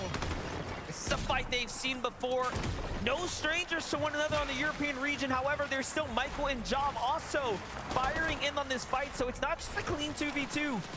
Vico and Flixie, though, have a lot to worry about. They need damage, but more importantly, they need this refresh. Job steps in and just gets crushed for a moment there, but Flixie damaged as well. Vico doubles down on the armored walls and actually finds the elimination. Meanwhile, Poyo and Peterbot are fighting their way in as well. And this time it's something Cold hit for 100, nice. Cold and Let's Acorn have been go. struggling today as far as their Peterbot surge 1 has been HP. concerned, and big part of the reason why they don't Nice. have that direct contest that they were able to depend on in Acorn day and number Cold 1 healing. up against the likes of Andalix and Sato. So taking this exchange with Peterbot and Poyo, it's only going to hinder both teams at this Peterbot and Poyo stage pulled because zone though, Baka so they're and okay. Pars, they're starting to put their heads into the mix, and Resigns, a lone soldier, he's not gonna be able to Nice. make it out. No, who got that? He's Epic actually Whale gonna be got able to get that. the last tag from the Rift Island Oh. down onto Resigns there. Meanwhile, you would have thought it was Damo who was close nearby, but no, it's Agers in the storm, looking like a solo as well. What is happening here? This is gonna give a sense of Nice. security to Poyo and They get the Peterbot when the skin refresh. comes out, and they see Agers potentially there in the distance. Yeah, they're also going to recognize the fact that he's a... They're gonna think he's a solo, but he's not. Agers is just far enough away from Rise, though, that Poyo and Peterbot, you saw the confidence in that movement. They were full sprinting. They're not trying to hide anything about their intention. And Agers instantly recognizing the danger in sight. It's gonna fall back immediately. And now Poyo, Peterbot, they see his duo in the distance, and they're gonna opt to fall back. Agers and Rise will live to see another day. Definitely a close one. Poyo and Peterbot are moving so fast as well, and you know, for good measure, they need more damage. They are not quite there just yet. Giras and Shari gonna be the next ones up for Pickens here, but nothing is gonna connect. Getting close now to the top 25. Take a look at the highlights. You Cold. blinked, you missed it. Baka and Cold. Mars get deleted by the young Cold. Very nicely done. Flixie's still He's starting alive.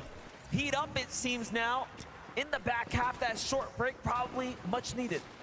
That last elimination, though, that Flixie and Vico picked up off screen is carrying their surge damage threshold currently, sitting just barely above at 113 over. But Vico, Flixie, more importantly still, they had a situation as far as heals are concerned. Yeah, but it's all from rags to riches when you're looking at Tom Easy's Pollo's 1 loadouts in HP. comparison to Pollo and Peterbot. They are in tatters at this phase. And now, taking the flaming boost tube, they're gonna try to catapult themselves. They need to claim a freaking cactus. It's helping them cover some distance, but at the same time, they're just still so far behind everyone else. Very likely to get held the moment that they surface. They go sneaking their way out from the edge here. All There's no eyes cactus on on this side of the right map. now, as this is, again, one of those dangerous situations they found themselves in where Pollo doesn't have much HP. Peterbot holding on with just a single strong foot. Let's see it though. They find a little weak ramp here, trying to double out onto Jonathan Pixis. It pulls fucking east, bro. No. Pulls up a mountain. And the hunt continues.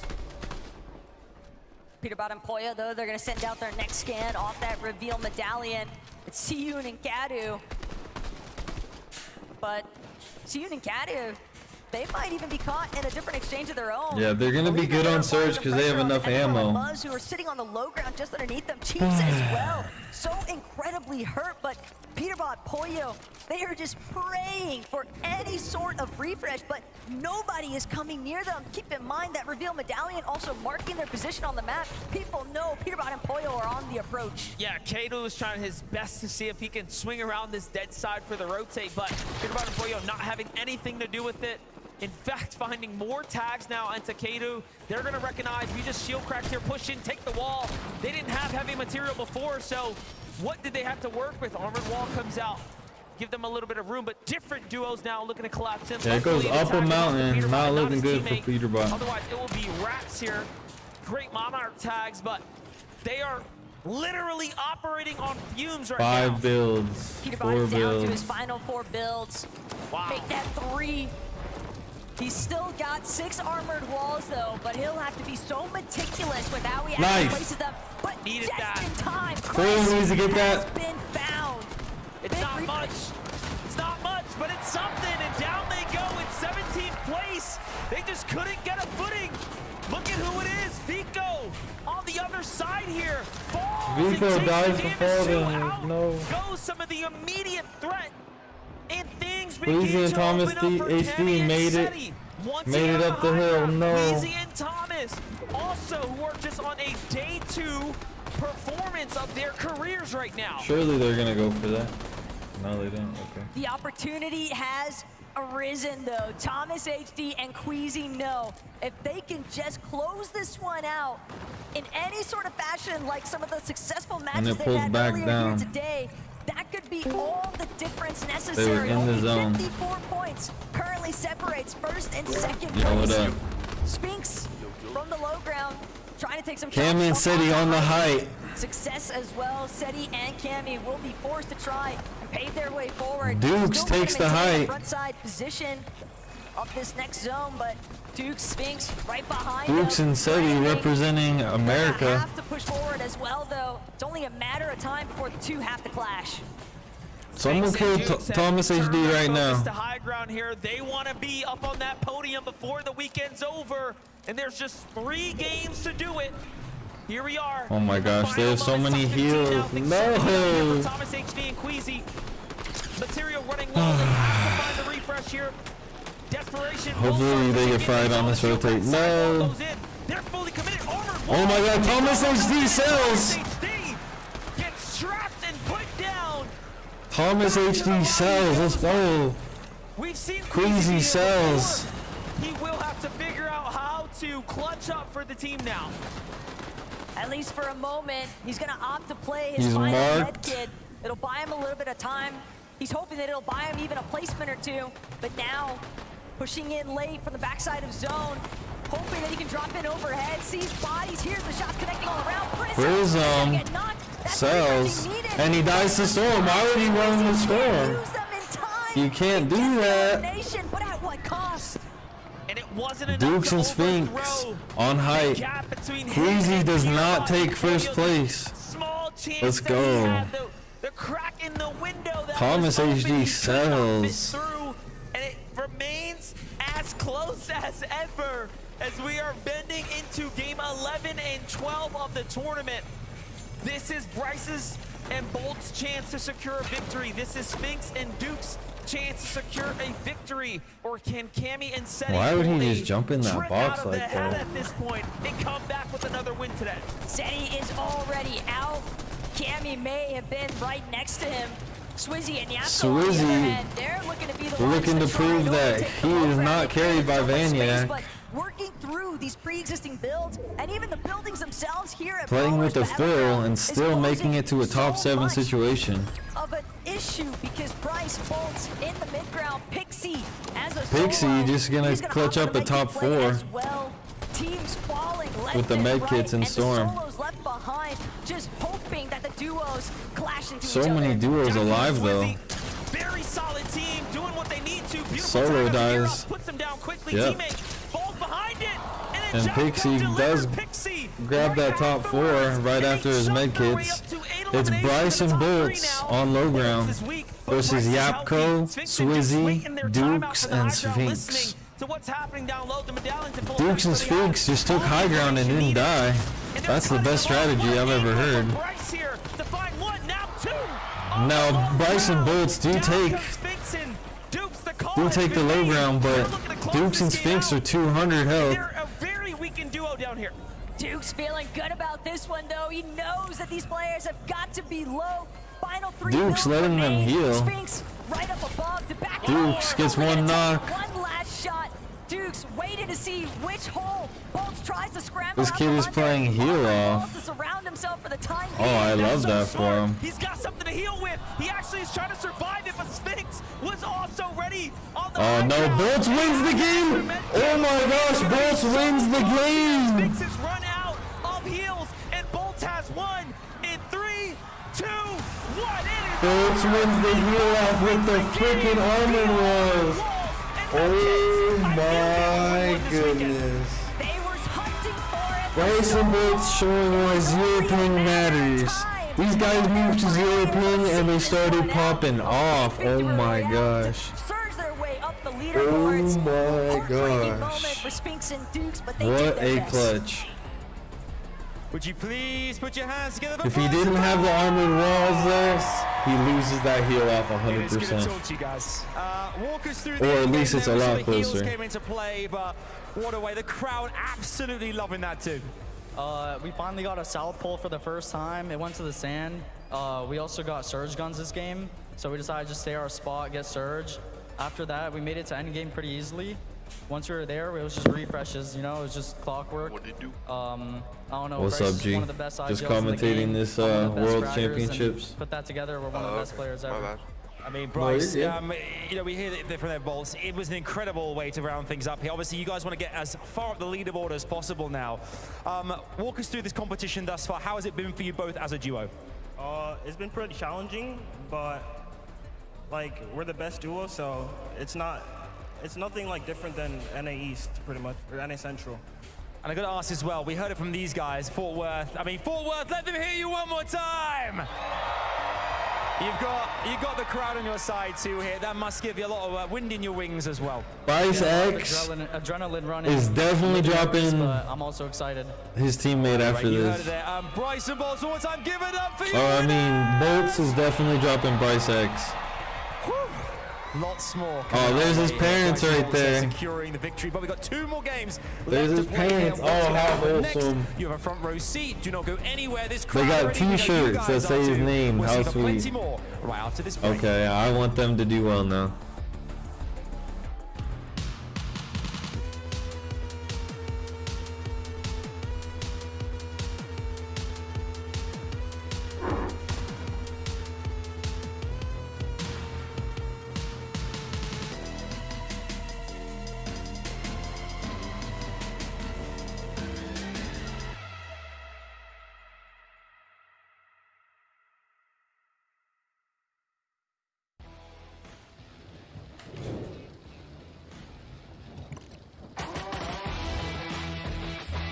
3-minute break. You know what that means.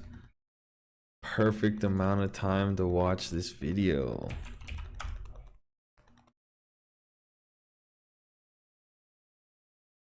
World domination is almost complete. Peterbot is Thanos. The 6th and final Infinity Stone. So I was just posted on my blog, and if you ain't from my blog, you can't come to my blog. And this dude approached me, and I was like, nigga, is that Thomas HD? And that's when my phone started ringing. Yo, K-Dot, what's the word? Yo, B-Dog, are you watching this, bro? Peterbot is going off at LAN right now. He is in first place by a lot. Wait, but bro, what about the cheating accusations? The cheating accusations are definitely over after this. You gotta check this out. Yo, and by the way, did you copy my name, bro?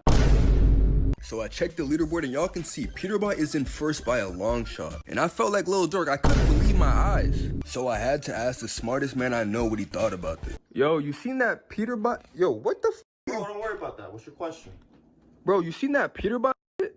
Dude, that definitely cheap. So let's go ahead and take a look at some of the best moments from day one. But first, real quick, hashtag ad. Follow me on Twitter if you haven't. I got some funny tweets or whatnot. So day one, and Peterbot has already put clicks in a box floating down the river. Oh my God! Oh my! Could he make a top 10?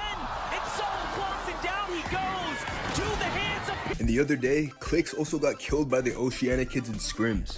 Cody, No. No. No shotgun. You guys actually killed him? Yeah, Cody's ass, bro. No. No shotgun, bro. No way. Oh, burn. After day one, Clicks is in 13th place, and honestly, that's not too bad. They still have tomorrow to show out. Desperate, but ready to defend. But no, they lose the walls first. This is not looking good. But they end up finding the shots, and Clicks is fourth lobby here, and everyone is folding underneath them. And Clicks even got the op showing love. Clicks is about to take this dub. You know, everyone thought we were beefing, but the beef is fake. And I'm supporting for Clicks. Clicks #1. Clicks #1, man. You heard him. But anyways, let's go ahead and take a look at some of the Peterbot and Pollo clips. Armored walls come out. They have a little bit more map, but Peterbot has too much to work with. Another armored wall. Bolts has an angle. Can he get it? Pollo's gonna fall though. This could be massive. Switchy could actually take it, but Peterbot trying to shut that dream down. Peterbot, oh my God, is already hell. Still decent amount of space for Peterbot and Pollo to work with. Keep in mind, Pollo also still has those 4 armored walls, but as far as the health bar is concerned, Peterbot, they also Can we have agree? a massive game here to finish strong on the leaderboard. Definitely, this is going to be a significant moment now. How do you close out day #1? Second and first, very impactful differences here.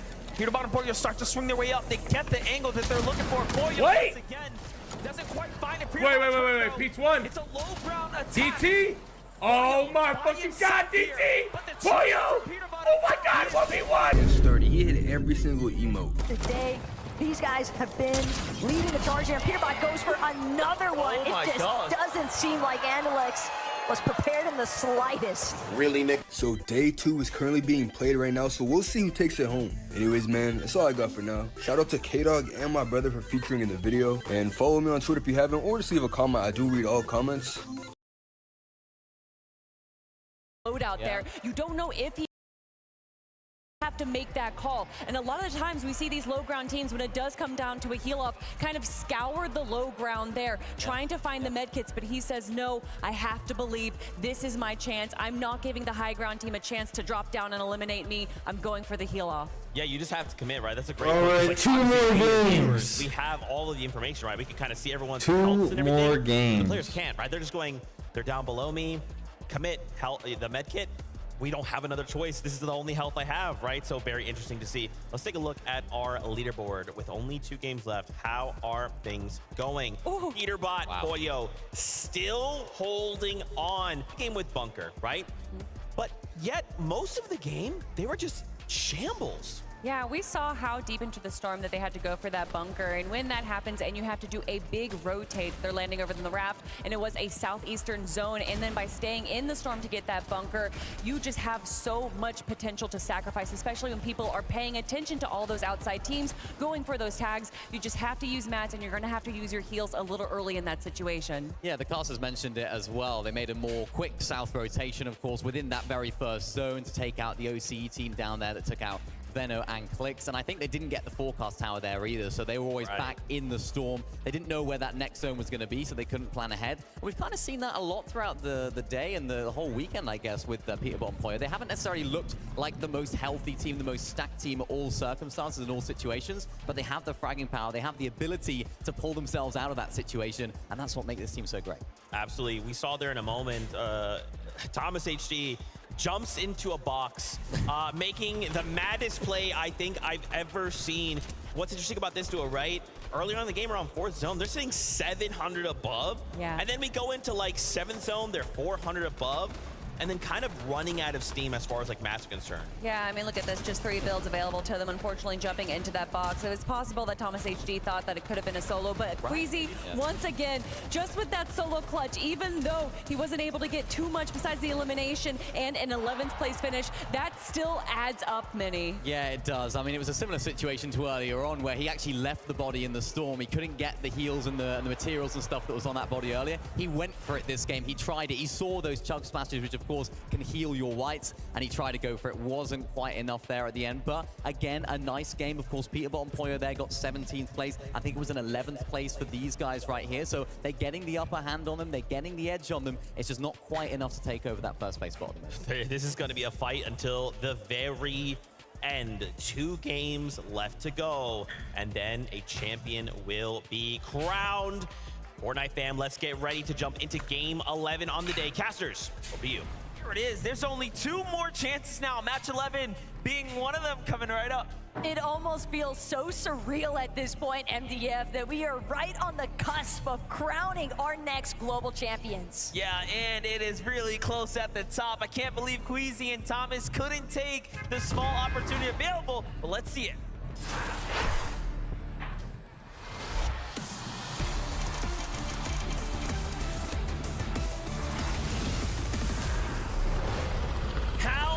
More chances will everyone get here in match number 11 to take their shot at the we're back. Because at this point, Peterbot and Poyo have served up too many Game opportunities. time. They can't surely come up short, right?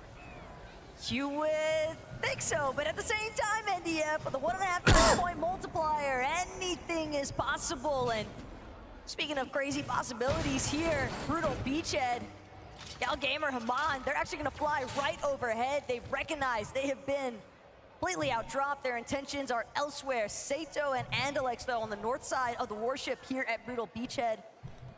Could be a moment for Acorn and Cold to potentially manifest their own destiny here on the day, because they have certainly encountered a fair share of struggles. And the contest also continues at the Rebels Roost for Kovacs, Putty, Sky, and Scroll. Looking for an opportunity, looking for an angle right now. Huddy's gonna get a huge pickup from the drop right there. So that's the round out the loadout here. Shotgun, AR ready to go. Burst being a great option so early right now. Monarch pistol for Kovacs, so not exactly the best. However, this is a hot drop, so you can see there are plenty of drones flying around that'll drop good loot as well.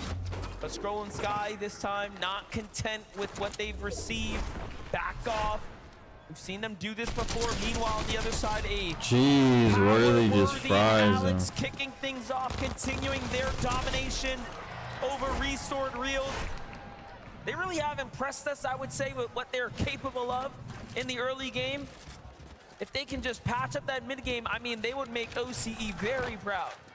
Well, they've managed to smooth out the difficulties that they had in day 1 as far as that 50-50 drop is concerned and Restored Reels. The problem now today has just been Kanata and Cooper, amongst other teams, just closing in on that location. Cold dead, Acorn exchange take place, hiding. Acorn is currently situated here at Brutal Beachhead without Cold, and considering the Andalex as an elimination of his zone, you have to expect that that was the one he found on the Cold.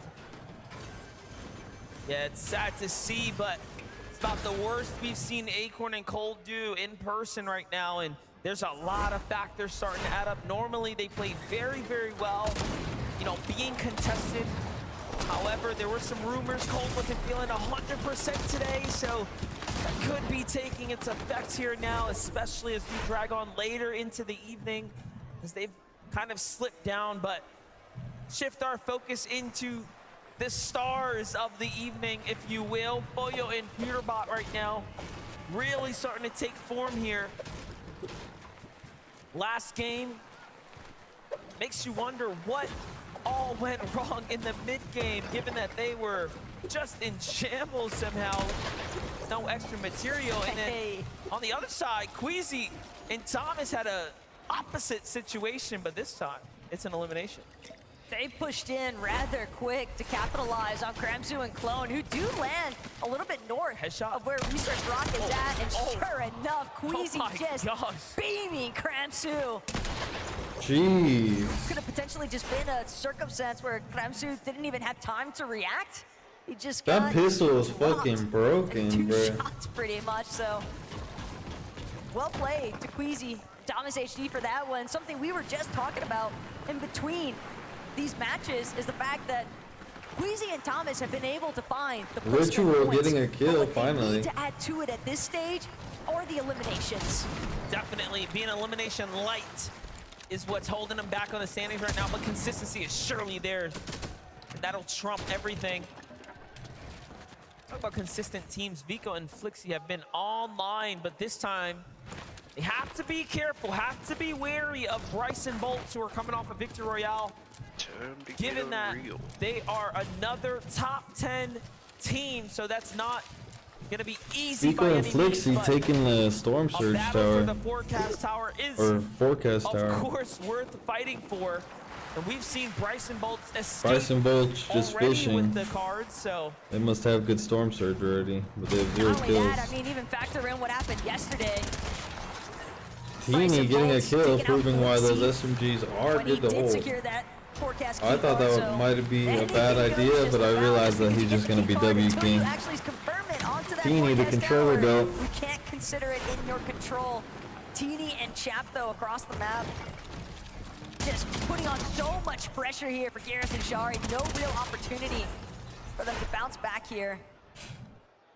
Chicho and Gareth and Trulix. Shari mixing up the strategies doesn't seem to be working going north at all right What now. the They were fuck better am off I sitting in the looking storm at? trying to catch tags on the Clix and Vino. Jumping in with Chicho now in Trulex. Just outside the Doomstat. Big base here. Ramped out almost to see what they can find. Things are going to slow down here for a moment, but on the other side, things starting to heat up now for Chap and Teeny. Chap and Teeny. Another elimination to 2 finish kills the total. duo off. Controller They knew that go. Shari was a solo, though, after collecting Gira, so it makes sense that they would take the time to pinpoint his location. The surge damage just such Make a sure you're massive hitting those necessity to collect cactus and early saving your on, shield. so that way they can Super have better important. control over their rotations as the Walk match progresses. kills Because Yuma we and are down Rise. to our final 2 lobbies here today, MDF. Walks Ping getting active now because the likes of Rise and Yuma, and they're gonna win out. 2 big eliminations to add to the Peterbot and tab. Pollo getting the Forecast Tower. Thank you, bro. Oh my god, last game they got fucked over because it didn't spawn. The forecast tower. They've doubled back. They've I was gonna say, like, if they don't get it this game, fucking Fortnite is like throwing their shit. Let's go. Coming up, it's such an advantage. And it's not just them, right? There are other teams, of course, securing other forecast towers. However, they have just been the team that be able to do the most with that information.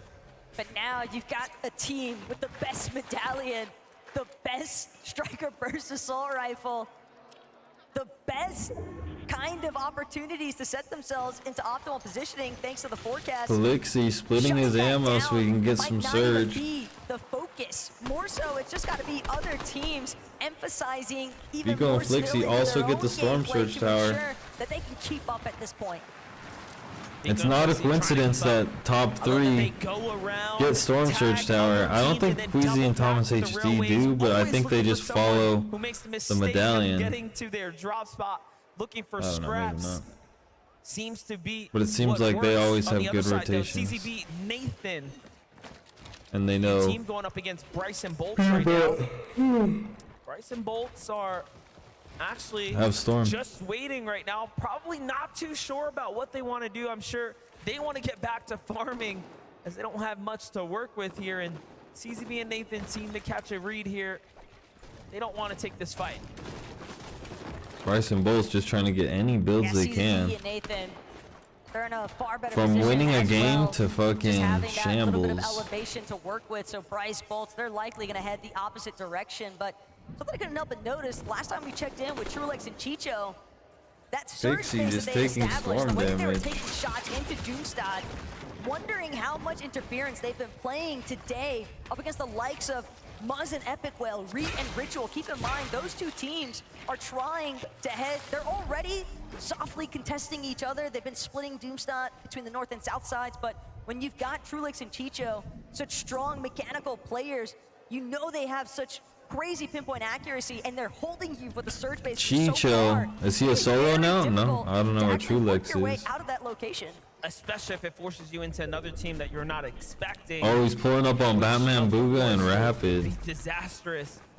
Chicho and Trulex doing just that as well, talking about manipulating. Okay, you have to hit those rotating. shots right Do now. that here. No tags right now to Rapid and Batman. You're at the World However, Championship and you're Trulex missing Storm Surge shots. completely different angle here on the outskirts. You're playing Monarch Pistols, so you're not gonna W key. Time to So get you a gotta move hit on those in here. shots.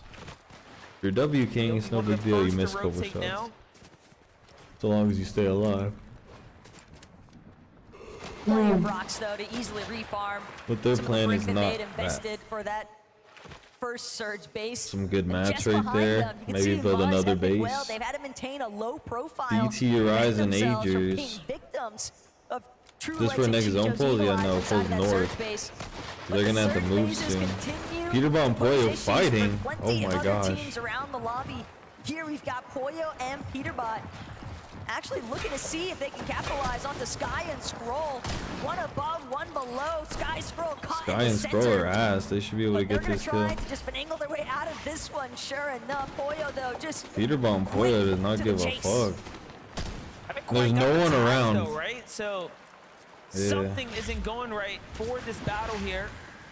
Yes, please leave. Please leave Clearly, right the now. goal is damage and/or eliminations, but none being earned. Meanwhile, Ping and Wox right here are in a completely different fight. Yep. Deep into the This storm, is a just Storm's outside the fight. underworld. Wox, who's at 3 eliminations here, clearly fired up for match 11 right now. Chasing down visuals and Braids. Finds the wall. Ping on the other side gets the edit. However, Braid slips out.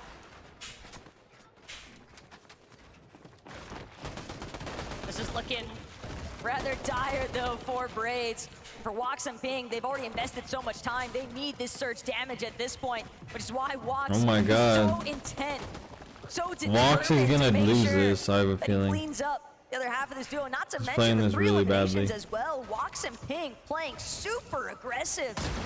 Some of these final Okay, lobbies. there you go. A knock He- though. he It's picked gonna it be up a at the big end. setback here for Wox Oh, and and his Ping. teammate got knocked too. Yeah, that Some white that heat to work was. with, but keep in mind, I we just mean, saw I Trulex don't and know. Chicho's I think position. NA is All just the way other better teams than as these well that are fucking based a little bit more towards that northern side of the other map parts of the are gonna world. have ample opportunity to just Like my gatekeep these NA teams that are solo still almost inside clutched the that. storm, rotating so late. Think about what they're fighting for. These are all of our top 10 teams we're jumping in and giving you guys updates with. You are seeing just why they are sitting well within the top 10.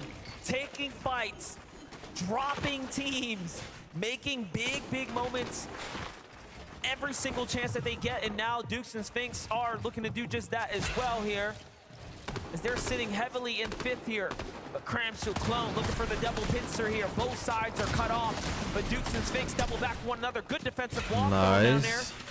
The tags are even better, but Dukes, Nice. as mechanical as he is, can't take too many of those tags there.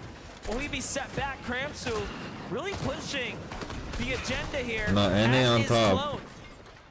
Keep in mind, Clone is Clone and about to get Kramsu, shit they're trying on. to make up for lost time. Queasy getting that initial elimination posed such a big setback because they had to make a play for the reboot ban. So now you know that they need some surge damage to officially move throughout the I rest love of this from mid-game. Dukes. And Dukes and Sphinx, they wouldn't mind the refresh materials at this point. Yeah, they need the They're using up refresh a again. lot of their splashes just to try and get the job done. Not sure which duo actually decided to start the engagement, but at this point, somebody needs to find closure before the third Yeah. party trickles in. Closure and yeah, just because you need the maths. Oh my God, he just blanked Here them. off the Kramsu, but not much. Clone is also hurt, but so is Sphinx. Sphinx seems to be the one taking the most damage in this battle. all of these chug splashes coming out to make sure they keep him up. Given the circumstances, the Flowberry Fizz to reset the full HP now. And they're gonna commit back into it. They're too deep into the water now to give this one up. They're gonna have to swim their way out.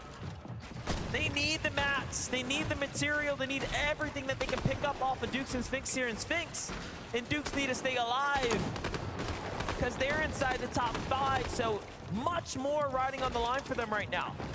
But again, the fact that they've even been held up for this long with Kramsu and Clone is such a huge detriment. There are multiple teams now beginning to filter in around them. Like, this is just griefing everything. The way that the zone has started to pull over the likes of Reckless Railways. Keep in mind, that's also Vico and Flixie's backyard, and they've got that forecast knowledge from this match. Dukes is trapped though, 2 tags come in, and he is forced back to the low ground. This is not going the way they expected at all here. Yeah, but they're gonna actually still win this. The Hispanic duo sees blood in the water here as they've caught the Yeah, but they're brain dead. Oh my god, no way you guys lose that. Dukes falls as well, and They honestly should have won that. And this is gonna give everyone else the chance. A controller player wins that. Brazanti Damo they'll move in here. It's not over for Clone and Kramsu. In fact, it's done for them now as Resigns is gonna find the first elim and Damo gets the second. And just like that, they timed their entry perfectly for OCE. And at this stage, again, Clone and Kramsu, sure they got the points from the set of eliminations onto Dukes and Sphinx, but fact of the matter is, they weren't in a position to be able to deal with the third party after the fact that Kramsu left as a solo. And this time, he might not have the opportunity to actually make a reboot van play like his partner just did for him earlier on. All the while, Chicho and Trulex, they have found their new height of surge-based territory.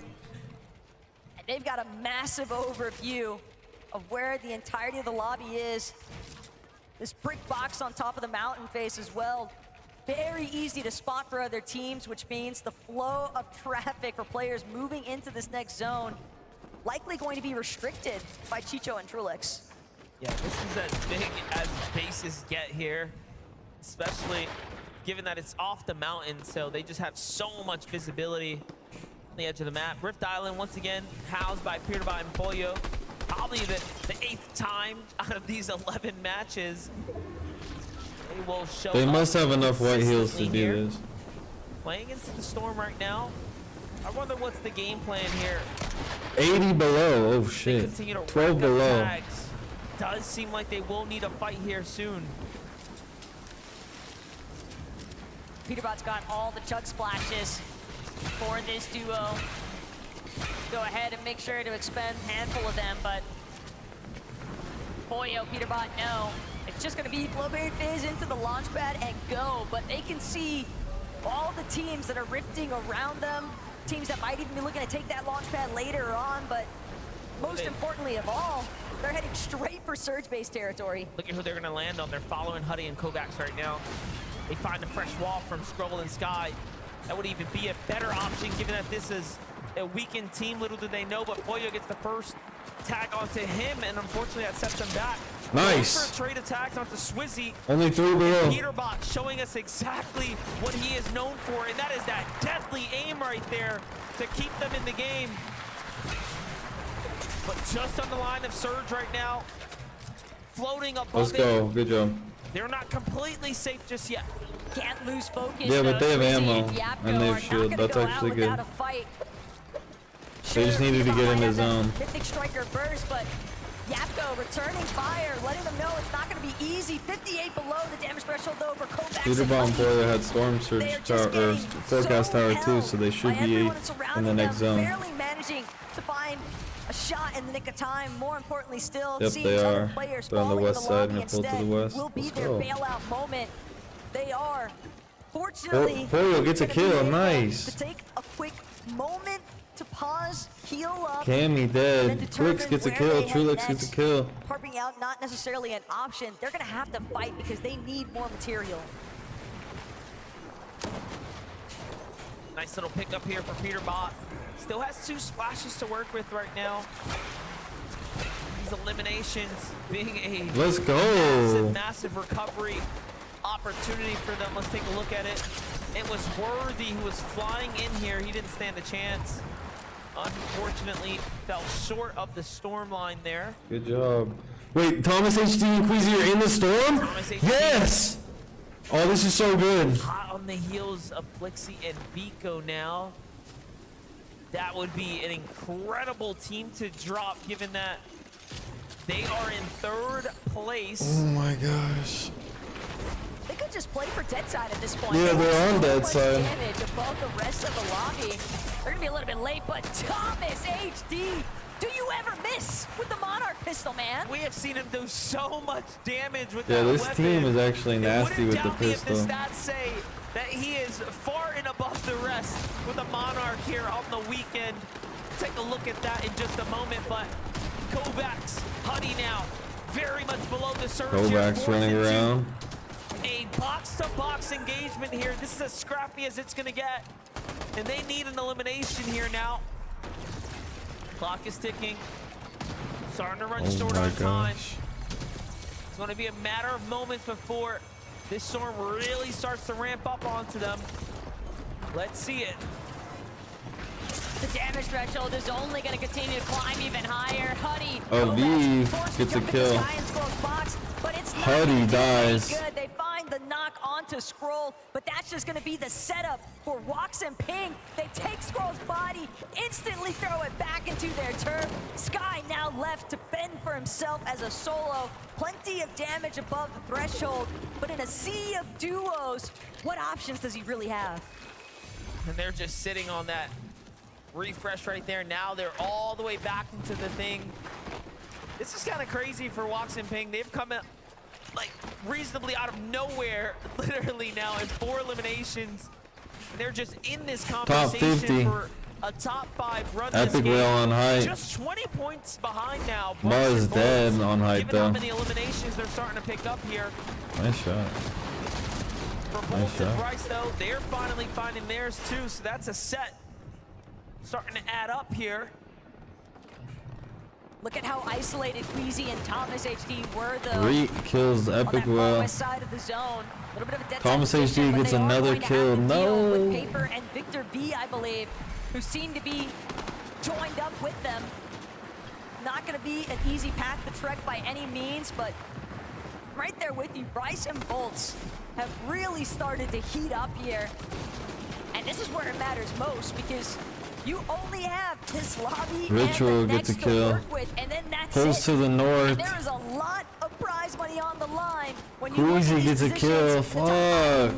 Oh, the gap is a big, big jump.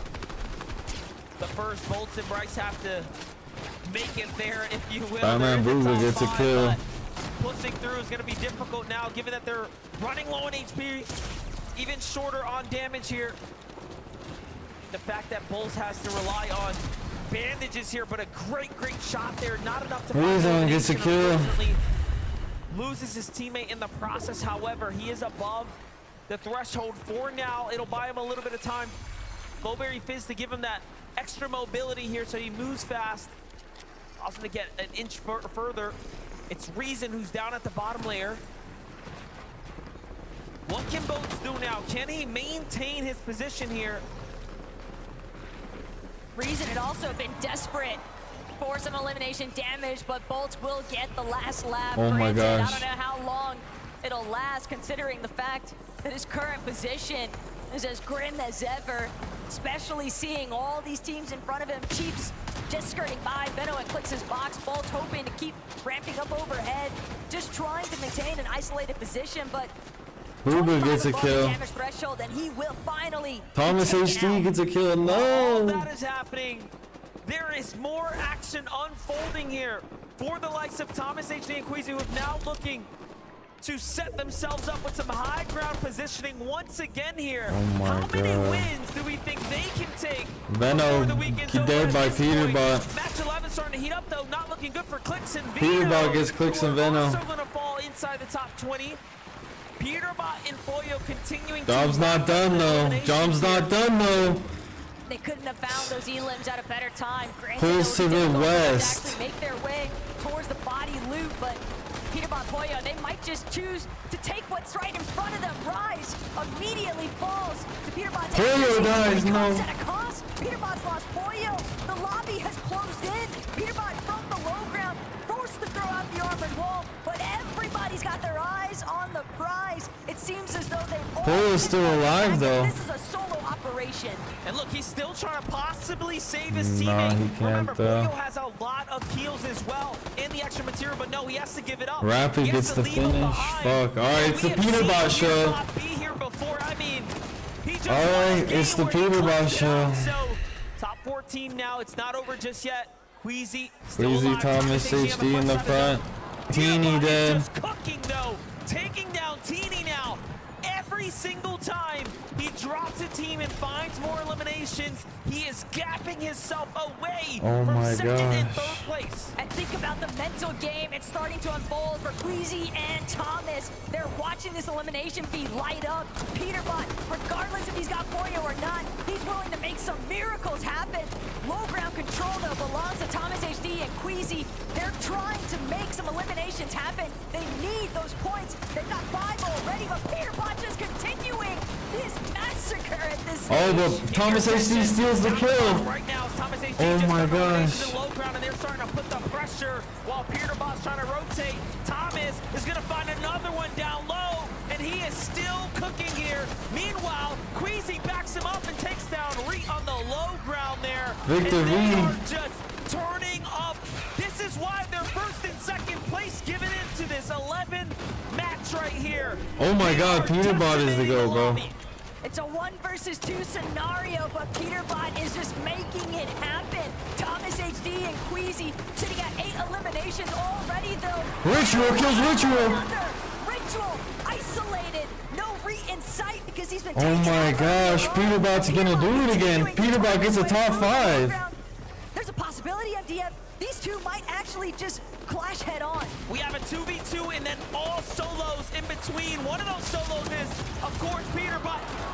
Thomas HD takes the kill. He just does not stop claiming elimination. But Peterbot gets the mats. Booga in the backside. Come out, son. It's not going to go well if you step into Peter's domain. Meanwhile, Thomas HD, Queasy are setting up the victory royale. Thomas HD, Queasy, they know. It's Peterbot and Booga. That's all my they have God. to deal with, but Peterbot gets a huge chunk out of it. But Peterbot's gonna do it. One more shot could do it. Peterbot with the refresh, continuing to break through on the low ground. He's making the impossible. And we got Booga doing it. Takes him down. Queasy versus Peterbot now. How badly do you want it? Queasy is looking for the tag. Both shots. Queasy versus Peterbot. Anyway, Peter finds the first one. Can he get the second? Peter does it. Peter does it. Peter does it. He takes it from him. This is my shit. He said, this is my world. This is my global. Oh my god. Oh my god. He did it. He took it from second place. Second place had it in his hands. Queasy had it in his hands. And he fumbled the ball. Slumped in the back. You saw that. Queasy had it in his hands and he fumbled it. Yo, he got dunked on. Queasy, the last play of the game. Peterbot, you were out of your mind there. Yeah, I don't know. So I eliminated Thomas, and then I know Queasy killed one, right? And then I just knew it was a free win because it was Queasy, not Thomas, you know what I'm saying? Oh my god. Boy, yeah, this is... I'm enjoying this. Are you enjoying this too? Yeah, I'm enjoying it. I mean, he solo clutched both our wins today, so, I mean. We started the day with you guys, a good 60 points in the lead. You guys have been toe-to-toe with Thomas and Queasy all day long. It goes down to the last game now. That has got to be the greatest way to kickstart the last game of this competition. What are you guys gonna, I mean, how do you kind of take in this moment, everyone watching around the world, everyone competing together, this is your time. Do you feel this is your time as a duo as well? Yeah, I think they're gonna land on. Yeah, I think they're gonna land on us this last game, and then we're just gonna kill them, and that'll be it. Okay, you expecting that as well? Do you think there's a chance that Thomas and Queasy may make the play and go for you guys and land where you're landing and challenge you? I think so. Okay. Maybe. I was gonna say, I've asked you guys so many questions over the course of the last 2 days. I'm gonna ask you what your favorite color is, Peterbot, and is it gold? No, it's not, but that'd be nice to win, you know what I'm saying? It would be nice. One more time, would you give it up for Peterbot and Pollo? We could not have asked for a greater way to go into our final Game 12. It is so close now. FNCS Global Championships 2024 could not have asked for a better way to close things out. Do not go anywhere. Stay exactly where you are, because after this, we'll be crowning our champions. We'll see you in a bit.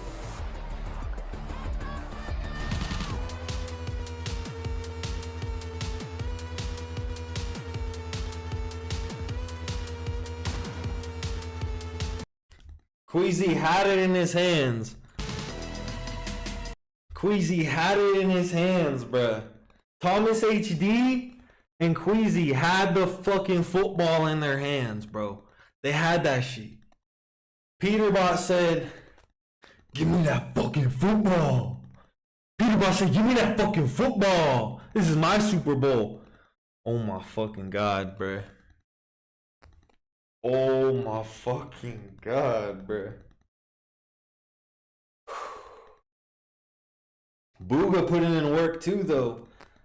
Booga distracting Queasy while Peterbot grabs Thomas HD. Oh my God. Peterbot literally killed Thomas HD and Queasy to fucking clutch up the first place. 1 game left. 1 game left to prove who is the GOAT. 1 game left. Who will do it? The score is close enough where if Peterbot and Pollo die off spawn, it could easily flip. You know what I'm saying? We easily could get Queasy and Thomas HD landing at the raft and just saying, fuck it, let's just go fight Peterbot and Pollo right off spawn. You know what I'm saying? Like, it could be Peterbot and Pollo fighting off spawn right now. Just what an absolutely crazy situation.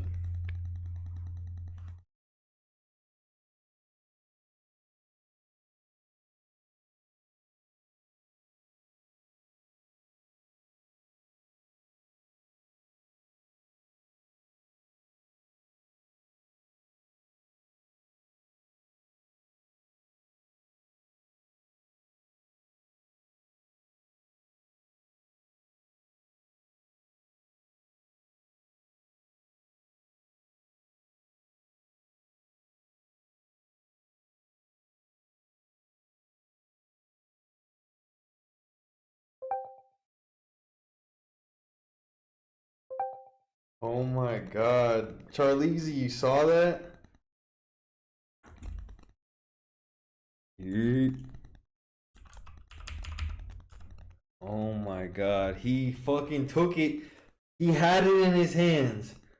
Queasy had it in his hands. If he just murks Peterbot, he can get the dub. He can get first place. Thomas HD can get first place, but he chokes. Peterbot said, give me that fucking football.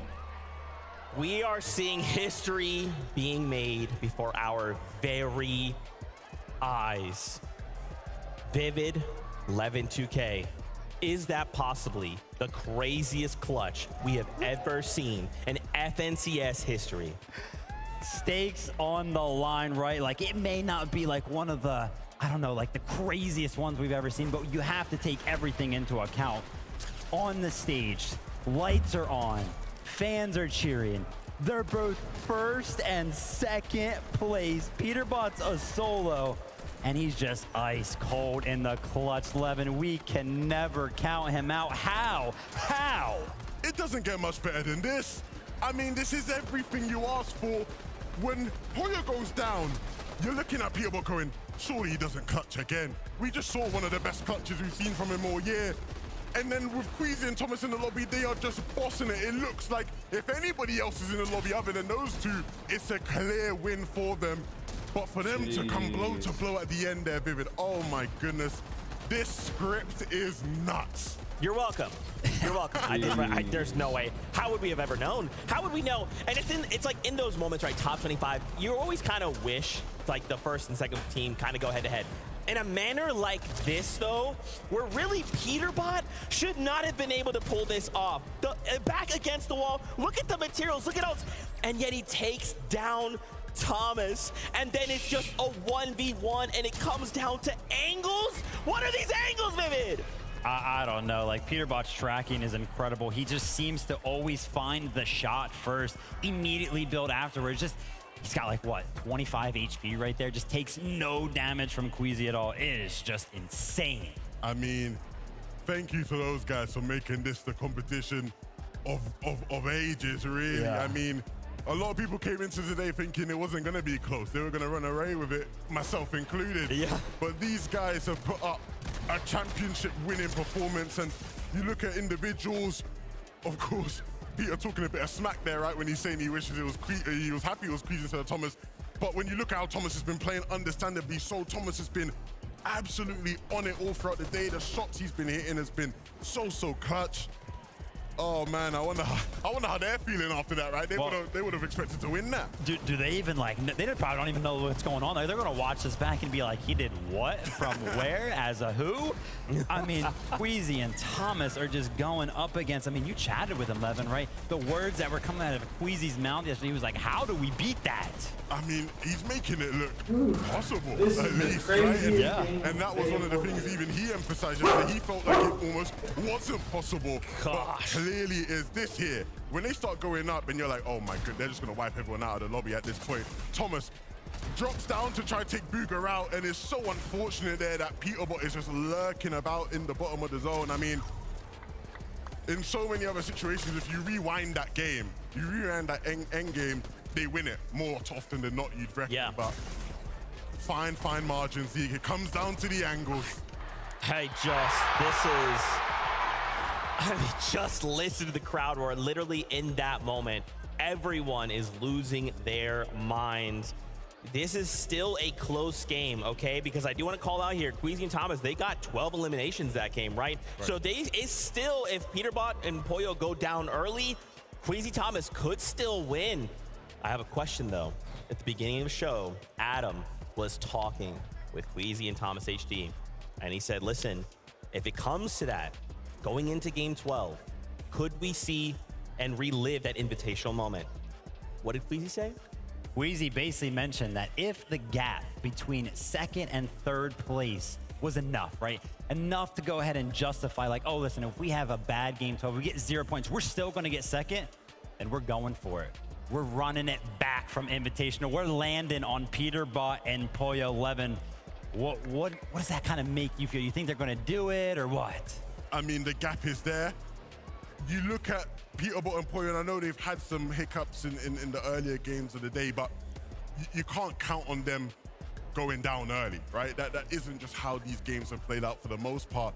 And so if you really want to win, you want to take home that championship like we know Queasy and Thomas do, there is one play that can guarantee you that championship, and that is landing on them, taking the raft away from them, and winning out the game. That's way too scary, though. Are we really saying we think they're going to commit to a raft? There's already duos there, and you know for those other duos are thinking we've got to slow them down. This could be an all-out fight at the raft. I wouldn't be able to do it. I wouldn't be able to make the call. Like, could you imagine being Queasy or Thomas? Who's making that call? How do you make that call?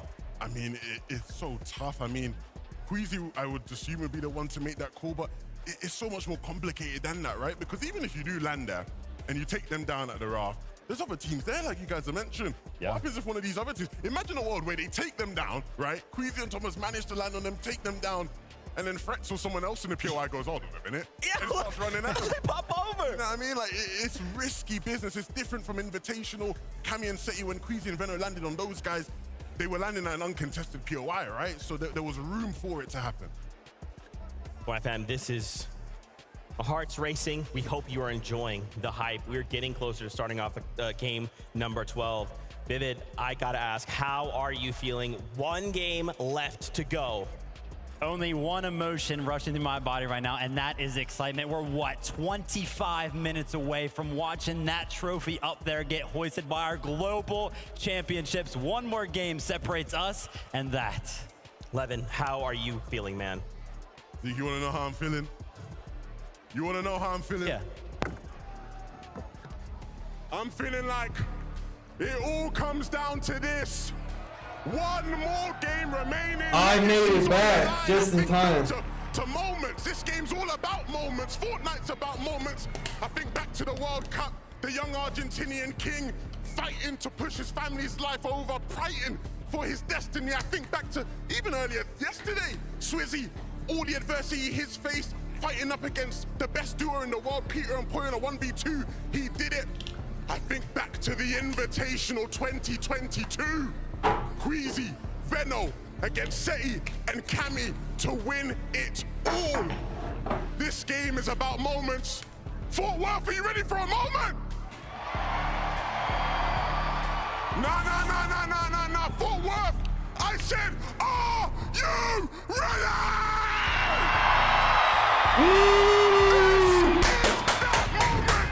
This is the moment. Game number 12 starts now.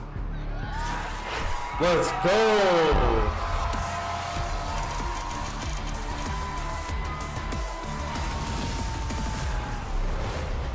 And it couldn't be said any better. Match 12 is here, and the competition has never been closer. Absolute chills listening to Levin, but he has a point here, MDF. This game is all about seizing the right moment. Poyo and Peterbot flying in to the raft. Company Everybody made them, it. but no Queasy and Thomas in sight. But you do have Denoth and Tinker still here. Peterbot and Poyo will have to make it out of the drop. They will have to make all the way to endgame here to meet Thomas, HD, and Queasy to run it back one more time. Eliminations are going to be huge here for Poyo and Peterbot as they get to have a chance to open up the point discrepancy. This is anything but a detriment, though, as far as Poyo and Peterbot are concerned. Denoth and Tinka nearly helping them tally up an additional 6 points if they're not careful. All the while, Thomas, Queasy, they've just landed touchdown home base here at Research Rock.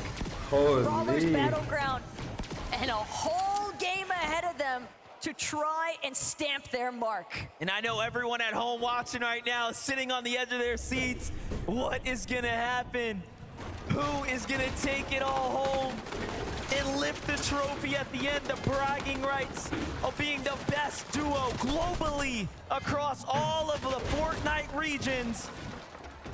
Kovacs and Huddy still have so much to fight for as well, given that their podium finish is up on the line here. Let's not forget, third place is still a huge jump up in prizing and bragging.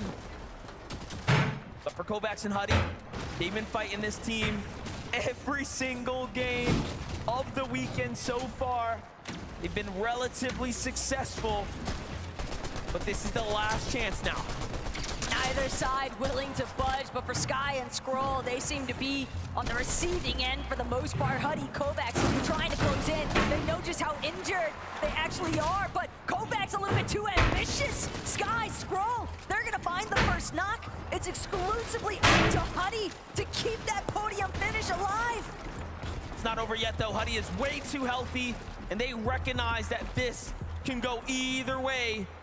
Given how consistent he's been, beautiful tag right there onto one duo. Can he get the second? Surely he can, but the damage has been done, and he's forced onto the back foot, starting to run out of mats now. Armor wall comes out. Things are looking really dicey now for Huddy. There's only so many ways that Huddy could actually choose to escape from this current position, however, and Scroll recognizes that fact. Scroll's gonna find that final elimination. Huddy and Kovacs have had a phenomenal run, but it's cut short. Poyo Peterbot doing the same currently to Trashy and Threats. And now, there's no friends in sight. Everyone at the raft must go. Peterbot and Poyo need more points, and they want to start opening up the gap here. Trashy's gonna be the first to fall now. Oh my gosh. That final elimination having been established there for Poyo and Oh Peterbot. my gosh. We've got a moment to take a Take listen in. Some of our teams. Wait for the cameras. I'm gonna more craft, yeah? I just know the streams are going like, is Queasy gonna do it? Is he gonna do it? Alright, bro. Let's get it. Fist bump, bro.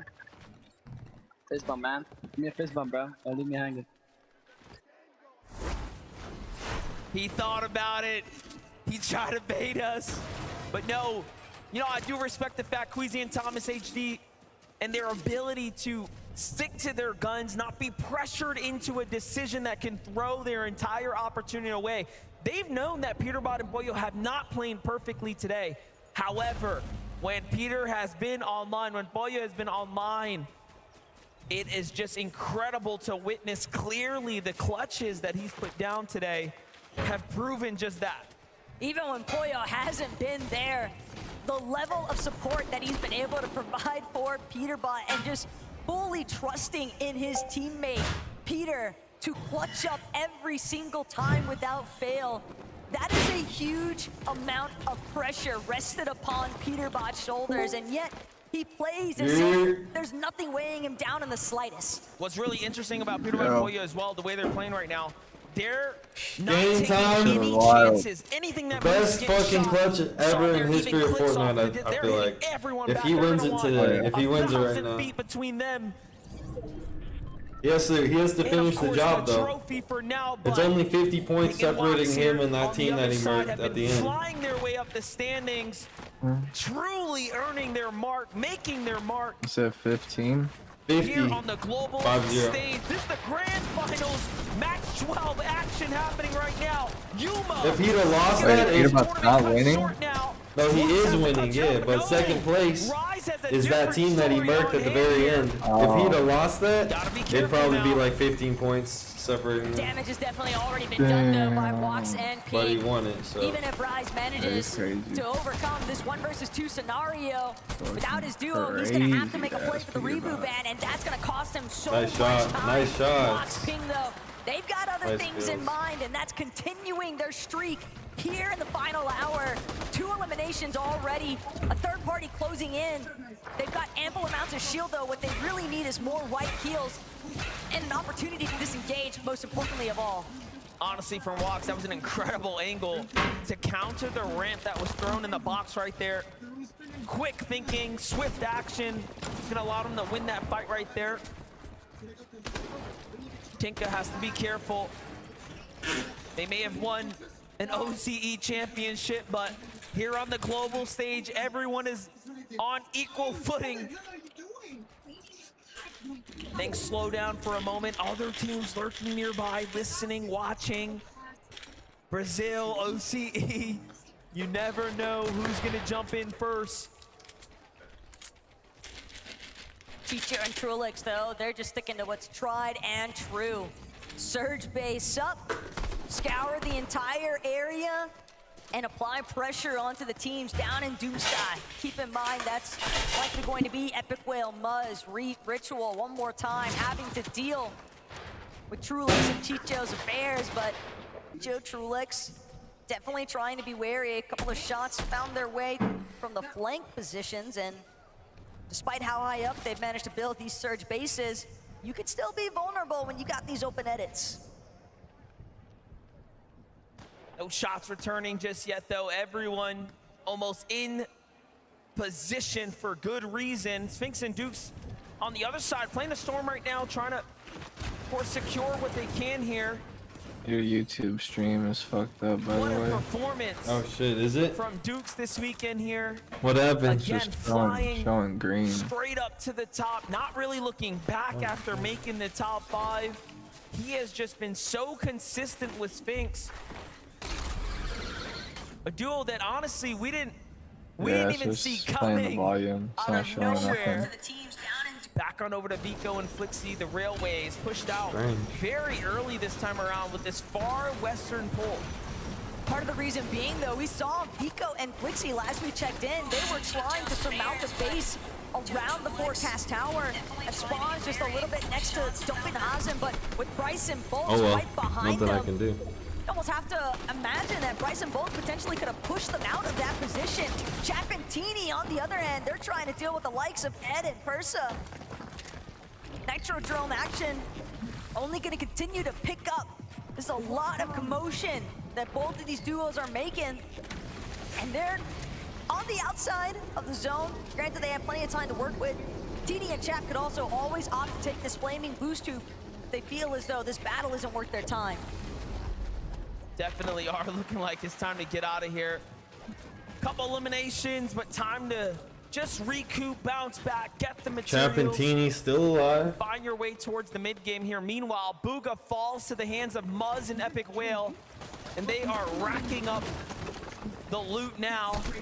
Other teams are still here at the Doomstot though. Big rotates coming in, it seems like, from Reet and Ritual. Mapoli and Zoyota as well. Just lurking, trying to find an opportunity here to pounce in. That was a big set of eliminations, though, that Muzz and Epic Whale managed to find. And the fact that it was on to Aviv and Bugha can be crushing when you consider that they had started to surmount the comeback potential, trying to maintain the top 10. Aviv unable to get the revive. Respect the commitment, but Muzz and Epic Whale just a little bit Bugha's too slow on the tournament is blocks. over. Queasy and Thomas HD making a questionable rotation right here. But they have good shield. Here, the crowd cheering as Thomas HD and Queasy come into view one more time. They're heading straight for this weapons bunker south of the Nitrodrome, and there's already company nearby. So instead, they might opt to pivot, take this flaming boost tube instead, Flowberry Fizz, and it's a fast rotate. They're on the move right now, Swizzy and Yapko as well, just outside the Grim Great. Trapped in between Murstache and Malibuca in the distance. A bunker here, of course, being the big upgrade to their loadout. The fact that they get this bunker completely uncontested makes a huge difference as well. You gotta be cheating. Yapko with a single elim right now, starting to cap out on material. This is where focus will start to shift into where do they want to base down for the mid game. Jumping in with Pollo and Peterbot. You can see who's on the way here without giving it away. There is a very clear, determined play in motion right now to intercept this duo. At the same time, though, you've got to time it right. Queasy and Thomas know Pollo and Peterbot, as long as they have Emma Frost reveal Medallion, every 50 seconds, that marker is going to go out. It is essentially full view of everyone surrounding you, and a big credit for as to why Peterbot has been able to find those two solo clutches for the victory royales here today. Nice. He's gonna take a lot of damage there. It's time for Squeezy to possibly step up here, but Bakken Pars just gonna back up, play that high ground, play that angle. More time from behind. This is a huge setback now for Queasy here, forced to heal. Loadout looking pretty scrappy as well, given that they don't have big upgraded weaponry, right? They could use a bunker, they could use an elite chest or something. They definitely need something. They've at least got mats to work with, though, and that could be the ultimate difference maker. Rift Island spawning off in the distance. Cachorro. Peterbot and Pollo get the island. That'll be first to the Oh top. my Capture point God. in sight. And with the control of Rift Island nearly underway, Pollo, Peterbot from this position sitting just inside of the zone as well.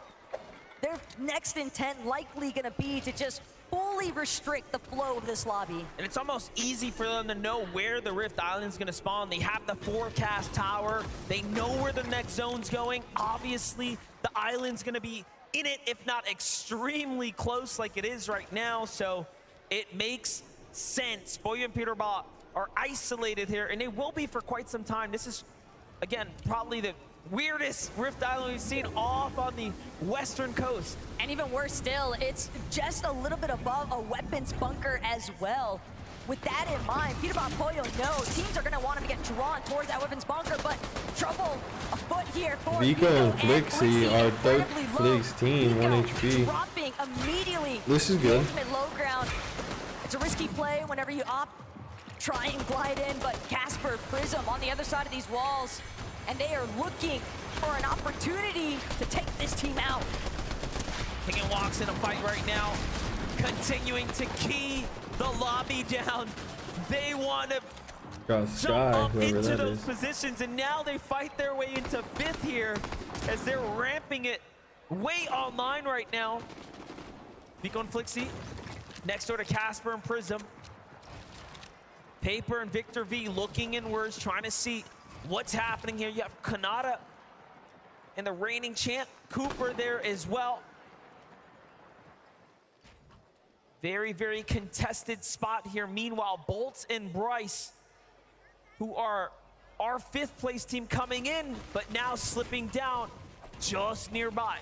But Bryce and Bolts, they're still slinking around Restored Reels, and they can hear all of the action, all of the shots being fired just west of them, sometimes a little bit south. Bolts, Bryce, scavenging everything that remains here inside of Restored Reels, but nice.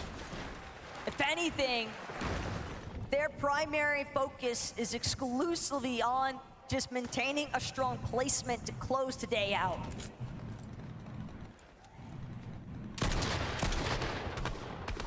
Great tags from Chicho. Every time we've jumped in, he is just on it with Trulex here. They have played very, very well.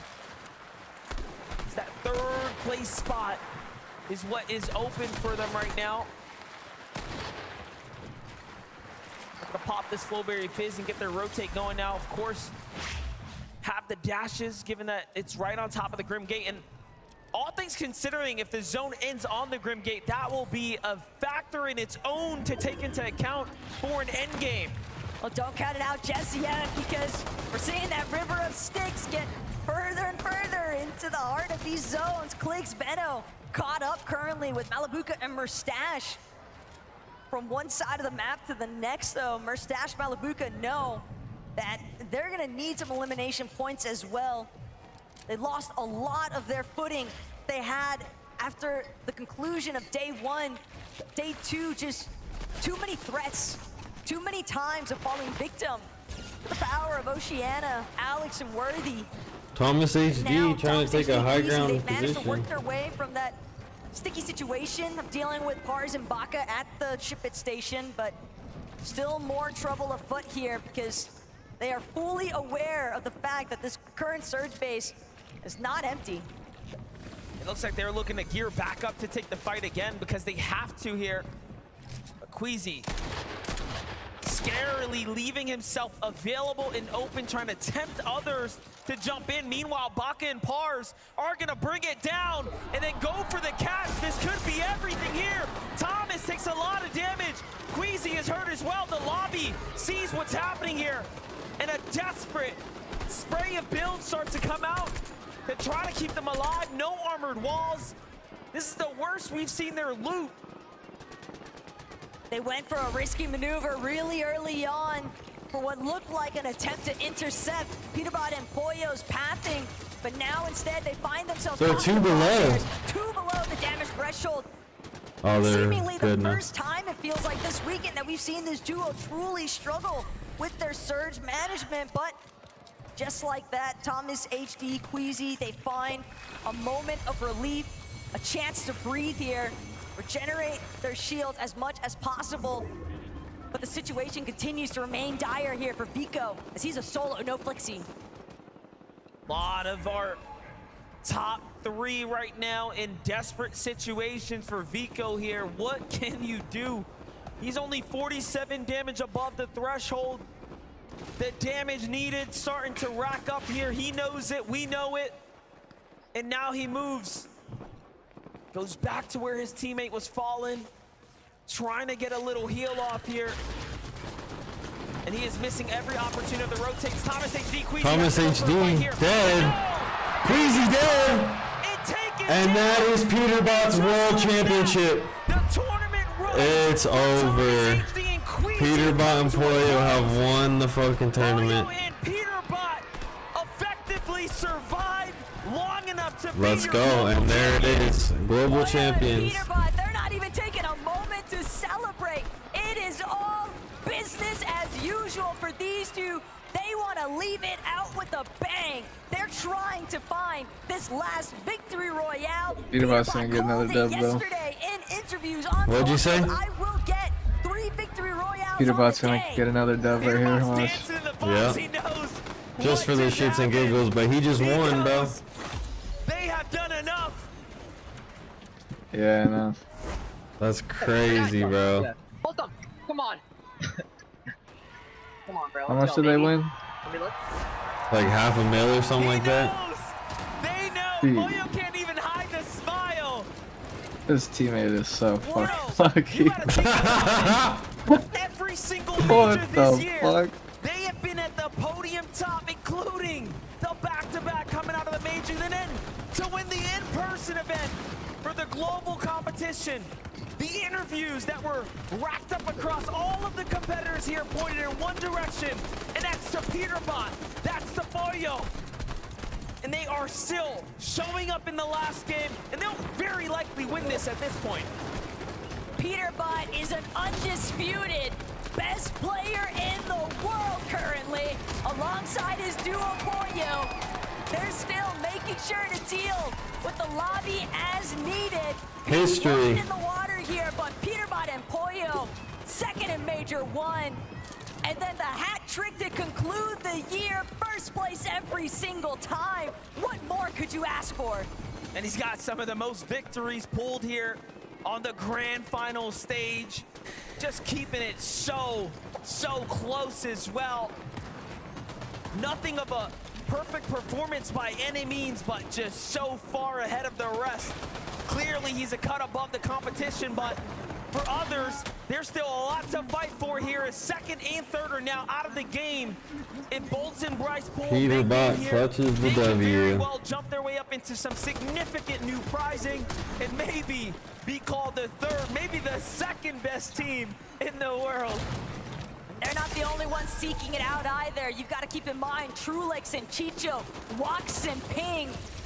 Also, Sphinx and Dukes had a little bit of a slip-in, but everyone is still within striking range, depending on who actually closes out. Lobby number 12, Bolts with the elimination from afar. It's going to be Baka that falls. Pars now a victim of the surge damage takes as well as the focus of the lobby, and he's taken out.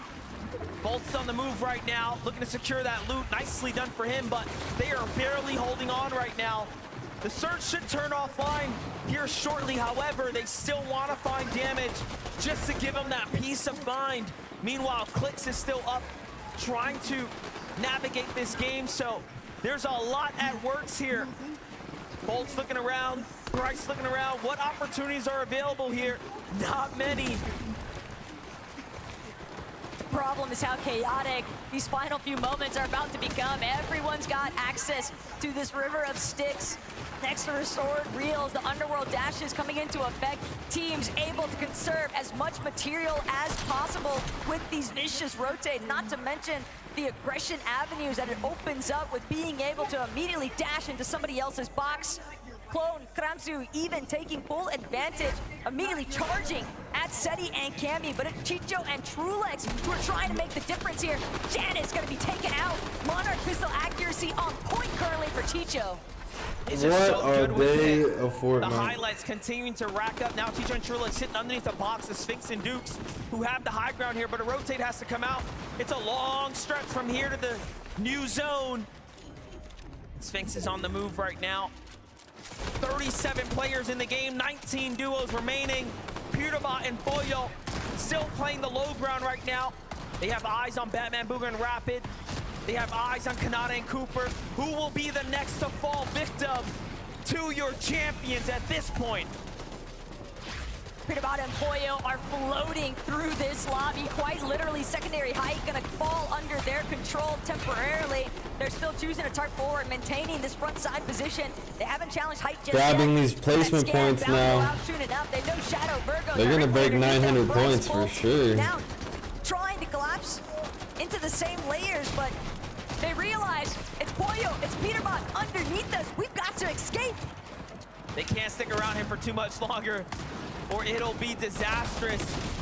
And what a storybook finish for Peterbot and Poyo 2. They used to be the kings of Grim Gate. Let's not forget it. They play very well with the Underworld dashes at their disposal. Bolt and Bryce up against Phaser and King now. They are very, very weak. However, the Surge is gets a online, kill. and they're taking a lot of damage here. And Bryce and Bolts fall now. Walks, Pink, Trulex, Chicho, bound to have smiles from cheek to cheek, but the job's not finished. They've got to keep powering through. Same could be said here for Poyo and Peterbot. They've already secured the global championship, but they don't even care. They still want more. Still makes you wonder how much harder everyone will need to work. They want to win this one and take it from Peterbot and Poyo, because look at what they're doing. They want to close out They're taking height. Bastion, and Brazilian duo up top of Ed and Persa are standing in their way, and Poyo wants nothing to do with it. Poyo, Peterbot, they know only one player is between themselves and Hype. Instead, they will drop momentarily. They've already got an elimination. Peterbot's still looking for more, though. Armored Wall's going to cut him off for the time being, but Peterbot, Poyo, they find King. Another 6 points added to the tab, and it's not done yet. They're going to heal all the way up now. A little bit of mass to work with here, too, but they still need a bit more. Still looking for Ed, still looking for Persa, looking to break out the build. And I think they're up top, but no. This is them they right have there. everything to themselves now, but no material to work with. Batman, Bugha, and Rapid, they can tell up ahead. Teams pressuring onto their ceilings, but again, Teeny, Jap, has already fallen, and Teeny just trying to do what he can to navigate the chaos. He sees Rapid go down. He wants to make his way to the body loop, but he's not going to be able to scurry any longer. Immediately taken out by Poyo nonetheless. Peterbot finds Teeny all the while. Virgo next to fall. And Trulex, Chicho just doing what they can to survive. And look at who jumps down once again. Peterbot, Poyo finding all these angles onto everyone. Meanwhile, Chicho lurking on the low ground takes out the immediate competition, securing their 3rd place. Peterbot, though, wants to win here. He's looking to take it from Reet. Reet claps back with a huge shot. Things have to slow down now. Poyo comes up to support his teammate. The scan comes out. They know where everyone's at. The med kit is there as well. Poyo, the perfect partner in crime for what is unfolding here right now. And just a couple of duels left. They don't have a lot of HP. Poyo looking to show them what he is made of. Poyo and Peterbot have had so much time now to recuperate what they lost as far as health is concerned.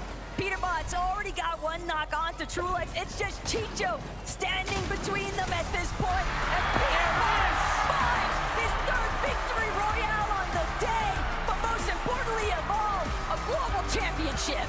The undisputed 2024 champion, Poyo, Peterbot, taking home in the only way they know how, and that is with a victory royale. Congratulations. Everything was for this moment.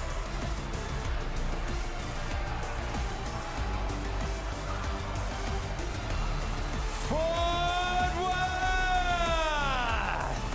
Would you please give it everything you've got for the FNCS Global Champions 2024, Peterbot and Poyo!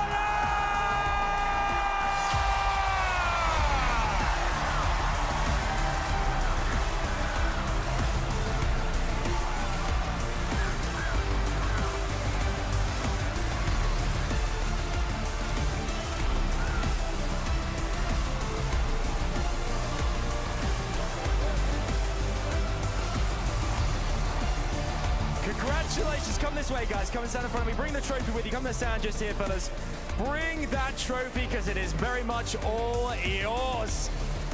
Wow, you've done it. The Global Champions Fort Worth!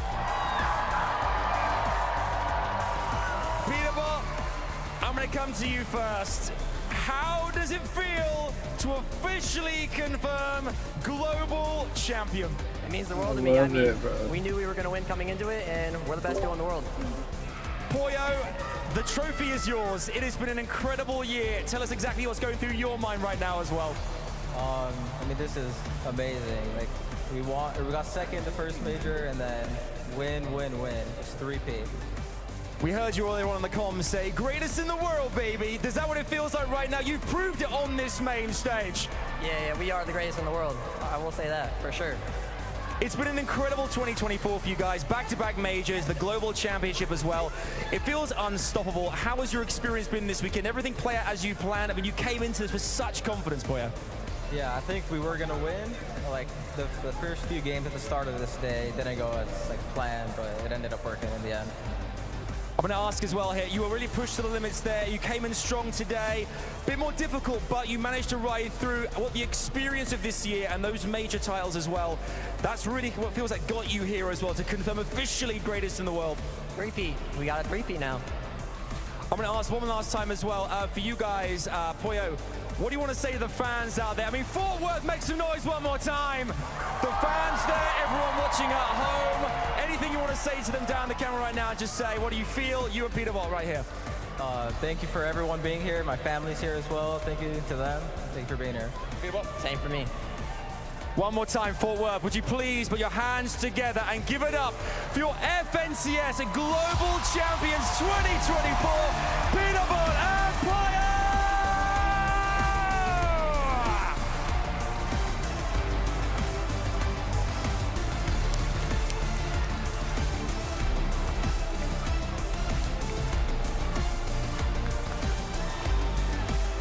There you have it.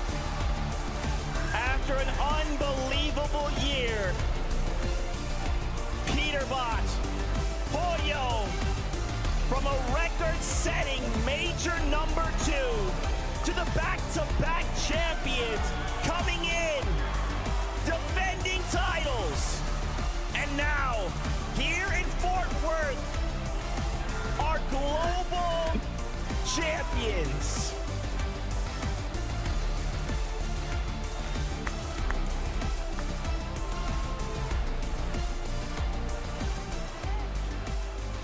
Gentlemen, take a deep breath. I don't need a deep breath. You don't need a deep breath. I love it. Guys, I want you to just bask in that for a moment. You've done it. You set an unbelievable record in Major 2. You back-to-back in Major 3. And then you take it that one step further.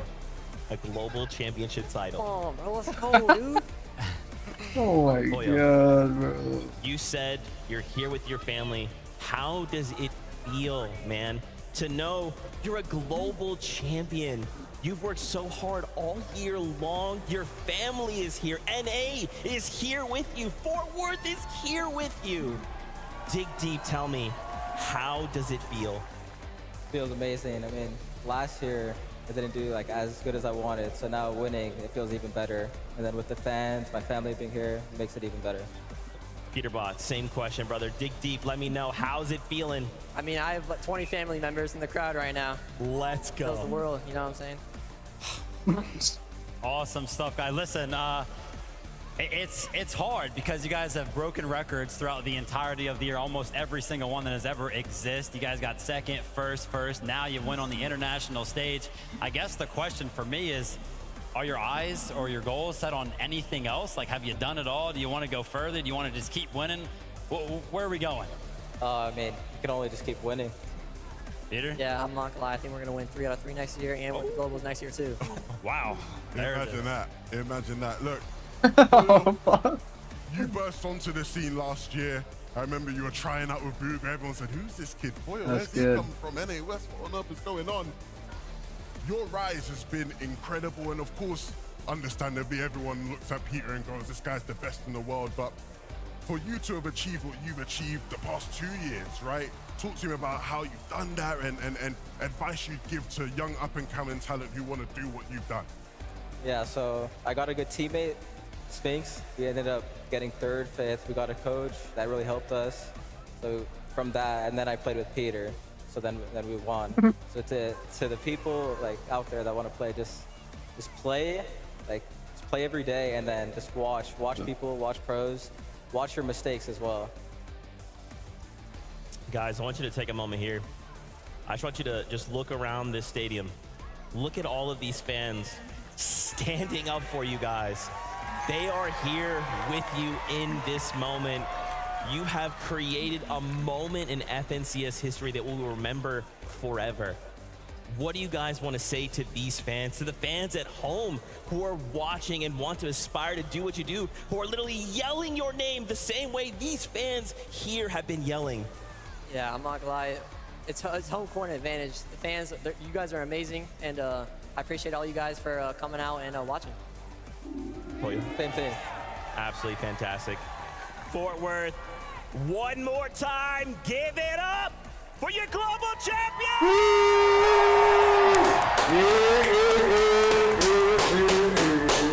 Guys, thank you so much. Grab your trophy, get out of here, go celebrate. We'll take those headsets from you. Congrats, bro. Hey. That's right, go on. One more time, Dickies Arena, let them hear it!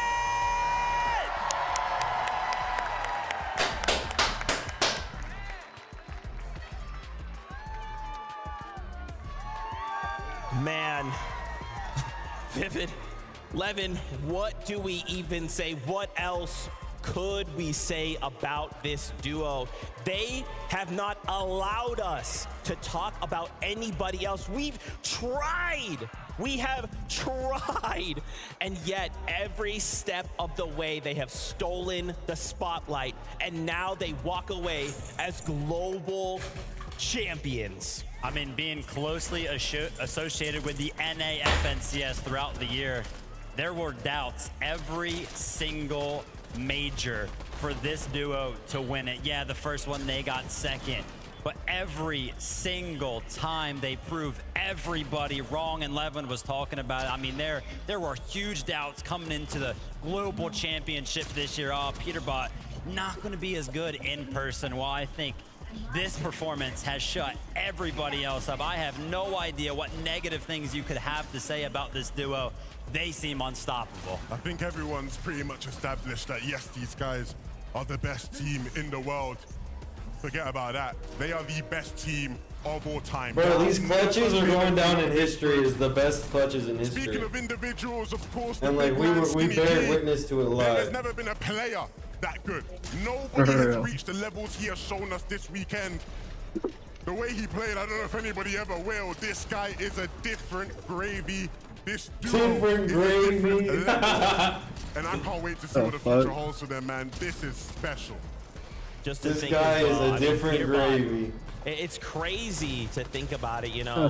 He is just this star, but behind every star, there's always that player to help him shine brighter. Poyo, it didn't matter the situations. He was always right there with Peterbot. In those situations where it looked bleak, I mean, even in that last game, Peterbot gets absolutely cracked and is recoiling, and Poyo is there instantly. Here's the med kit. Get back in the fight. This is the last game. We must win. Sometimes it's hard to visualize. Sometimes it's hard to quantify, right? Just looking at the pure statistics. But these type of performances from Peterbot were not happening before teamed up with Poyo. There is something special about the chemistry of this duo. And why it may not always be obvious, it is definitely there.